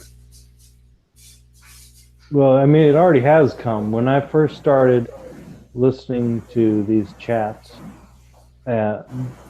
years ago and watching the Yankee Marshal talk about how he went and sold a gun to some guy in a parking lot, and took his information. He kept it on file. Like I was like, that is cool. That's Washington.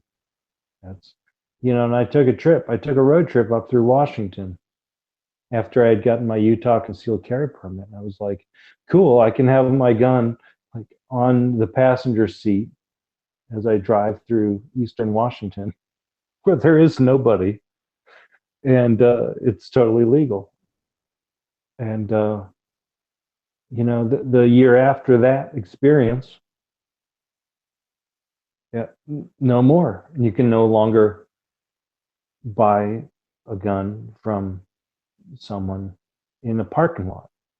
And it was kind of an eye-opener for me in that, like, I had just been there and I had just experienced freedom, and then it was gone. It was and I had never had that opportunity as a Californian to have my freedom ripped away from me.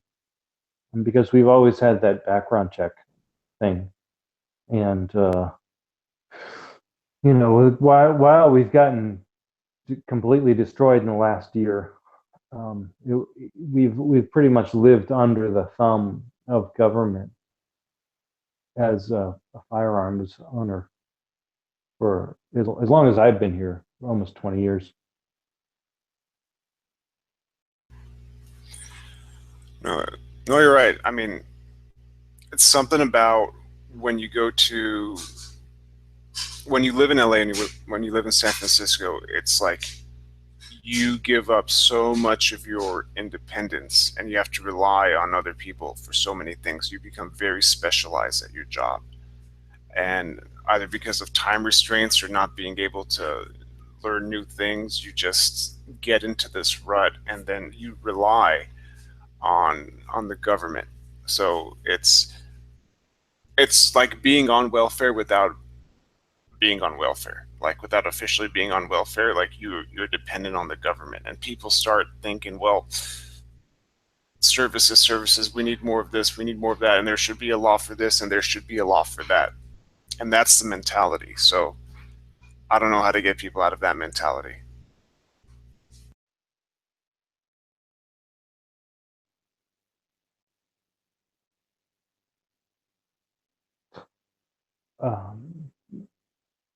Yeah, I think it's going to take some deprivation to get people out of that mentality. I think it's going to take some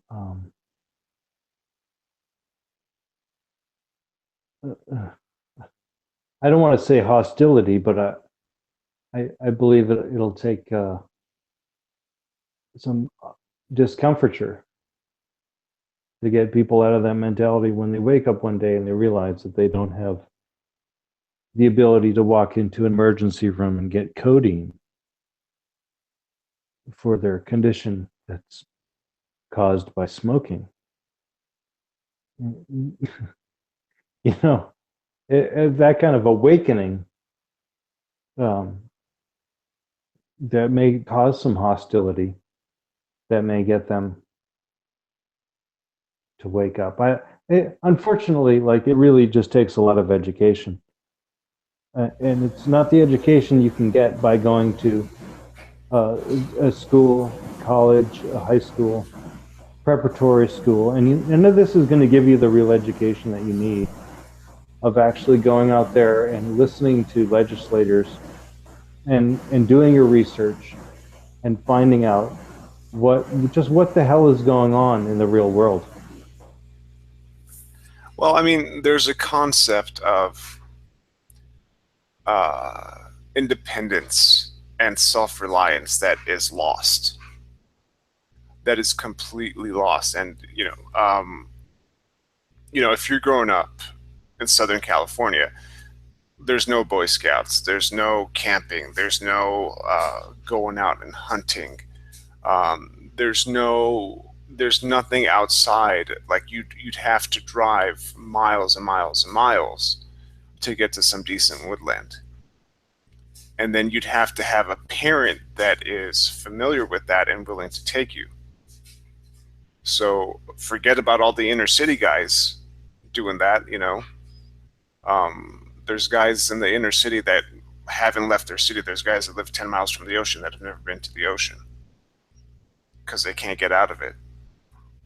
Or there's no way to get out of it. Like they don't have a car and they don't have a ride, they don't have any money. So, and then even in the suburbs, like guys, yeah, you got a car and you got a ride, but where do you go? You just go from city to city to city. No one goes in the outdoors, or very few people. So there's a kind of loss of this fact of independence and being free out in nature. So that whole idea is lost, whereas I think in other places, people are more in tune with that. And that's what this country was built on. So a lot of fundamental things are kind of leaving when you get into this big city mentality. So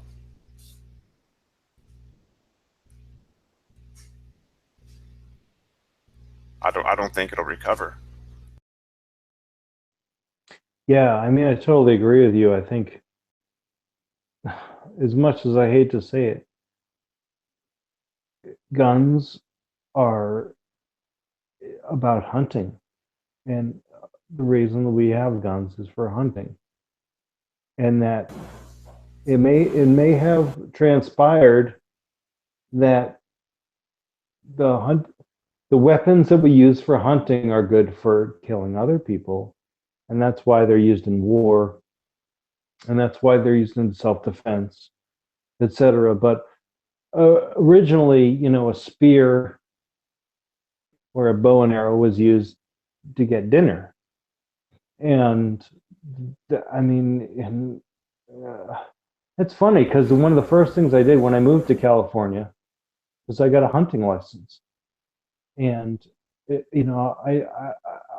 I'm not even sure I had a hunting gun before I got this license, but I wanted to take the class and I wanted to learn and I wanted to get the license, and I did it with a friend, and we bought him a Remington pump action. It must have been an 870, and I ended up buying a Mossberg 500 for $200 back in the day, and it came with 2 barrels. It was $199.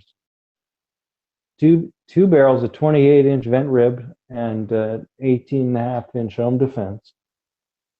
And I got the license. I even made a mistake on one of the questions. I even answered one of the questions wrong and had to be reprimanded by the instructor on my response.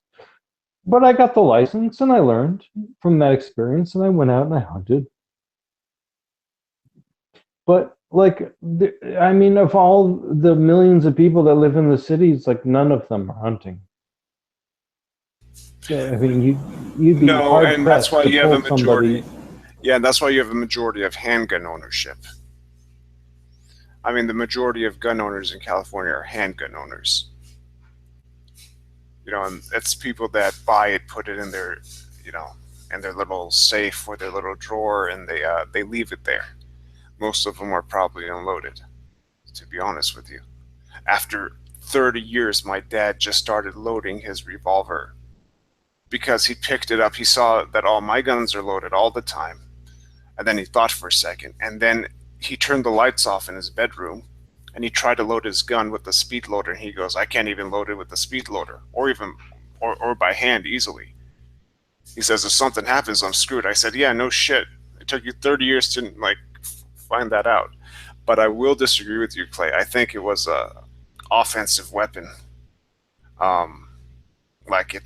it's an offensive and defensive, like depending on how you're looking at it, weapon first and foremost. And then they decided because, well, it's so good at taking people down, we can take game down with it easier than we could with anything else. But I see what you're saying in that if you don't have a community of hunters, it's very difficult to get people aligned with, especially the rifle aspect of firearms.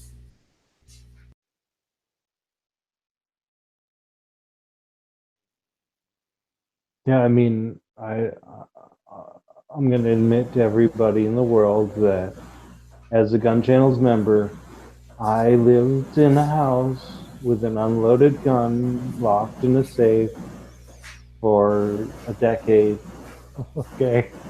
And now I have a loaded gun, and it's right, it's right by my side. Not all the time, but right now it is. And I'm not afraid anyone's going to try and break into my house. If they try to, I can probably figure out what's going on and clock them over the head with my D-cell mag light quick enough to inoculate them. But regardless, when I go out into the real world and I don't have a house to protect me, I like to have a firearm handy. And it's definitely got a bullet in the chamber. So the important thing is to keep that handgun that's loaded in the holster so the trigger cannot be activated, and to know how to use that holster in the middle of the night. And because otherwise people will try and kill you and rape you. I honestly feel like you need to have that preventative measure at hand and available, or the dark side will take over. Anyways, I find that people are generally respectful and polite, and I've never had a problem with anyone. Outside your typical scumbag in California, which you do encounter once in a while in the urban areas. But yeah, generally speaking, I'm pretty much relaxed, and I just like to have a firearm as a go-to, like last result. I also carry pepper spray as my primary line of defense. I also carry a knife, 3 or 4 inch blade. I also carry other blunt objects. So I've never had a problem with anyone that I've ever had to use any of these weapons. So the thing is, where did I go? Where did I go astray here? So somewhere between the entire left coast being anti-gun and cities being like the primary inception of defenselessness. There is kind of a problem in America that people aren't even fucking willing to carry a goddamn little 2-ounce canister of pepper spray on their jog, as we saw in recent events with this woman I believe it was in Washington, who was accosted in a public bathroom in the middle of her run. And she had to use some obscenely primitive self-defense tactics as clawing eyes with her fingernails. And it just unbelievably, like, she should have been able to shoot that motherfucker dead for what he tried to do to her. And she got stitches and she got bruises, and luckily she's alive. But like, not even a goddamn 2-ounce canister of pepper spray at her ready. Well, it's this mentality of nothing's ever happened to me and this place is safe, so why would I need it? And that's what a lot of people have. So until it happens to you, you don't even know. And you might think, and people think they're safer than they are. And going back to what you said, in reality, like 90% of crime happens in 10% of in 10% of the place. So it's concentrated in a certain area. Doesn't mean it, doesn't happen everywhere. Like I had a neighbor that got raped in broad daylight. So if that happens 50 feet away from me, that makes me think, I've had a family member that someone attempted to rob them at gunpoint, and they had to fight them off by hand. And this guy was lucky that he knew how to fight. I've had multiple trespassers on the property. So I have, so I don't have the mentality of, oh, well, it's pretty safe over here. We all should be okay. Why do we need one? I said, yeah, well, we're pretty safe, and I don't expect to use mine, but if I need to, it's there. Just like insurance. I don't expect to get in a car accident today, but if I do, it's there.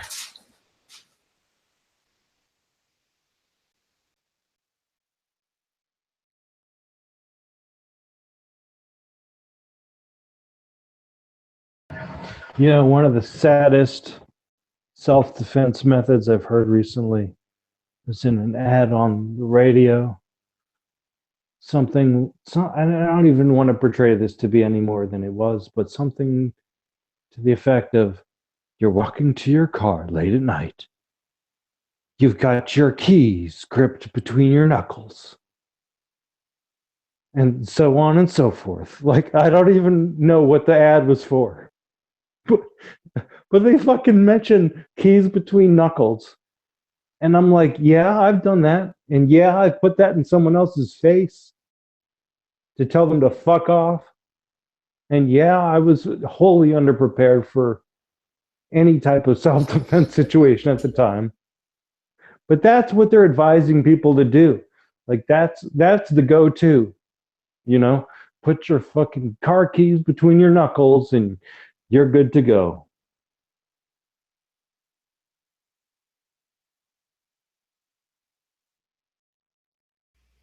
Well, dude, anytime they let you carry a gun, this is a huge power loss for the government.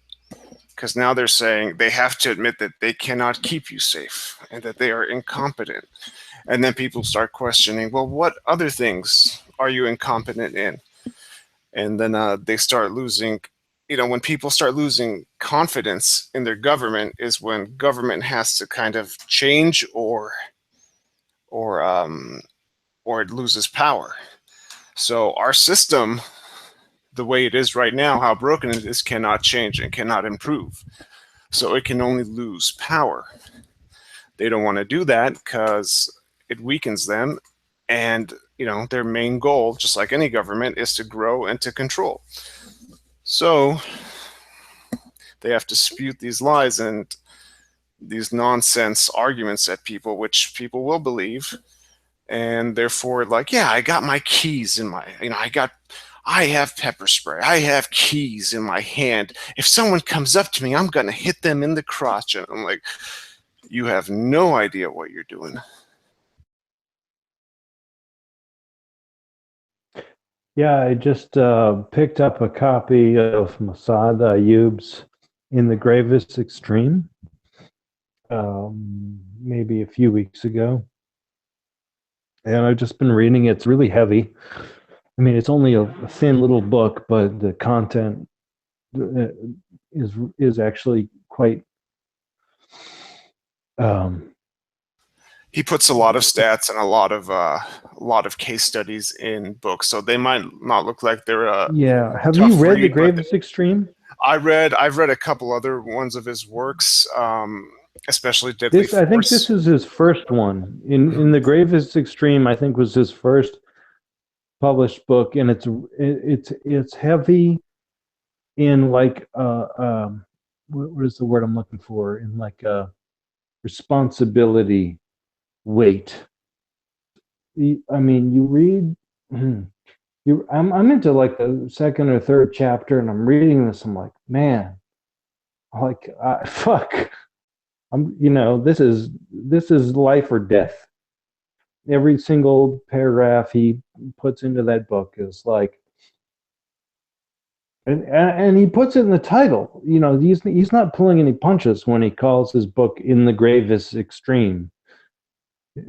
This is serious shit, and I'm having a hard time getting through it. It's just a thin little book, but I can only get through like the first few chapters, and then I'm just weighed down with responsibility. It's something you have to read 2 or 3 times, because you have to read it once just to get the idea. Because you're going to want to, when you read his stuff, it's so good that you want to memorize everything, because he brings up so many things that you don't think about, and so many tricks that he's learned over the years, and so many case studies about what people did wrong, that you want to learn everything he's talking about so you don't do the same thing.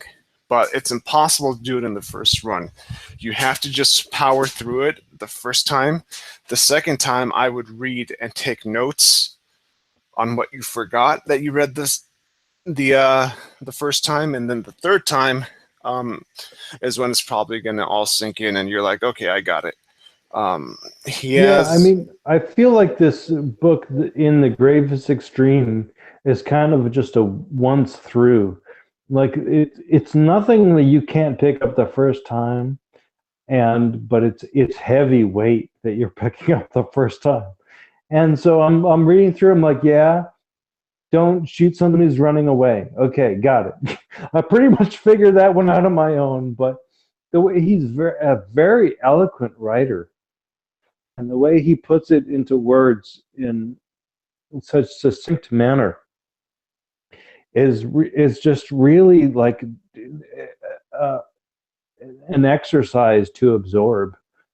And I'm getting into it though. Like as long as his chapters are short enough, like I can kind of power through them and be like, yeah, I knew pretty much most of that, and it was good to read it again. And thank you, Masad Ayub, for your knowledge, you know, and just kind of get on like, oh, this is some heavy, deep shit, and go read through another section and be like, okay, check, got it, knew it, exemplified it. But yeah, I would like to read more of his stuff where he's like, yeah, this guy did this and that guy did this, and you would think that this guy would have, you know. I would pick up Deadly Force, the most recent version of it, or the latest update of it. So and in that one he goes through the Zimmerman case as a study, so he'll go through it with a fine-tooth comb and tell you exactly what happened in the case, what happened, what evidence they had, what happened in the media that swayed the public, why he was found innocent, what could have been better. And so that he goes through with that's a whole chapter, just the Zimmerman case. And then he goes through another like intense case in the next chapter to finish up the book. But it's all about multiple scenarios where people were found innocent and people were found guilty based on what happened after the shooting, before the shooting, or during the shooting. And some people, it's because when they spoke to the police, they said the wrong thing, or they changed their argument when they were re-examined. So, and he's, you know, that's why he charges about $10,000 when he comes and speaks in court, because he's such a good speaker, and on top of everything. And you should see his DVD that the American Civil Defense Network puts out. It is awesome. Yeah, I am really impressed by his speaking ability. And I've only seen a few of his YouTube clips here and there. So I would like to, I would like to listen to more. There's a lot out there to absorb. Man, I would also get some John Locke if you haven't read any of John Locke's stuff. I think I've heard some of his stuff. Yeah, he's like more political, right?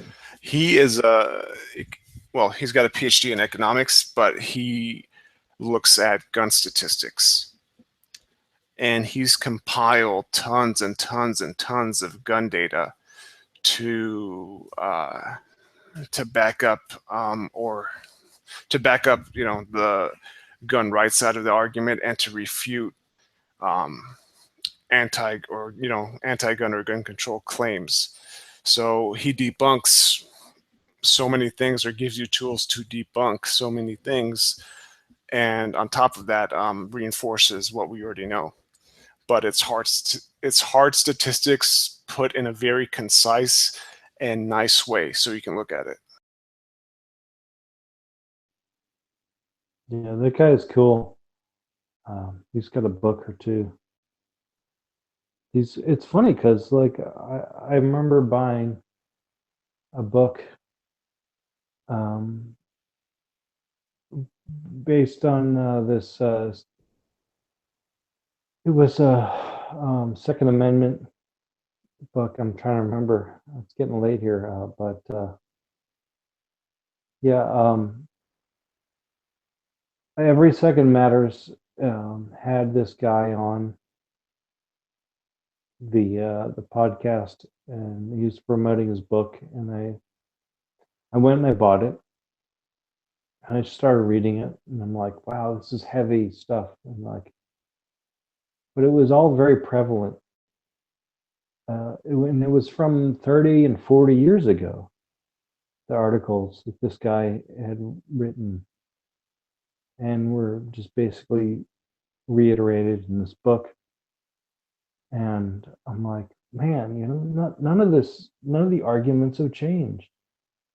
None of this stuff that if you go back and you look at YouTube videos from this guy from the 70s or 80s, like they're the same videos that people are doing today. Right, but Like here's the thing. The way the gun control side has been able to win is that they keep promoting their own argument over the years, and once you keep hearing it enough, you believe it to be true. And we have not done a good job of giving data. We have not done a good job on our side of coming to the argument with facts and statistics. So it just gets into a shouting match, and people, when it goes to that, people either get turned off or go with the emotion. And kids dying and people dying in fear of your own life because some dude's carrying a gun is enough to say, well, I don't think anyone should have guns to begin with. And they start believing this stuff and believing the lies, and anything that comes out gun control wise, therefore. Yeah, and it's easy to understand where they're coming from because they don't carry a gun, and the people they interact with don't carry a gun. And the only time they see a gun is on a police officer. And, if he uses his gun, he goes on administrative leave. And this is serious stuff. And you're not going to find this kind of education in the public school system. Hey, this shit is out there. Like, I remember my experience with a gun was like when I was just a toddler, or maybe like a young man. Like, I'll call myself a preteen, when I got the tour of the local police station and they showed me a bong. This is like bad. This is bad stuff, kids. And that was it. That was the whole education I got on criminal activity in the town that I grew up in. And then I went to Boy Scouts and I shot a .22 rifle at a piece of paper, and I was able to put some holes close together, and that was it. Nobody ever taught me like there's a whole fucking world of guns out there, kid, that this country was based on.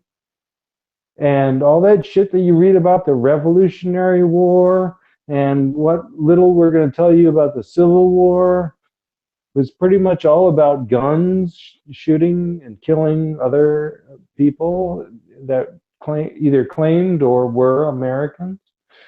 And you know, this, like, it was just all glossed over, like the whole guns aspect of the world was glossed over. And I grew up in Massachusetts, to give you an idea. That, like, I learned, like, about Indian wars and muskets, but, like, it was never about, like, how guns conquered this continent.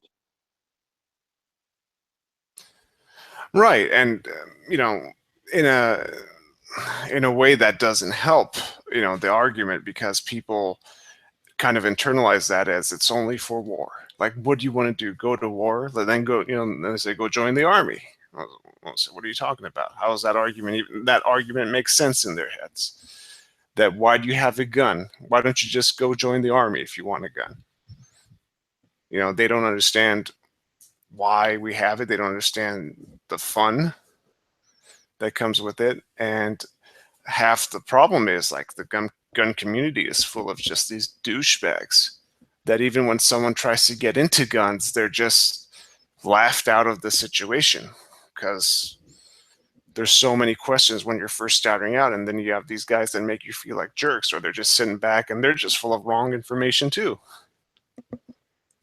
I know. I totally know that. And I've seen those douchebags firsthand. I've seen them online. I may have talked to one or two of them. I can't either verify or confirm or deny. But, like, you look at just the media that we have to play with these days. Like, you look just with some shit that might pop up on your Instagram feed. This dude is out there shooting at some rocks, like, because that's what the landscape is where he happened to be that day, and he's shooting at fucking rocks. And you want to be like, dude, you're not cool. You're not supposed to shoot at rocks. That shit can ricochet, and how do you know there aren't people out there in the rocks? But anyways, unfortunately, the thing that sells a lot, and we saw this with FPS Russia, is that just like absurdity sells. And the more you can make a shock image or shock draw, an episode of Shock and Awe on YouTube, you can get 1 million+ views, and you can get people, to click on your shit. And you're basically promoting stupidity. And we definitely saw that with FPS Russia. Well, I see. Well, I'll say this. It's the same thing with PewDiePie. You know, it's not there for some intellectual discussion. It's there for people to have fun. And I see it no different than dudes going in and, like, going to see a sports game or going to see a movie. I mean, you go for fun. You don't go to, like, learn something or for something intellectual. So if that's your thing, great, man. And if he's making money doing that, great. Because I'd rather have people looking at him like, and he's doing some crazy stuff and he walks away from it every time, but they do it in a controlled environment safely and he never gets hurt. So in that sense, yeah, I'd rather people see that and see that kind of fake aspect of it than than going to see professional wrestling. So it's kind of the same thing. It's like they're either going to spend their time watching this or watching that, but they're not looking for like a Second Amendment argument. They're not looking for gun safety. They're not looking for gun shooting techniques. They're just looking to be entertained. So if that guy can bring it to them, great. But it's I don't think that in particular is the issue. I just think it's become an outside world to the general public. So, and it's not, and I think just now, like, we're getting better at making it more accessible. You know, outside of the 18 to 50-year-old man range. You know, if we can bring in more women into it, great. Because if we can't bring in more women into guns, guns is gonna fail.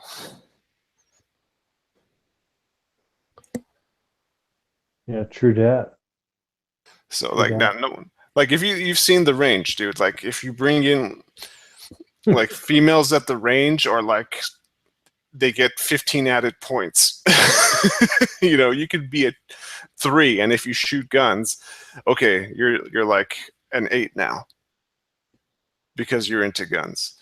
And honestly, like young guys want to be where women are at, and if we can't bring more women into gun culture, we're going to lose an entire generation of youth. Because have you ever tried talking guns to someone that's not into guns? They think you're crazy. Yeah, dude, where I live, all the women I've been with, like, you don't talk guns to them. You just don't. Like, the old adage is, you don't scare the horses.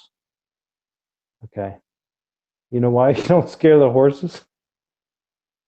Because they'll buck you off. It's very much like you don't talk guns. And the last girl I was with was like not stable enough to even be around a gun. So this is an issue with women. I'm not going to say, all women are crazy, but yeah. I mean, it's a thing. It goes bang, it goes like there's shock and awe.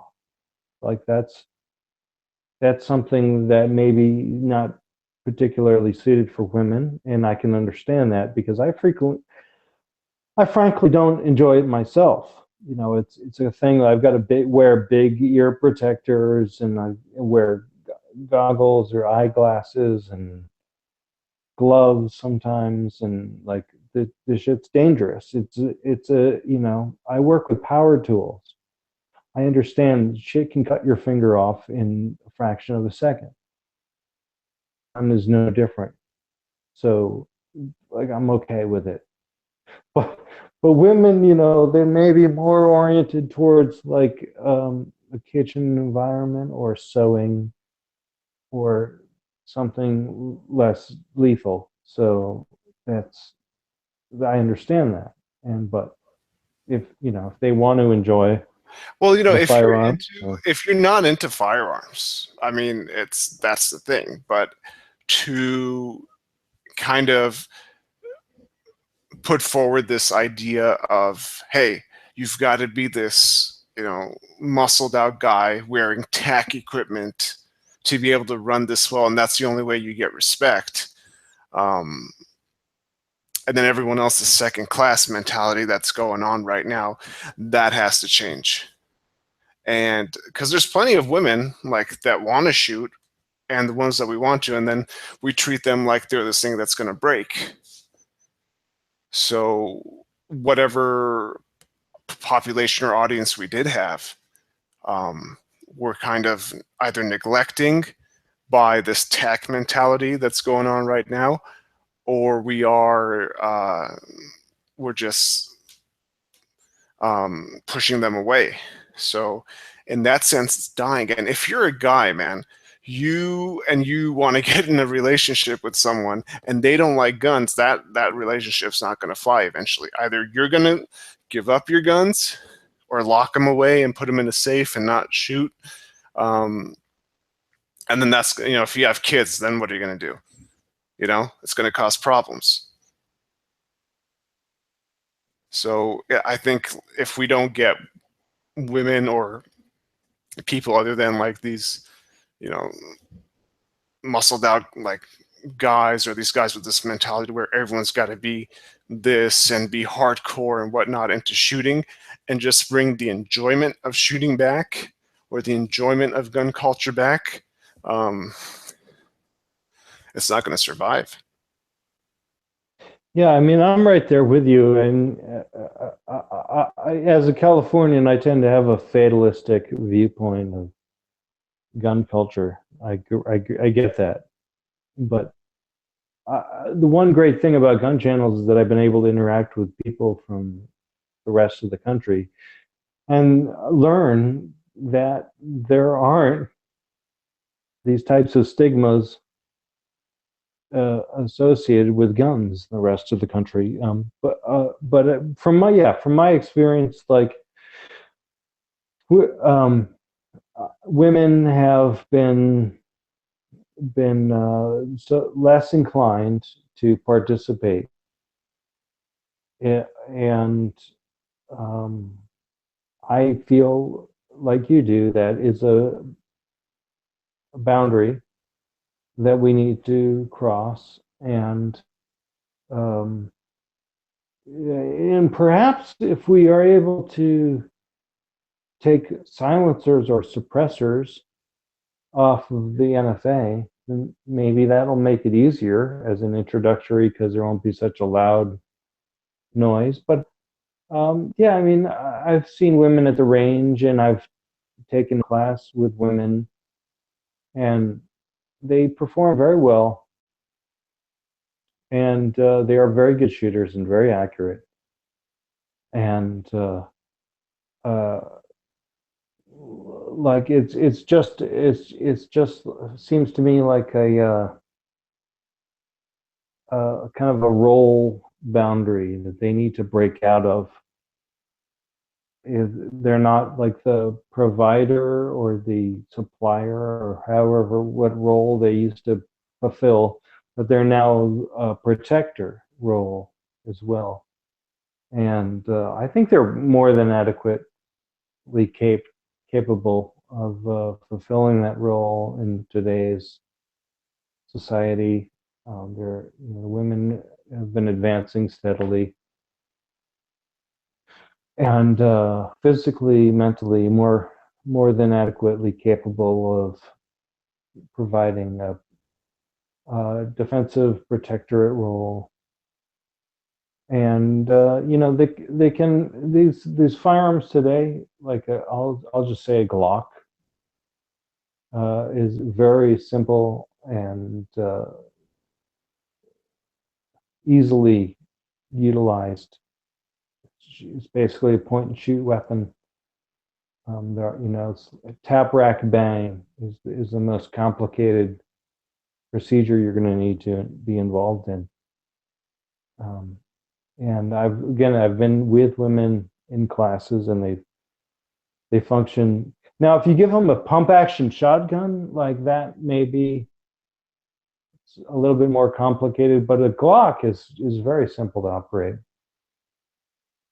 And I think any woman that's confident in carrying a handgun will be more than confident in operating a firearm such as a Glock.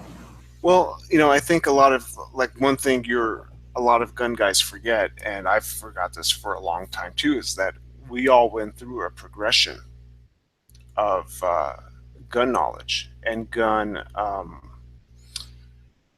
not only knowledge in what works, but knowledge in gun handling. And, I think most people went to the thing where unless you grew up with someone that had guns and you grew up with guns your whole life, if you ever, if you bought your own handgun, did you leave it, you put it in your bedside? Were you afraid to keep it loaded at first, Were you afraid to, and then once you get to the point where, no, it'll be okay if I load it up and I put it in there as long as the trigger doesn't go off. So there's steps of fear, overcoming steps of fear where every gun owner has progressed from. And, fear makes a small mind, and it's overcoming those fears that gets us from day one to where we are now. And expecting someone that's a brand new shooter or teaching someone to shoot to have that knowledge within such a short amount of time is something to where we don't have enough patience with. And I've been guilty of that, because I've been well, why aren't you getting this? And then I've had to say, well, dude, how long did it take me to get this? And this is at an age where we have the when we have the internet and all these things. Well, yeah, it took me years to get to this point. So how can I expect someone in a matter of days or weeks or even months to get where I have been in years? And I think we lose that. And Pink makes a good point. Like, most handguns now can operate like a Glock. Like, guns are extremely simple these days. We have less safeties and everything. So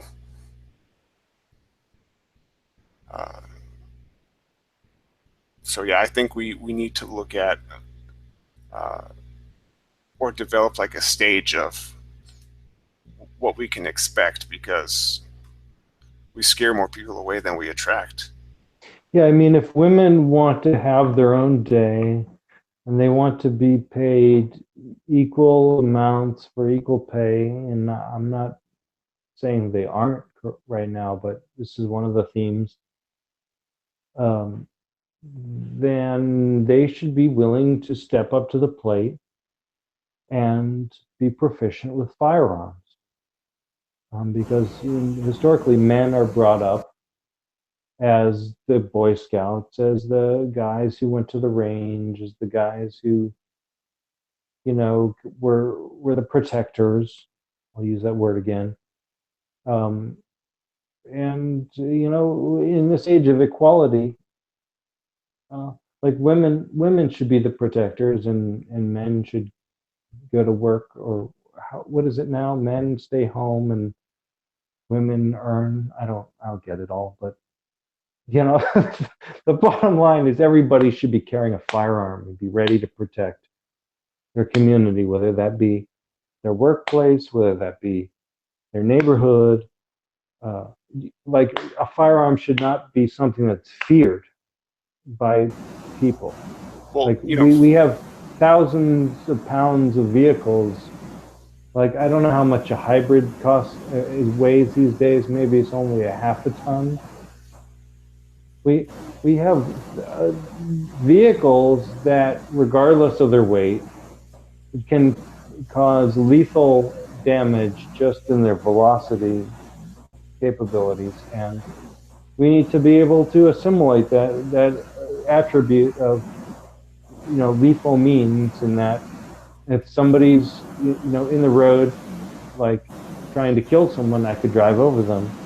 Well, if somebody's in the road trying to kill someone, I could shoot them. Like, that whole, like, assimilation of force, like, needs to be like, yes, I'm driving a lethal vehicle. Yes, I'm carrying a lethal weapon. So it's okay. Well, I'm a human.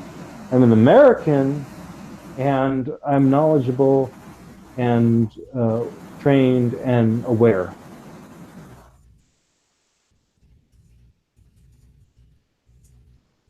Well, like I said, fear makes a small mind. So if we can't provide a method of people overcoming that fear step by step, we're never going to have the community grow, and we're going to see a lot more negative feedback from everybody else. Because the truth is, man, like, not everyone wants to carry a gun. And, like, I'm one of the few, well, not few, but I'm one of the people fortunate enough in California to have a CCW. And it's a pain in the ass carrying. You can't go into a lot of places. You can't do a lot of things. It's heavy. It's burdensome. You have to pay for every gun, like, that you want to carry. Like, you have to qualify with those guns, and if it's more than 3, you have to pay extra. So, like, there's a ton of, and the cost and the insurance. Yeah, see, this is all the government burden. It's all a government burden you're talking about. What you just described is unequivocally Californian, and there are no other states in the nation that have such onerous requirements. So, like, you want to know what disarming the public is like? Well, look at those regulations you just described. They don't want you to have a gun. that's the part of their plan. Well, They want you to be dependent But most on people, but even if everyone, like, what I'm trying to say is, even if everyone could, without restriction, carry a gun, I don't think most people would. It's cumbersome. It's a burden. You have to be, people don't like wearing it. You have to dress for it. You can't wear it with everything. So you're going into some details here, and Right. maybe you haven't gotten out of California lately, but the fact of the matter is, if you leave California, you can just put your gun on the passenger seat, and it's legal. Okay, And yeah, that's cool, and then when you hit the because brake, you know what? it flies underneath the Now, seat. listen, I'm not saying that's a good idea or that's what you should do. I'm just saying, like, when you cross that state line, it becomes legal to be normal. And so when you're driving through the middle of fucking nowhere, Western USA, like, it's okay to put a fucking bullet in the chamber and have that holster somewhere close by. So, like, if the worst thing happens, you're not going to be, alone and unarmed on the side of the highway in the middle of the night. And just on a basic level, this is a self-defense responsibility that we as Americans should be free to exercise. But in California, you know what? You're going to be a felon for carrying a loaded gun. Hell, is your gun loaded? Isn't that the greatest question you've ever heard? Is your gun loaded? Do you keep your guns loaded? How many guns do you have? I've heard that one before. I get the How many safety guns? question. They don't understand that certain guns don't need safeties on them. Like, I get the safety question a lot. I don't get the loaded question a lot. I get the safety question more than anything. But Well, I'm just thinking back to this Bowling for Columbine, and where Michael Moore was at the home of what's his name? Oh shit, I forget his name, but he's like a famous actor who was the head of the NRA.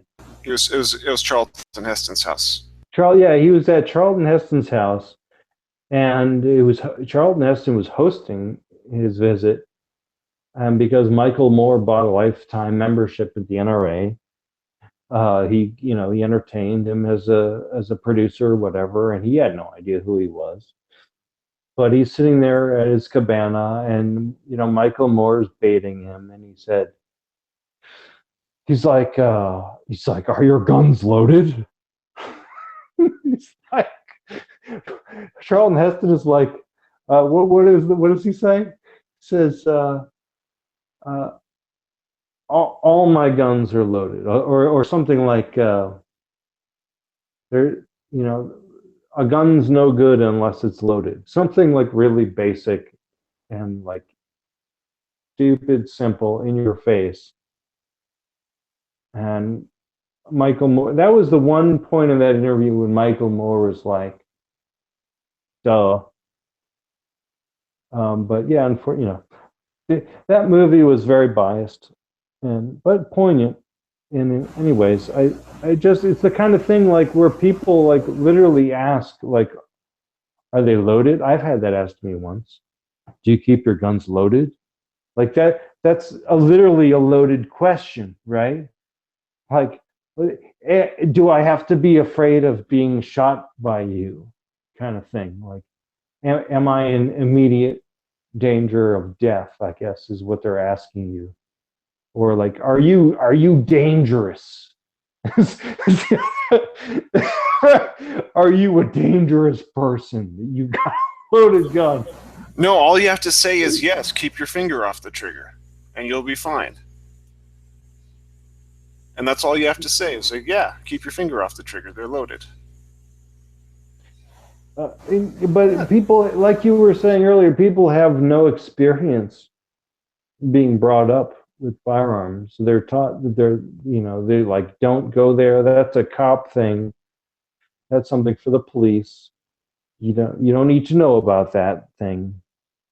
And so like it's completely a void in a huge, and I'm going to say half of our population has a huge void in firearms ownership and responsibility. Well, it's more, I would say more than that. But like you said, even when a person can carry a knife or pepper spray, they don't. So even in states where you have constitutional carry, well, everyone doesn't carry a gun. It's just a matter of like, even if you could carry a gun without any restrictions, I don't think most people would carry a gun. Either they don't feel the need or it's uncomfortable for them. In a fashion sense or in a ergonomic sense or in a sense of fear. You know, like if you're working out, if you're going out jogging, you know, like who's going to carry, you know, it's hard to carry a gun when you're jogging. No, I get that. It's hard to carry a gun anywhere you go. It's heavy, it sticks out. You're worried people are seeing it. You got to walk funny, whatever it is. Like there's just, and I've tried to shake it myself. But there's always this like I don't want to stand in one place for too long because people are going to start to look around and see, you know. And the other thing is like, why should I? Like I live in this great country, like I shouldn't have to. And so I just keep it kind of handy in the vehicle, and you know, odds are I'm not going to need it. And you hear of all of these instances of people who are like, yeah, the shit was going down, so I went to my car and I grabbed the gun, and then I came back and I shot the dude or whatever. And that's very common. Well, that's not going to work because you have the ability to retreat in that sense, and in a lot of places that no, I mean, if some dude's getting killed, then you can shoot the dude who's killing. Like this happened in Arizona with the cop on the side of the road who was getting killed. And right. In that case, well, that guy was a carrier. He not only had it in his, for as the story went, he didn't have it on him. He went to the car and got, and I get that. Like you don't want to have it jammed into your waistband 24/7. Like I get that. But what I'm trying to say to you is that in California, you can't even have a loaded chamber in a car. And I think that's ridiculous. And if the criminal's going to do that, he's going to do that. Like you pull somebody over and they've got a loaded chamber in the car, like you can't let him off because, you know, he's going to be on probation or there's some shit wrong with that guy that he's a gangbanger. Like you literally got, and we saw this just in Chicago. I read an article today about how some fucknut who killed people was in the fucking prison system in Chicago, and because he was there for over a year, that he was let go because of statute of limitations, and they lost his ability for a speedy trial, and so they let him go. And as soon as he got out on the street and hopped in a car and drove down the road, he was shot in a drive-by, presumably by some rival gang members. But I mean, this is clearly a troubled guy who's got gang ties and had multiple offenses against him, and yet they couldn't even fucking prosecute him in due process, and they had to let him go. I mean, it's ridiculous.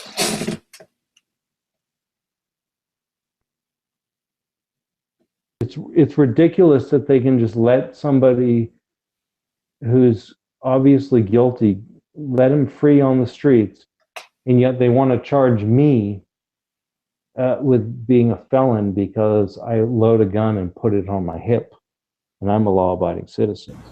No, it makes perfect sense. because you have to look at it from the aspect of if you put people on the streets that are going to commit a crime, will that fit into your agenda? Will that help your agenda? Yes. If you put law-abiding citizens that are doing nothing wrong and you take something away from them, because if you're in let's say if you're carrying one in the chamber and you get caught, all right, what's going to happen? They're going to take you in there and they're going to do a plea deal. Oh, we'll let it go, but you're just going to have to plead guilty to this gun, and then you lose, to this gun thing, and then you lose all your gun rights. So it works out perfectly for them. Meanwhile, you can put a felon on the street. They can get a gun whenever they want, if they have enough money. And then if they do commit a crime, well, that's great. That's another gun statistic in the books. And hey, they did their job. They put him in jail. They stripped him of his gun rights anyway, but he was able to buy guns because, he probably got them from a neighboring state or from someone, or he stole them because someone didn't lock up their guns, and that's why no one should have guns for him to take. So this fits into their agenda perfectly. It's a great narrative. Oh, and then what happened to him? He got shot by gun violence. See, it's just even if he was trying to get clean and he didn't have a gun on him, and then he was shot as soon as he was turning his life around, trying to get milk for his kids. Every way you spin it, it works out for them.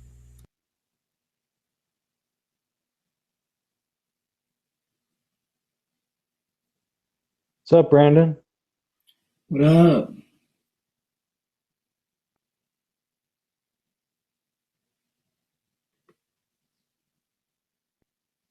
It's counting down the days till California.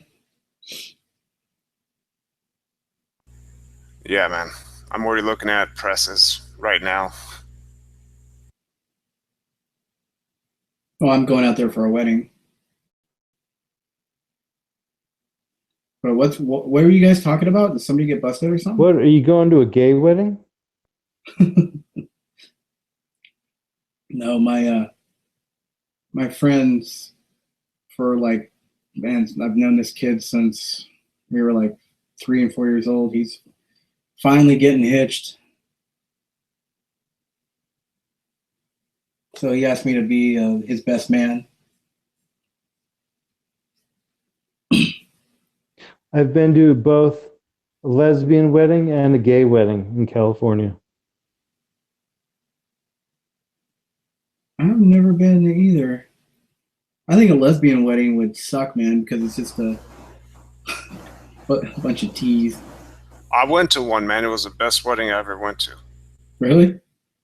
Yeah, by far. It was. I had so much fun because they didn't give a shit about anything, and they just did whatever they wanted, and they just made sure they had good booze and good drinks, and then everyone else just had a good time. It was none of this fancy schmancy, like waste money BS that everyone does.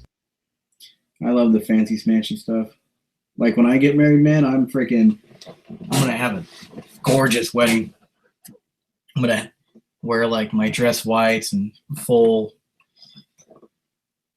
crew with like everyone's gonna have their sabers and everything. It's gonna be awesome.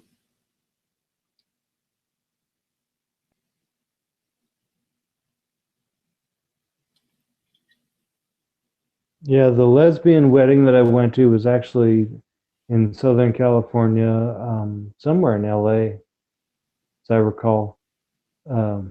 Flew in, and it was like it was like early 2000s, so it was kind of still new, and I think it was a Catholic priest who had administered the wedding, and it was we were a little late, but yeah, it was good. I mean, as far as weddings go, like this one's one of the top weddings. It was kind of like an outdoors type of environment where like the wedding kind of happened, and then the reception was like right there, and people were all chill and cool and happy, and yeah, the weddings are weddings, but like the lesbian and gay wedding that I went to were both like the most low key weddings, like just kind of in like a simple place that I've been to, not like this old blown up like church and reception and you got to drive here and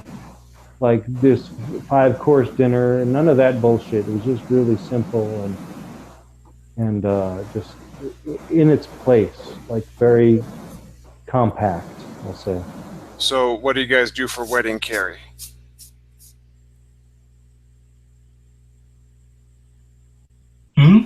What do you guys do? What's your wedding carry setup? Oh, like while I'm in my dress whites? Yeah. I'll probably carry like my probably carry my Glock 43 or my M&P Shield.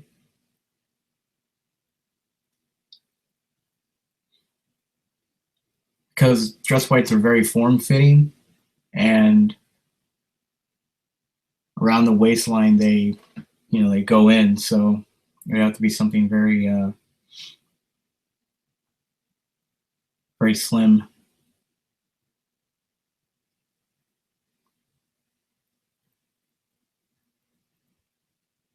Not so sure I'd carry at a wedding.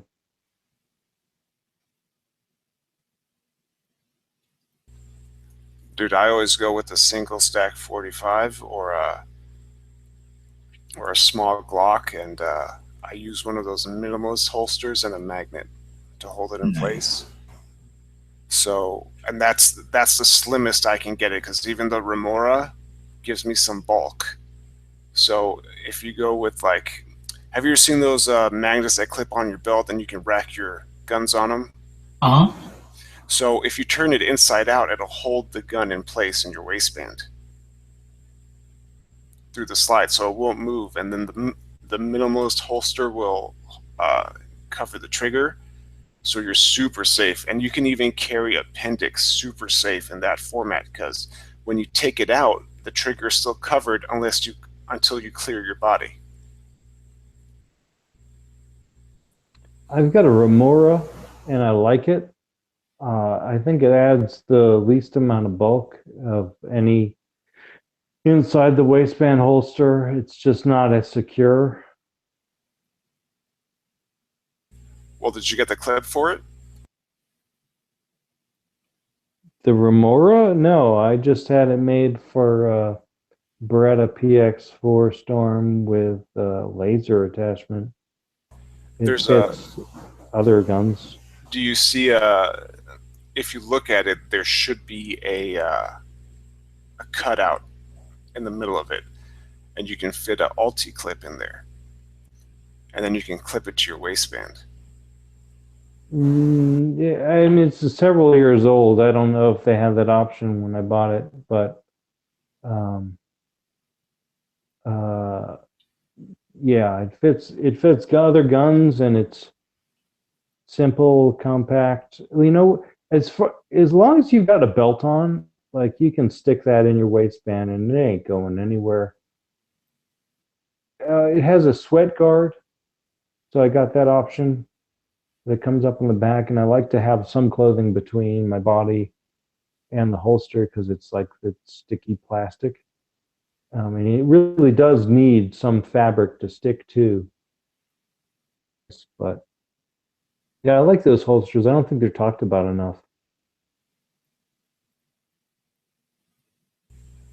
They're okay for some methods, man, but I wouldn't like. I like the minimalist holsters better for the concealment. Like, and using a magnet, it's a lot easier for me, and it holds the gun in place a lot better. And if I'm just carrying regular, I just go Kydex. Like, I don't. It's more of a. I use it more of a like if I'm putting something into storage, or if I'm like transporting something, I just want the trigger guard covered. I use it for that, but it's not a first choice holster for me by far.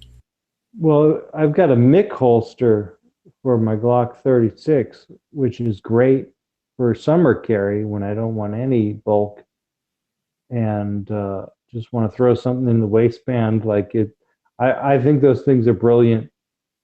And the Glock 36 is specifically designed for deep concealment. And so it's very comfortable. Just covers the trigger guard. It's got a lanyard. You hook it onto your belt loop or whatever. But I'd like to get actually a few more of those MIC holsters for some other guns that I might be carrying, like a Glock 19 or an LCR or some other stuff.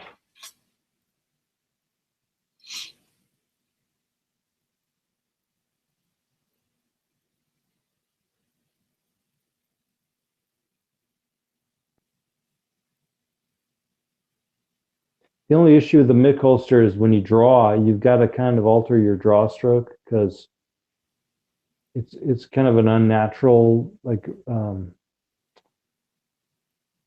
depending how long that little lanyard is, it's when you come up to the second position of your draw stroke, it kind of interrupts the transfer from position 1 to position 2. I have one. You're kind of like mine is similar to that, but it doesn't hold me up at all. Well, like you don't notice it until you're halfway through between 1 and 2, and then it catches, and you got to just power through it. My experience. Well, I haven't, like, I've drawn from it. I've drawn to shoot from it, like on the range. So I've had, if you're drawing from it fast, it just slips right off. Like, you don't notice it. So it didn't interrupt. At least the one I have doesn't stick to it that hard that it interrupts my draw stroke.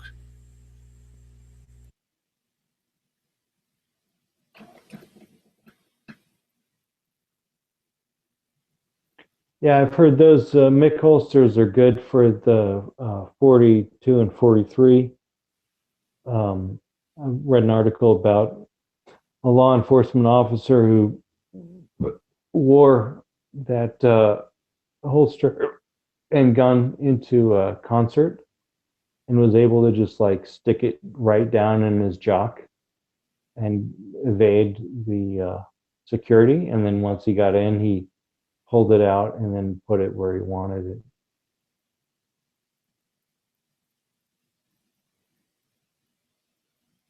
You know, if you go through if you pay a little bit extra and get the VIP tickets, you don't have to go through the metal detectors. Yeah, well, apparently at concerts, like, they just wand you and they don't stick it up in your crotch. The entrance. You usually have another entrance. You don't have to go through the same entrance as everyone else. I'd like to be a VIP. I really would. It's not that much more, man. We got we went through Ticket Broker and got our tickets through them, and it was just $70 more. But we got into a closer parking lot. You had a VIP section where you had like your own set of bathrooms for the VIP section, so you didn't have to wait for the bathroom. You had your own food and like you had your own concession stand and T-shirt and like merchandise stand. You didn't have to wait for those because there was like almost nobody. You had your own bar. You didn't have to wait for any drinks. So it was worth paying a little bit extra and not having to deal with the crowd.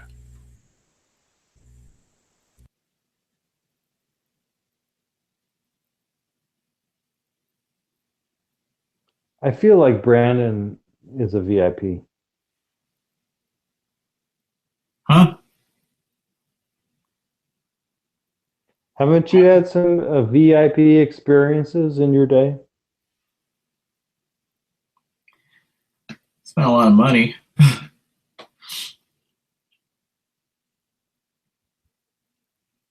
Too much, probably. Hey, so what's up? I remember hearing on the chat that you sold your M240, your belt-fed semi-auto 223. Sold that. Yeah. Did you ever get to shoot that? I shot it a couple times. It was basically like a giant AR-15. Oh, right. I really probably shouldn't have bought that, but I kind of wanted to own something like that but then it wasn't really fun to shoot. I mean, it was cool to have, and had I probably just, kept it for collector's purposes, yeah, but I got into other stuff and I wanted to use the money. So. Hey, so there's something, I'm glad you jumped into this chat while I was in, because there's something that I wanted to ask you about. I just recently been watching some of these kitchen nightmare videos that popped up in my YouTube feed. Uh-huh. And there's this one with Amy's Baking Company that was out of Scottsdale. Do you remember, like a few years back, this controversy of kitchen nightmares with Gordon Ramsay filming this place in Scottsdale? Apparently, it was a big scene. Oh man, I haven't watched TV in forever. Like, I mean, I watch like Walking Dead and some shows on Netflix, but I don't really watch like any of that stuff. Yeah, I don't know exactly where this place was. It was one of those typical type of strip mall places with the stucco, pretty much everything you have probably there. But it's called Amy's Baking Company. And then it turned in, apparently there was so much controversy over the episode that they had to leave and they went to Los Angeles, of all places. Was that on Restaurant Startup or Kitchen Nightmares? Kitchen Nightmares. Okay.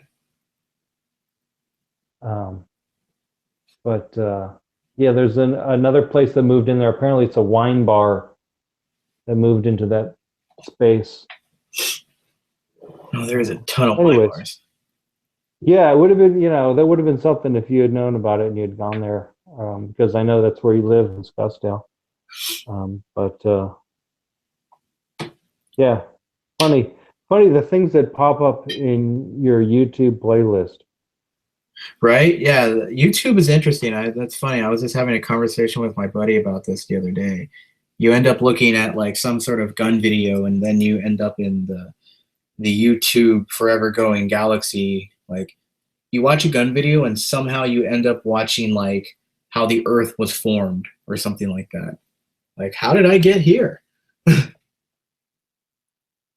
Yeah, somehow I got directed to this guy who walks through old abandoned buildings in Maryland and then that's redirected through Kitchen Nightmares. It's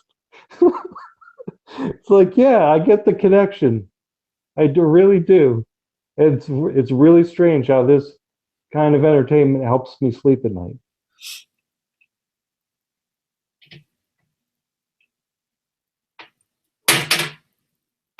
Right back. 1 second.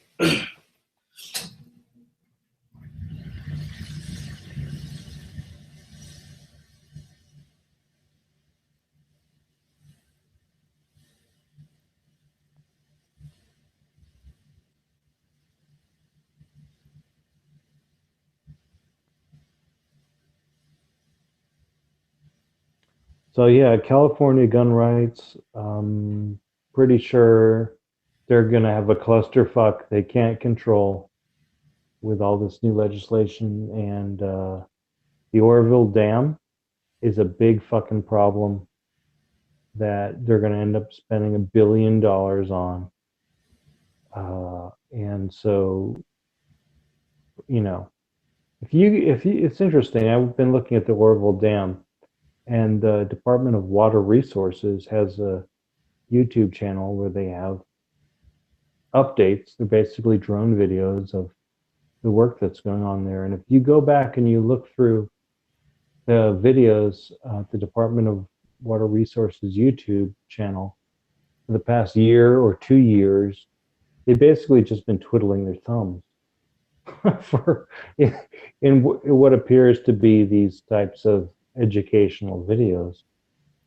And it's a little bit alarming to think that all the money they're spending on all of this personnel that's twiddling their thumbs could have been spent epoxying that spillway, which was built almost 50 years ago. Yeah, dude, it's the land of middlemen. Like, they pay, that's why we pay, that's why our taxes are so high. They pay, all we have is middlemen. There's no one to actually do the job. There's people to tell people to tell people to tell people to do the job, so the guy on top doesn't get blamed. So you have to go through multiple levels to, you know, to get the blame to someone. But yeah, nothing's going to happen.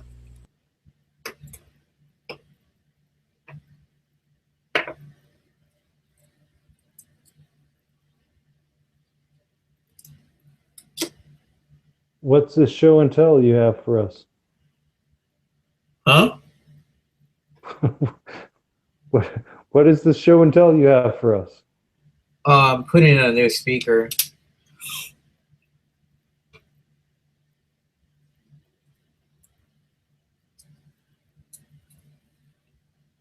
Yeah, the you know, the dam is old, but it's been completely mismanaged from what I can figure. Just doing a modicum of research, and that many systems have failed and have been shut down and not addressed. And you look at that spillway and you think, wow, this is just regular Portland cement concrete being exposed to however many hundreds of thousands of cubic feet per minute per year flow without having any surface treatment. If you go and you look at water delivery systems in the rest of the Sierra, they are epoxy lined. And why wasn't this simple piece of infrastructure lined with epoxy as part of the initial construction or shortly thereafter? It boggles the mind to think that just a little hole is all it took in this enormous piece of reinforced concrete to just tear it to shreds, when they could have literally used technology and lined it with epoxy. And granted, that might have cost millions of dollars as an initial investment. But you know, would have really, I mean, and that's just the tip of the iceberg on this whole dam complex, where there's been other parts of it, and there's this one guy who lives up nearby there has been putting out some videos on YouTube. It's been very investigative and informative in his videos, and it's like, wow, they've done zero maintenance on this thing since it was built, and just let it languish. And when they needed it to function the most, it failed.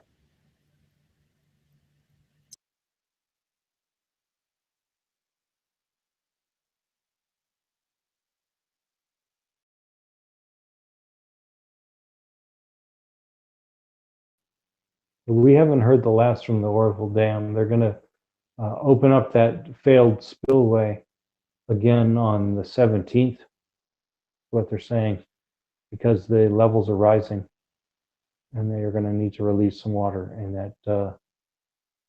that spillway is you know, got a huge amount of damage to it. No, I'm not saying the dam is going to fail, because it probably won't. But it's just going to cause more damage and more money. We're looking at $1 billion, from what I can tell. $1 billion at this point to fix that huge fucking hole. They seem to be spending almost $5 million a day. It's all right, bro. They're just going to raise taxes. That's all. Yeah, I'm not going to be here, brother. I'm not going to be the one paying those fucking taxes. I'm gone. I'm done. Listen, that's all they can do. All they can do is raise taxes and then waste money. Like they're going to sell bonds. That's what they've always done. Sell bonds. You want to buy some bonds? Buy bonds in California. It was interesting. I watched this video today that Jerry Brown's father, who was also governor of California, if I'm not mistaken, was the one who initiated this project to construct the dam. And now Jerry Brown is the governor when the dam is failing. It's very fitting.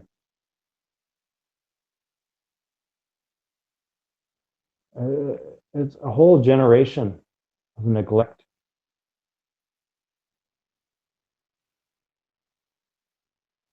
And this dam supplies water for the California Aqueduct, which is where Southern California gets a lot of its drinking water from.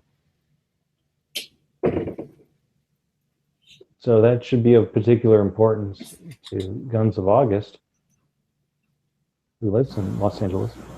Yeah, some of the time. I'm in the central area the other half the time. California's in for some real big hurting.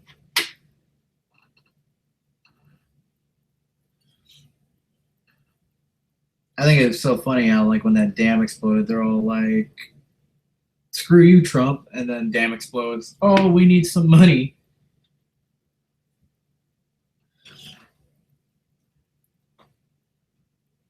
I remember when Jerry Brown came to my shooting range one time. I was like, this guy. How dare you show your face here?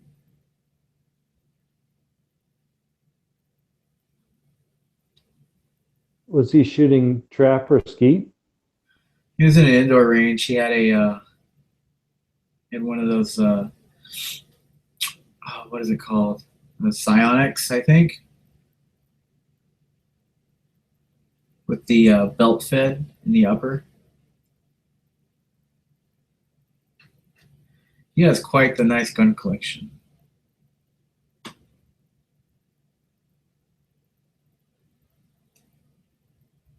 It's okay for him, though.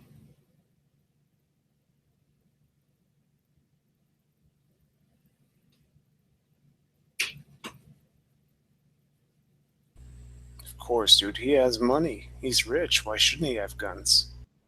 Exactly. Just like Kevin D. Leon and Barbara Streisand, or no, Feinstein.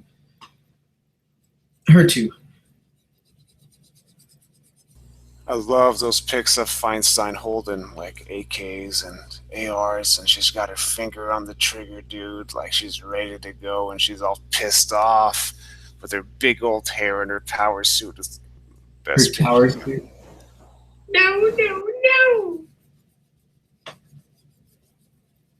Did you see that one idiot that was like at the range and he was saying you can have cock-it, and this is boom, and the guy's like, did you mean to do that? And he's like, yep. I was like, no. He was giving lessons inside a range and he just made himself looking like an idiot. Well, there's some talk that Nancy Pelosi is going to retire.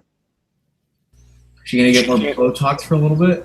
Dude, that facelift, she's got nipples on her freaking chin. That is the worst facelift I've ever seen. No, LaPierre's facelift is worse. Wayne LaPierre? Him and her should get together, bro, I swear.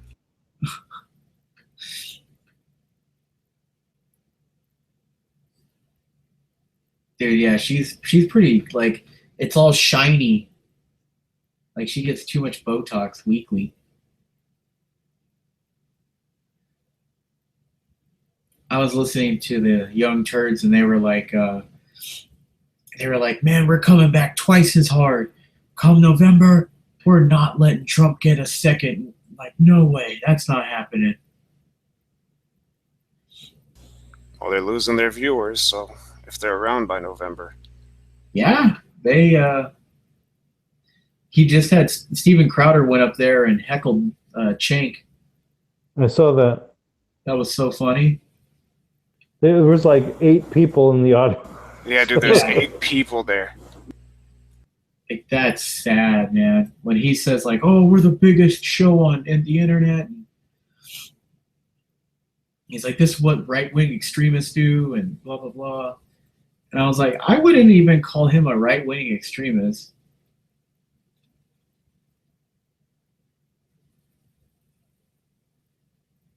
He's not a libertarian, but he's not an extremist.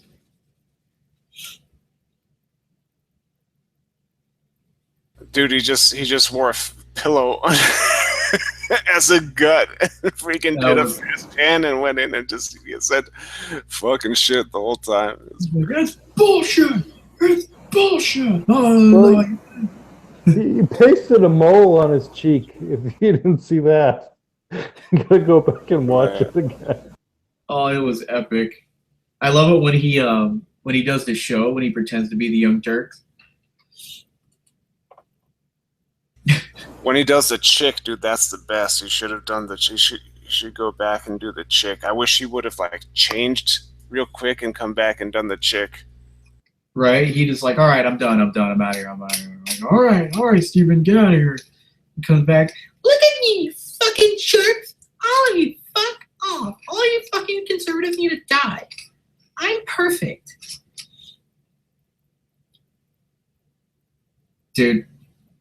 I don't know if I ever met that chick in person, like if I would not be able to contain myself. She looks like a dude, first of all.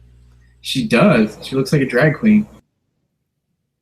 I read some of the comments on there, and all these dudes are like, man, she's so hot. Look at that dress. And I'm like, it looks like something she got at Bloomingdale's. Like, she's not that good looking. She looks like Gonzo from the Muppets.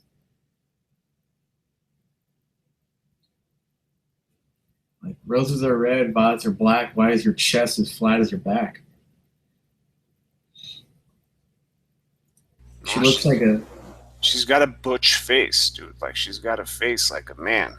Like, she's Yeah, dude, like that other chick that's on her that tries hard to look like a man is better looking than Anna. And then they have like that racist Mexican chick on there. That's what's funny too, because they say that, oh, we're the anti-racist. They're the most racist people I've ever heard. Like, they're as racist as they can get. Like that one Mexican chick that's on there. She's like, me, you know, proud Latina por vida. I love my Mexican people. I'm a proud Latina. Listen, white people, you have to listen up. It's like, wait a second. You just shit on everyone for being racist, and now you're just going out and being racist.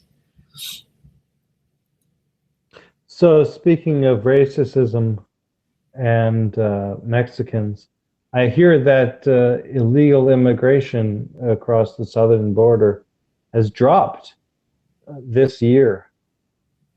And that's in stark contrast to previous years where it has actually increased this time of year.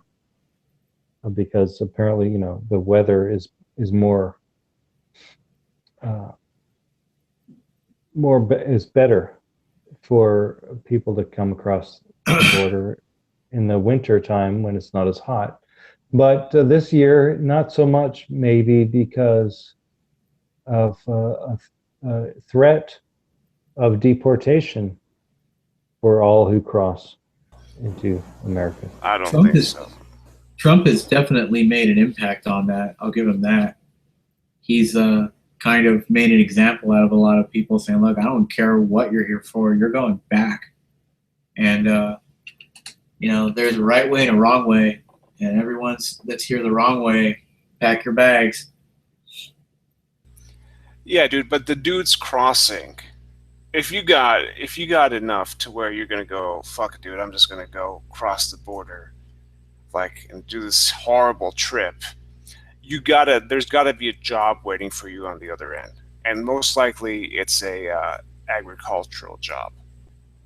You know, because that's what all of Central California, and that's what it is. That's why most schools are sanctuary schools in that area. And that means you can come in and all you need is a birth certificate, no proof of residence. You know, you need a proof of residency, which means your landlord has to sign something. but you don't have to be a U.S. citizen or have a visa or a passport of any kind, and they will not report you. That's ridiculous. Well, no, it's, for them it works out great because they get more funding that way. Well, I just meant like that's ridiculous as far as our our system is, but that's on borrowed time, man. Like ICE has been wrapping it up. Donald Trump likes to say that, don't worry, they're just out there, getting the bad guys and people with felonies. Not necessarily. He's kind of ruling with the iron fist when it comes to that. And I'm glad. It's about time somebody enforced our laws. Well, from what I've seen, it's pretty much business as usual from the immigration enforcement standpoint, and that if you've been in this country illegally for 12 years, then you may be higher on the list than somebody who just came in last year. But yeah, I mean, he's. I don't think it's Donald Trump saying, "Hey, this mother of three, you've got to go now." It's more like ICE, who's in charge of this stuff, is going and doing their job like they always have been, and they've got a priority list. The criminals, of course, need special priority, but then somebody who's a flagrant abuser of the system, who's been in the countries and detained and exported several times, they're going to be higher on the list, and somebody who's used multiple social security numbers.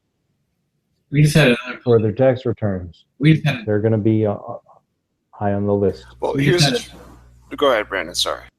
We just had another police officer killed by a guy that was deported 5 times already, and then the very next day, ICE went out and did like sweeps all over the place, and this guy was dropping his kids off at school, and they just freaking rolled up on him. They said, "Are you so and so?" He's all C, and he's all like, "All right, you're under arrest." And the Young Turks were crying and everything. They're like, "How could they do that? How could they? How could they?" It's like, easy. Guy broke the law. Guys in this country, like, I don't know why it's so hard for them to understand that. Like, for me, I take all emotion out of it, and I just go with the law and the letter. I'd be an amazing grammaton cleric.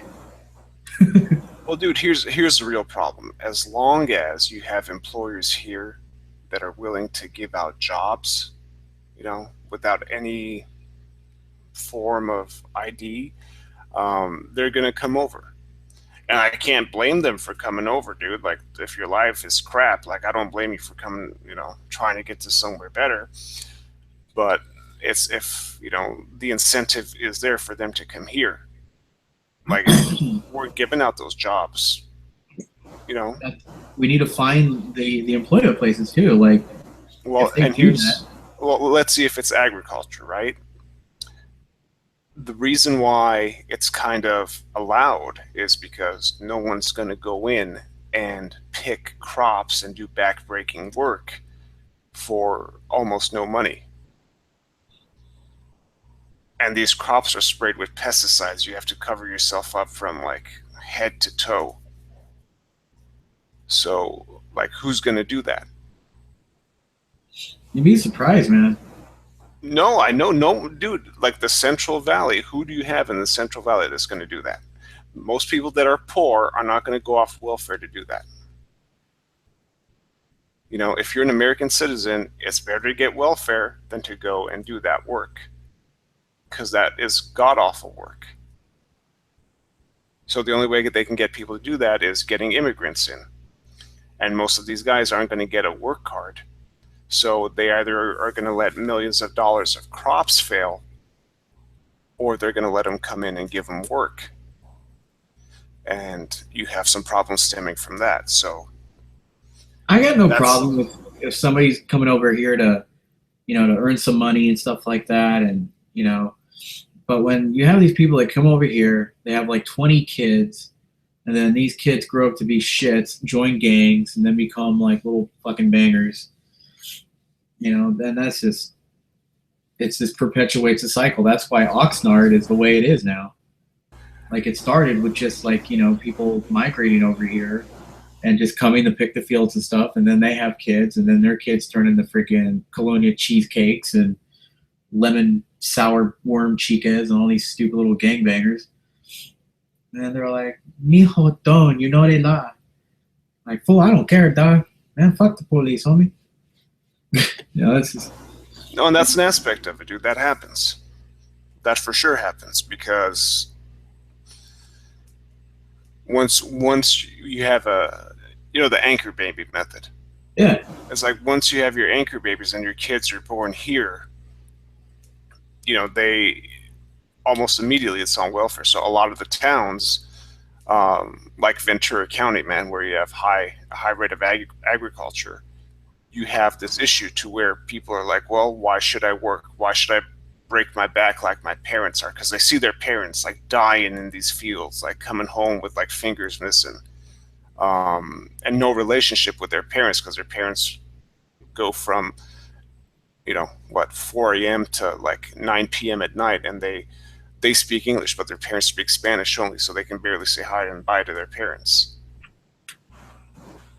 So they become like, they become system dependent. I grew up in Oxnard and Ventura like my entire life, and I just saw it go down the tubes, man. Oxnard used to be such a beautiful city, guys. Like Ventura, like all those, in the Ventura County area. And it just, like, everything there is in Spanish now. Like, nobody speaks English. Like, you have like at least 10 shootings a week. I think we had 50 homicides a year. It's a god-awful city. And my grandfather used to be the mayor back in the late 50s and 60s.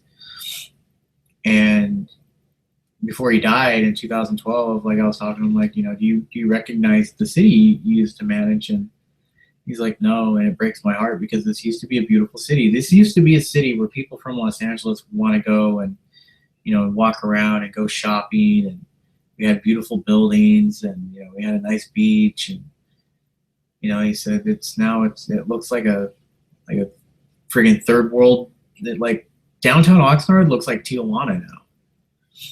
And it's just, that's the city manager now that works there, and he's all like, how come nobody in Westlake or freaking Newbury Park or Thousand Oaks wants to go to downtown Oxnard, to go to the movie theater, to go and visit the establishments and patronize businesses? Like, Because they're racist. That Charles and Jane, They're racist, that's why. No, like, I'm pretty sure Charles and Jane that live in Newbury Park, they're all like, Charles, let's go to downtown Oxnard and go watch a movie. And I'm pretty sure he's all like, I don't think so, Margaret. I don't want to get rolled up by one of those homies. I saw a similar situation in Encinitas when I was there just over a year ago. It's a very old city in northern San Diego County. And it's a beautiful downtown. But I was there around the holidays and it was kind of dead. But anyways, I was looking for a car wash, and I found one, and I was able to, wash my truck off with the pressure washer hose. And there was it was really random. There's like this woman who is like bondoing her car over by the vacuum area. Yeah. They have those like vacuum hose areas where you can pull in after you wash your car, and you can clean off your floorboards and your floor mats. And there was just this woman just sitting on the pavement, just like sanding the Bondo on her door. I'm just like, whoa, this isn't really what I expected from an affluent neighborhood. But it's just kind of, it's because I had the same vibe where it was just kind of like falling into like the wayside and the suburbs, the surrounding areas, which is where I was actually visiting just outside of the downtown, had kind of like grown into proliferation, and like the actual downtown had really just deteriorated into like a remnant of its former self. Oh yeah, I remember as a little kid in the '80s, I would go by this building in downtown Oxnard called the Woolworth Building, and they had like a clothing store. They had a Sears. They had like a little movie theater, like cool little movie theater, like old school style. And then they had like other shopping and stuff. Now it's a liquor store. It's a check cashing place, a 99-cent store, and then it's like a little Mexican meat market, and like just it's all, it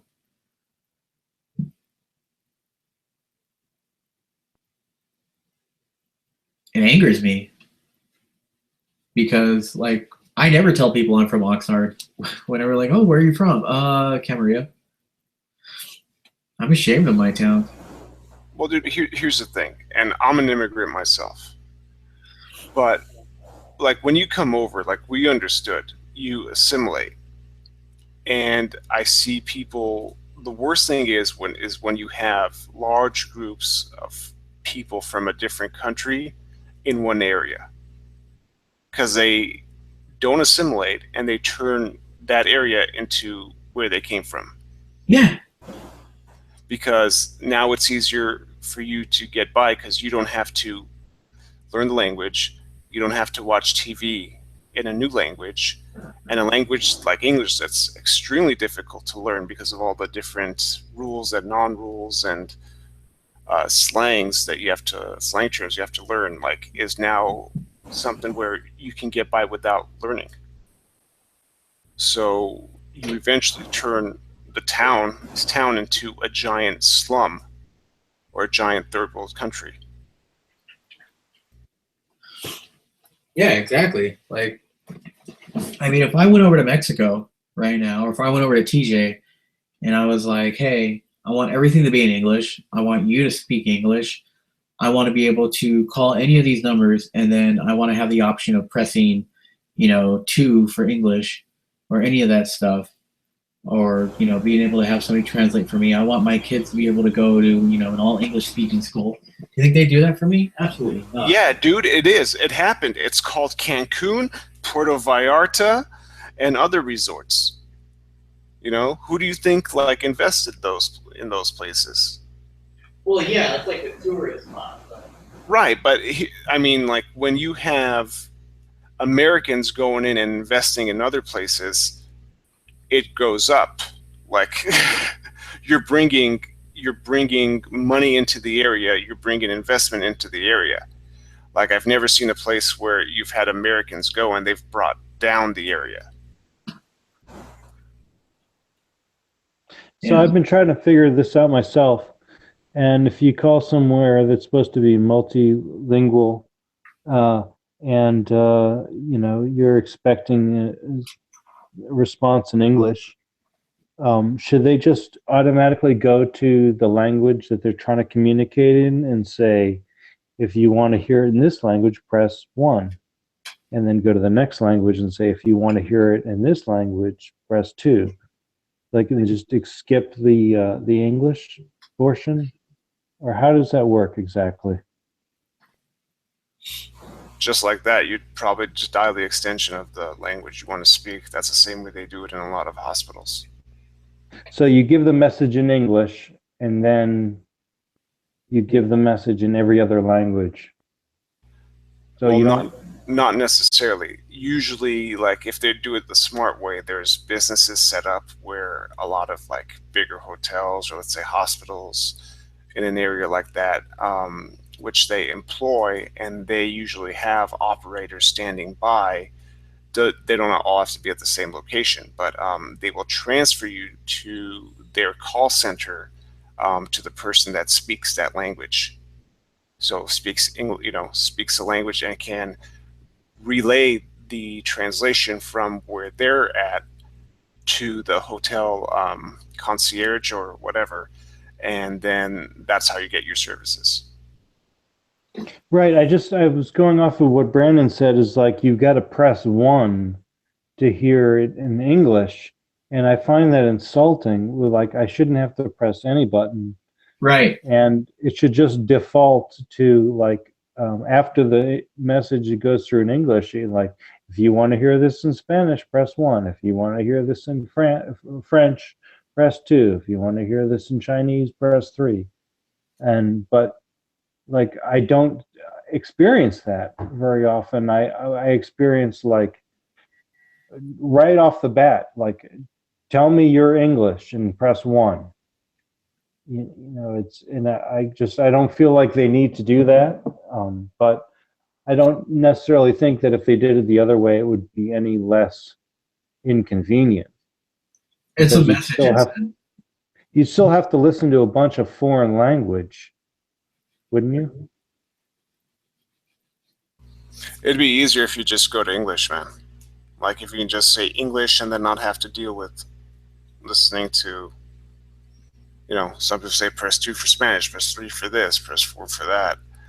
Right. So I don't mind pressing. I guess what I'm saying is that I don't mind pressing 1 not to hear a bunch of other languages. Unfortunately, I don't want to press 1, and I wish there was some other way, like to bypass all of that. And I haven't figured that out yet.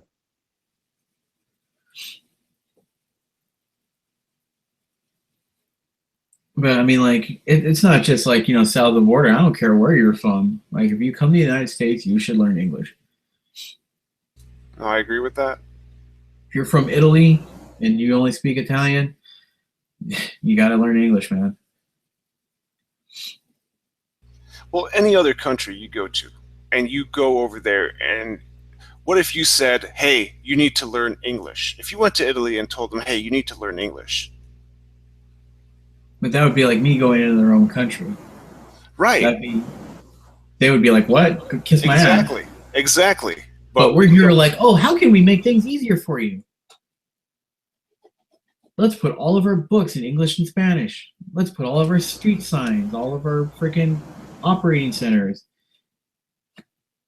Well, and see, what I don't like too is, like, I'm from another country.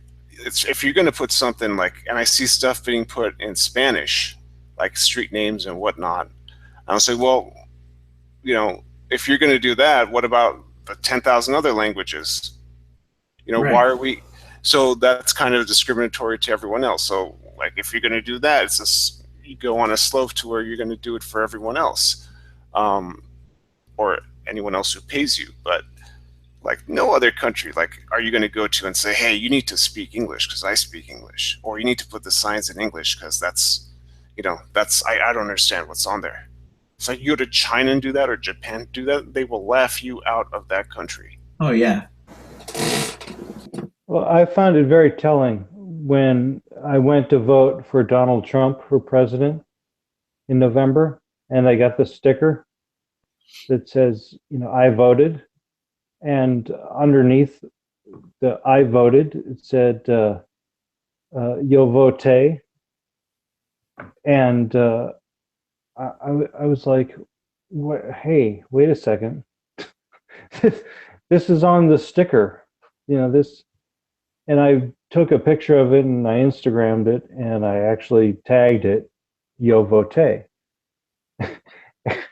I wanted to show people, like, you know, like maybe only Spanish speaking people, that I voted for someone who didn't succumb to the media bias. Because I also put like one of G-Web's patches there, the FU media patch, with the same colors as the I voted. And I was just thinking, yo vote. Like, why is that on my sticker?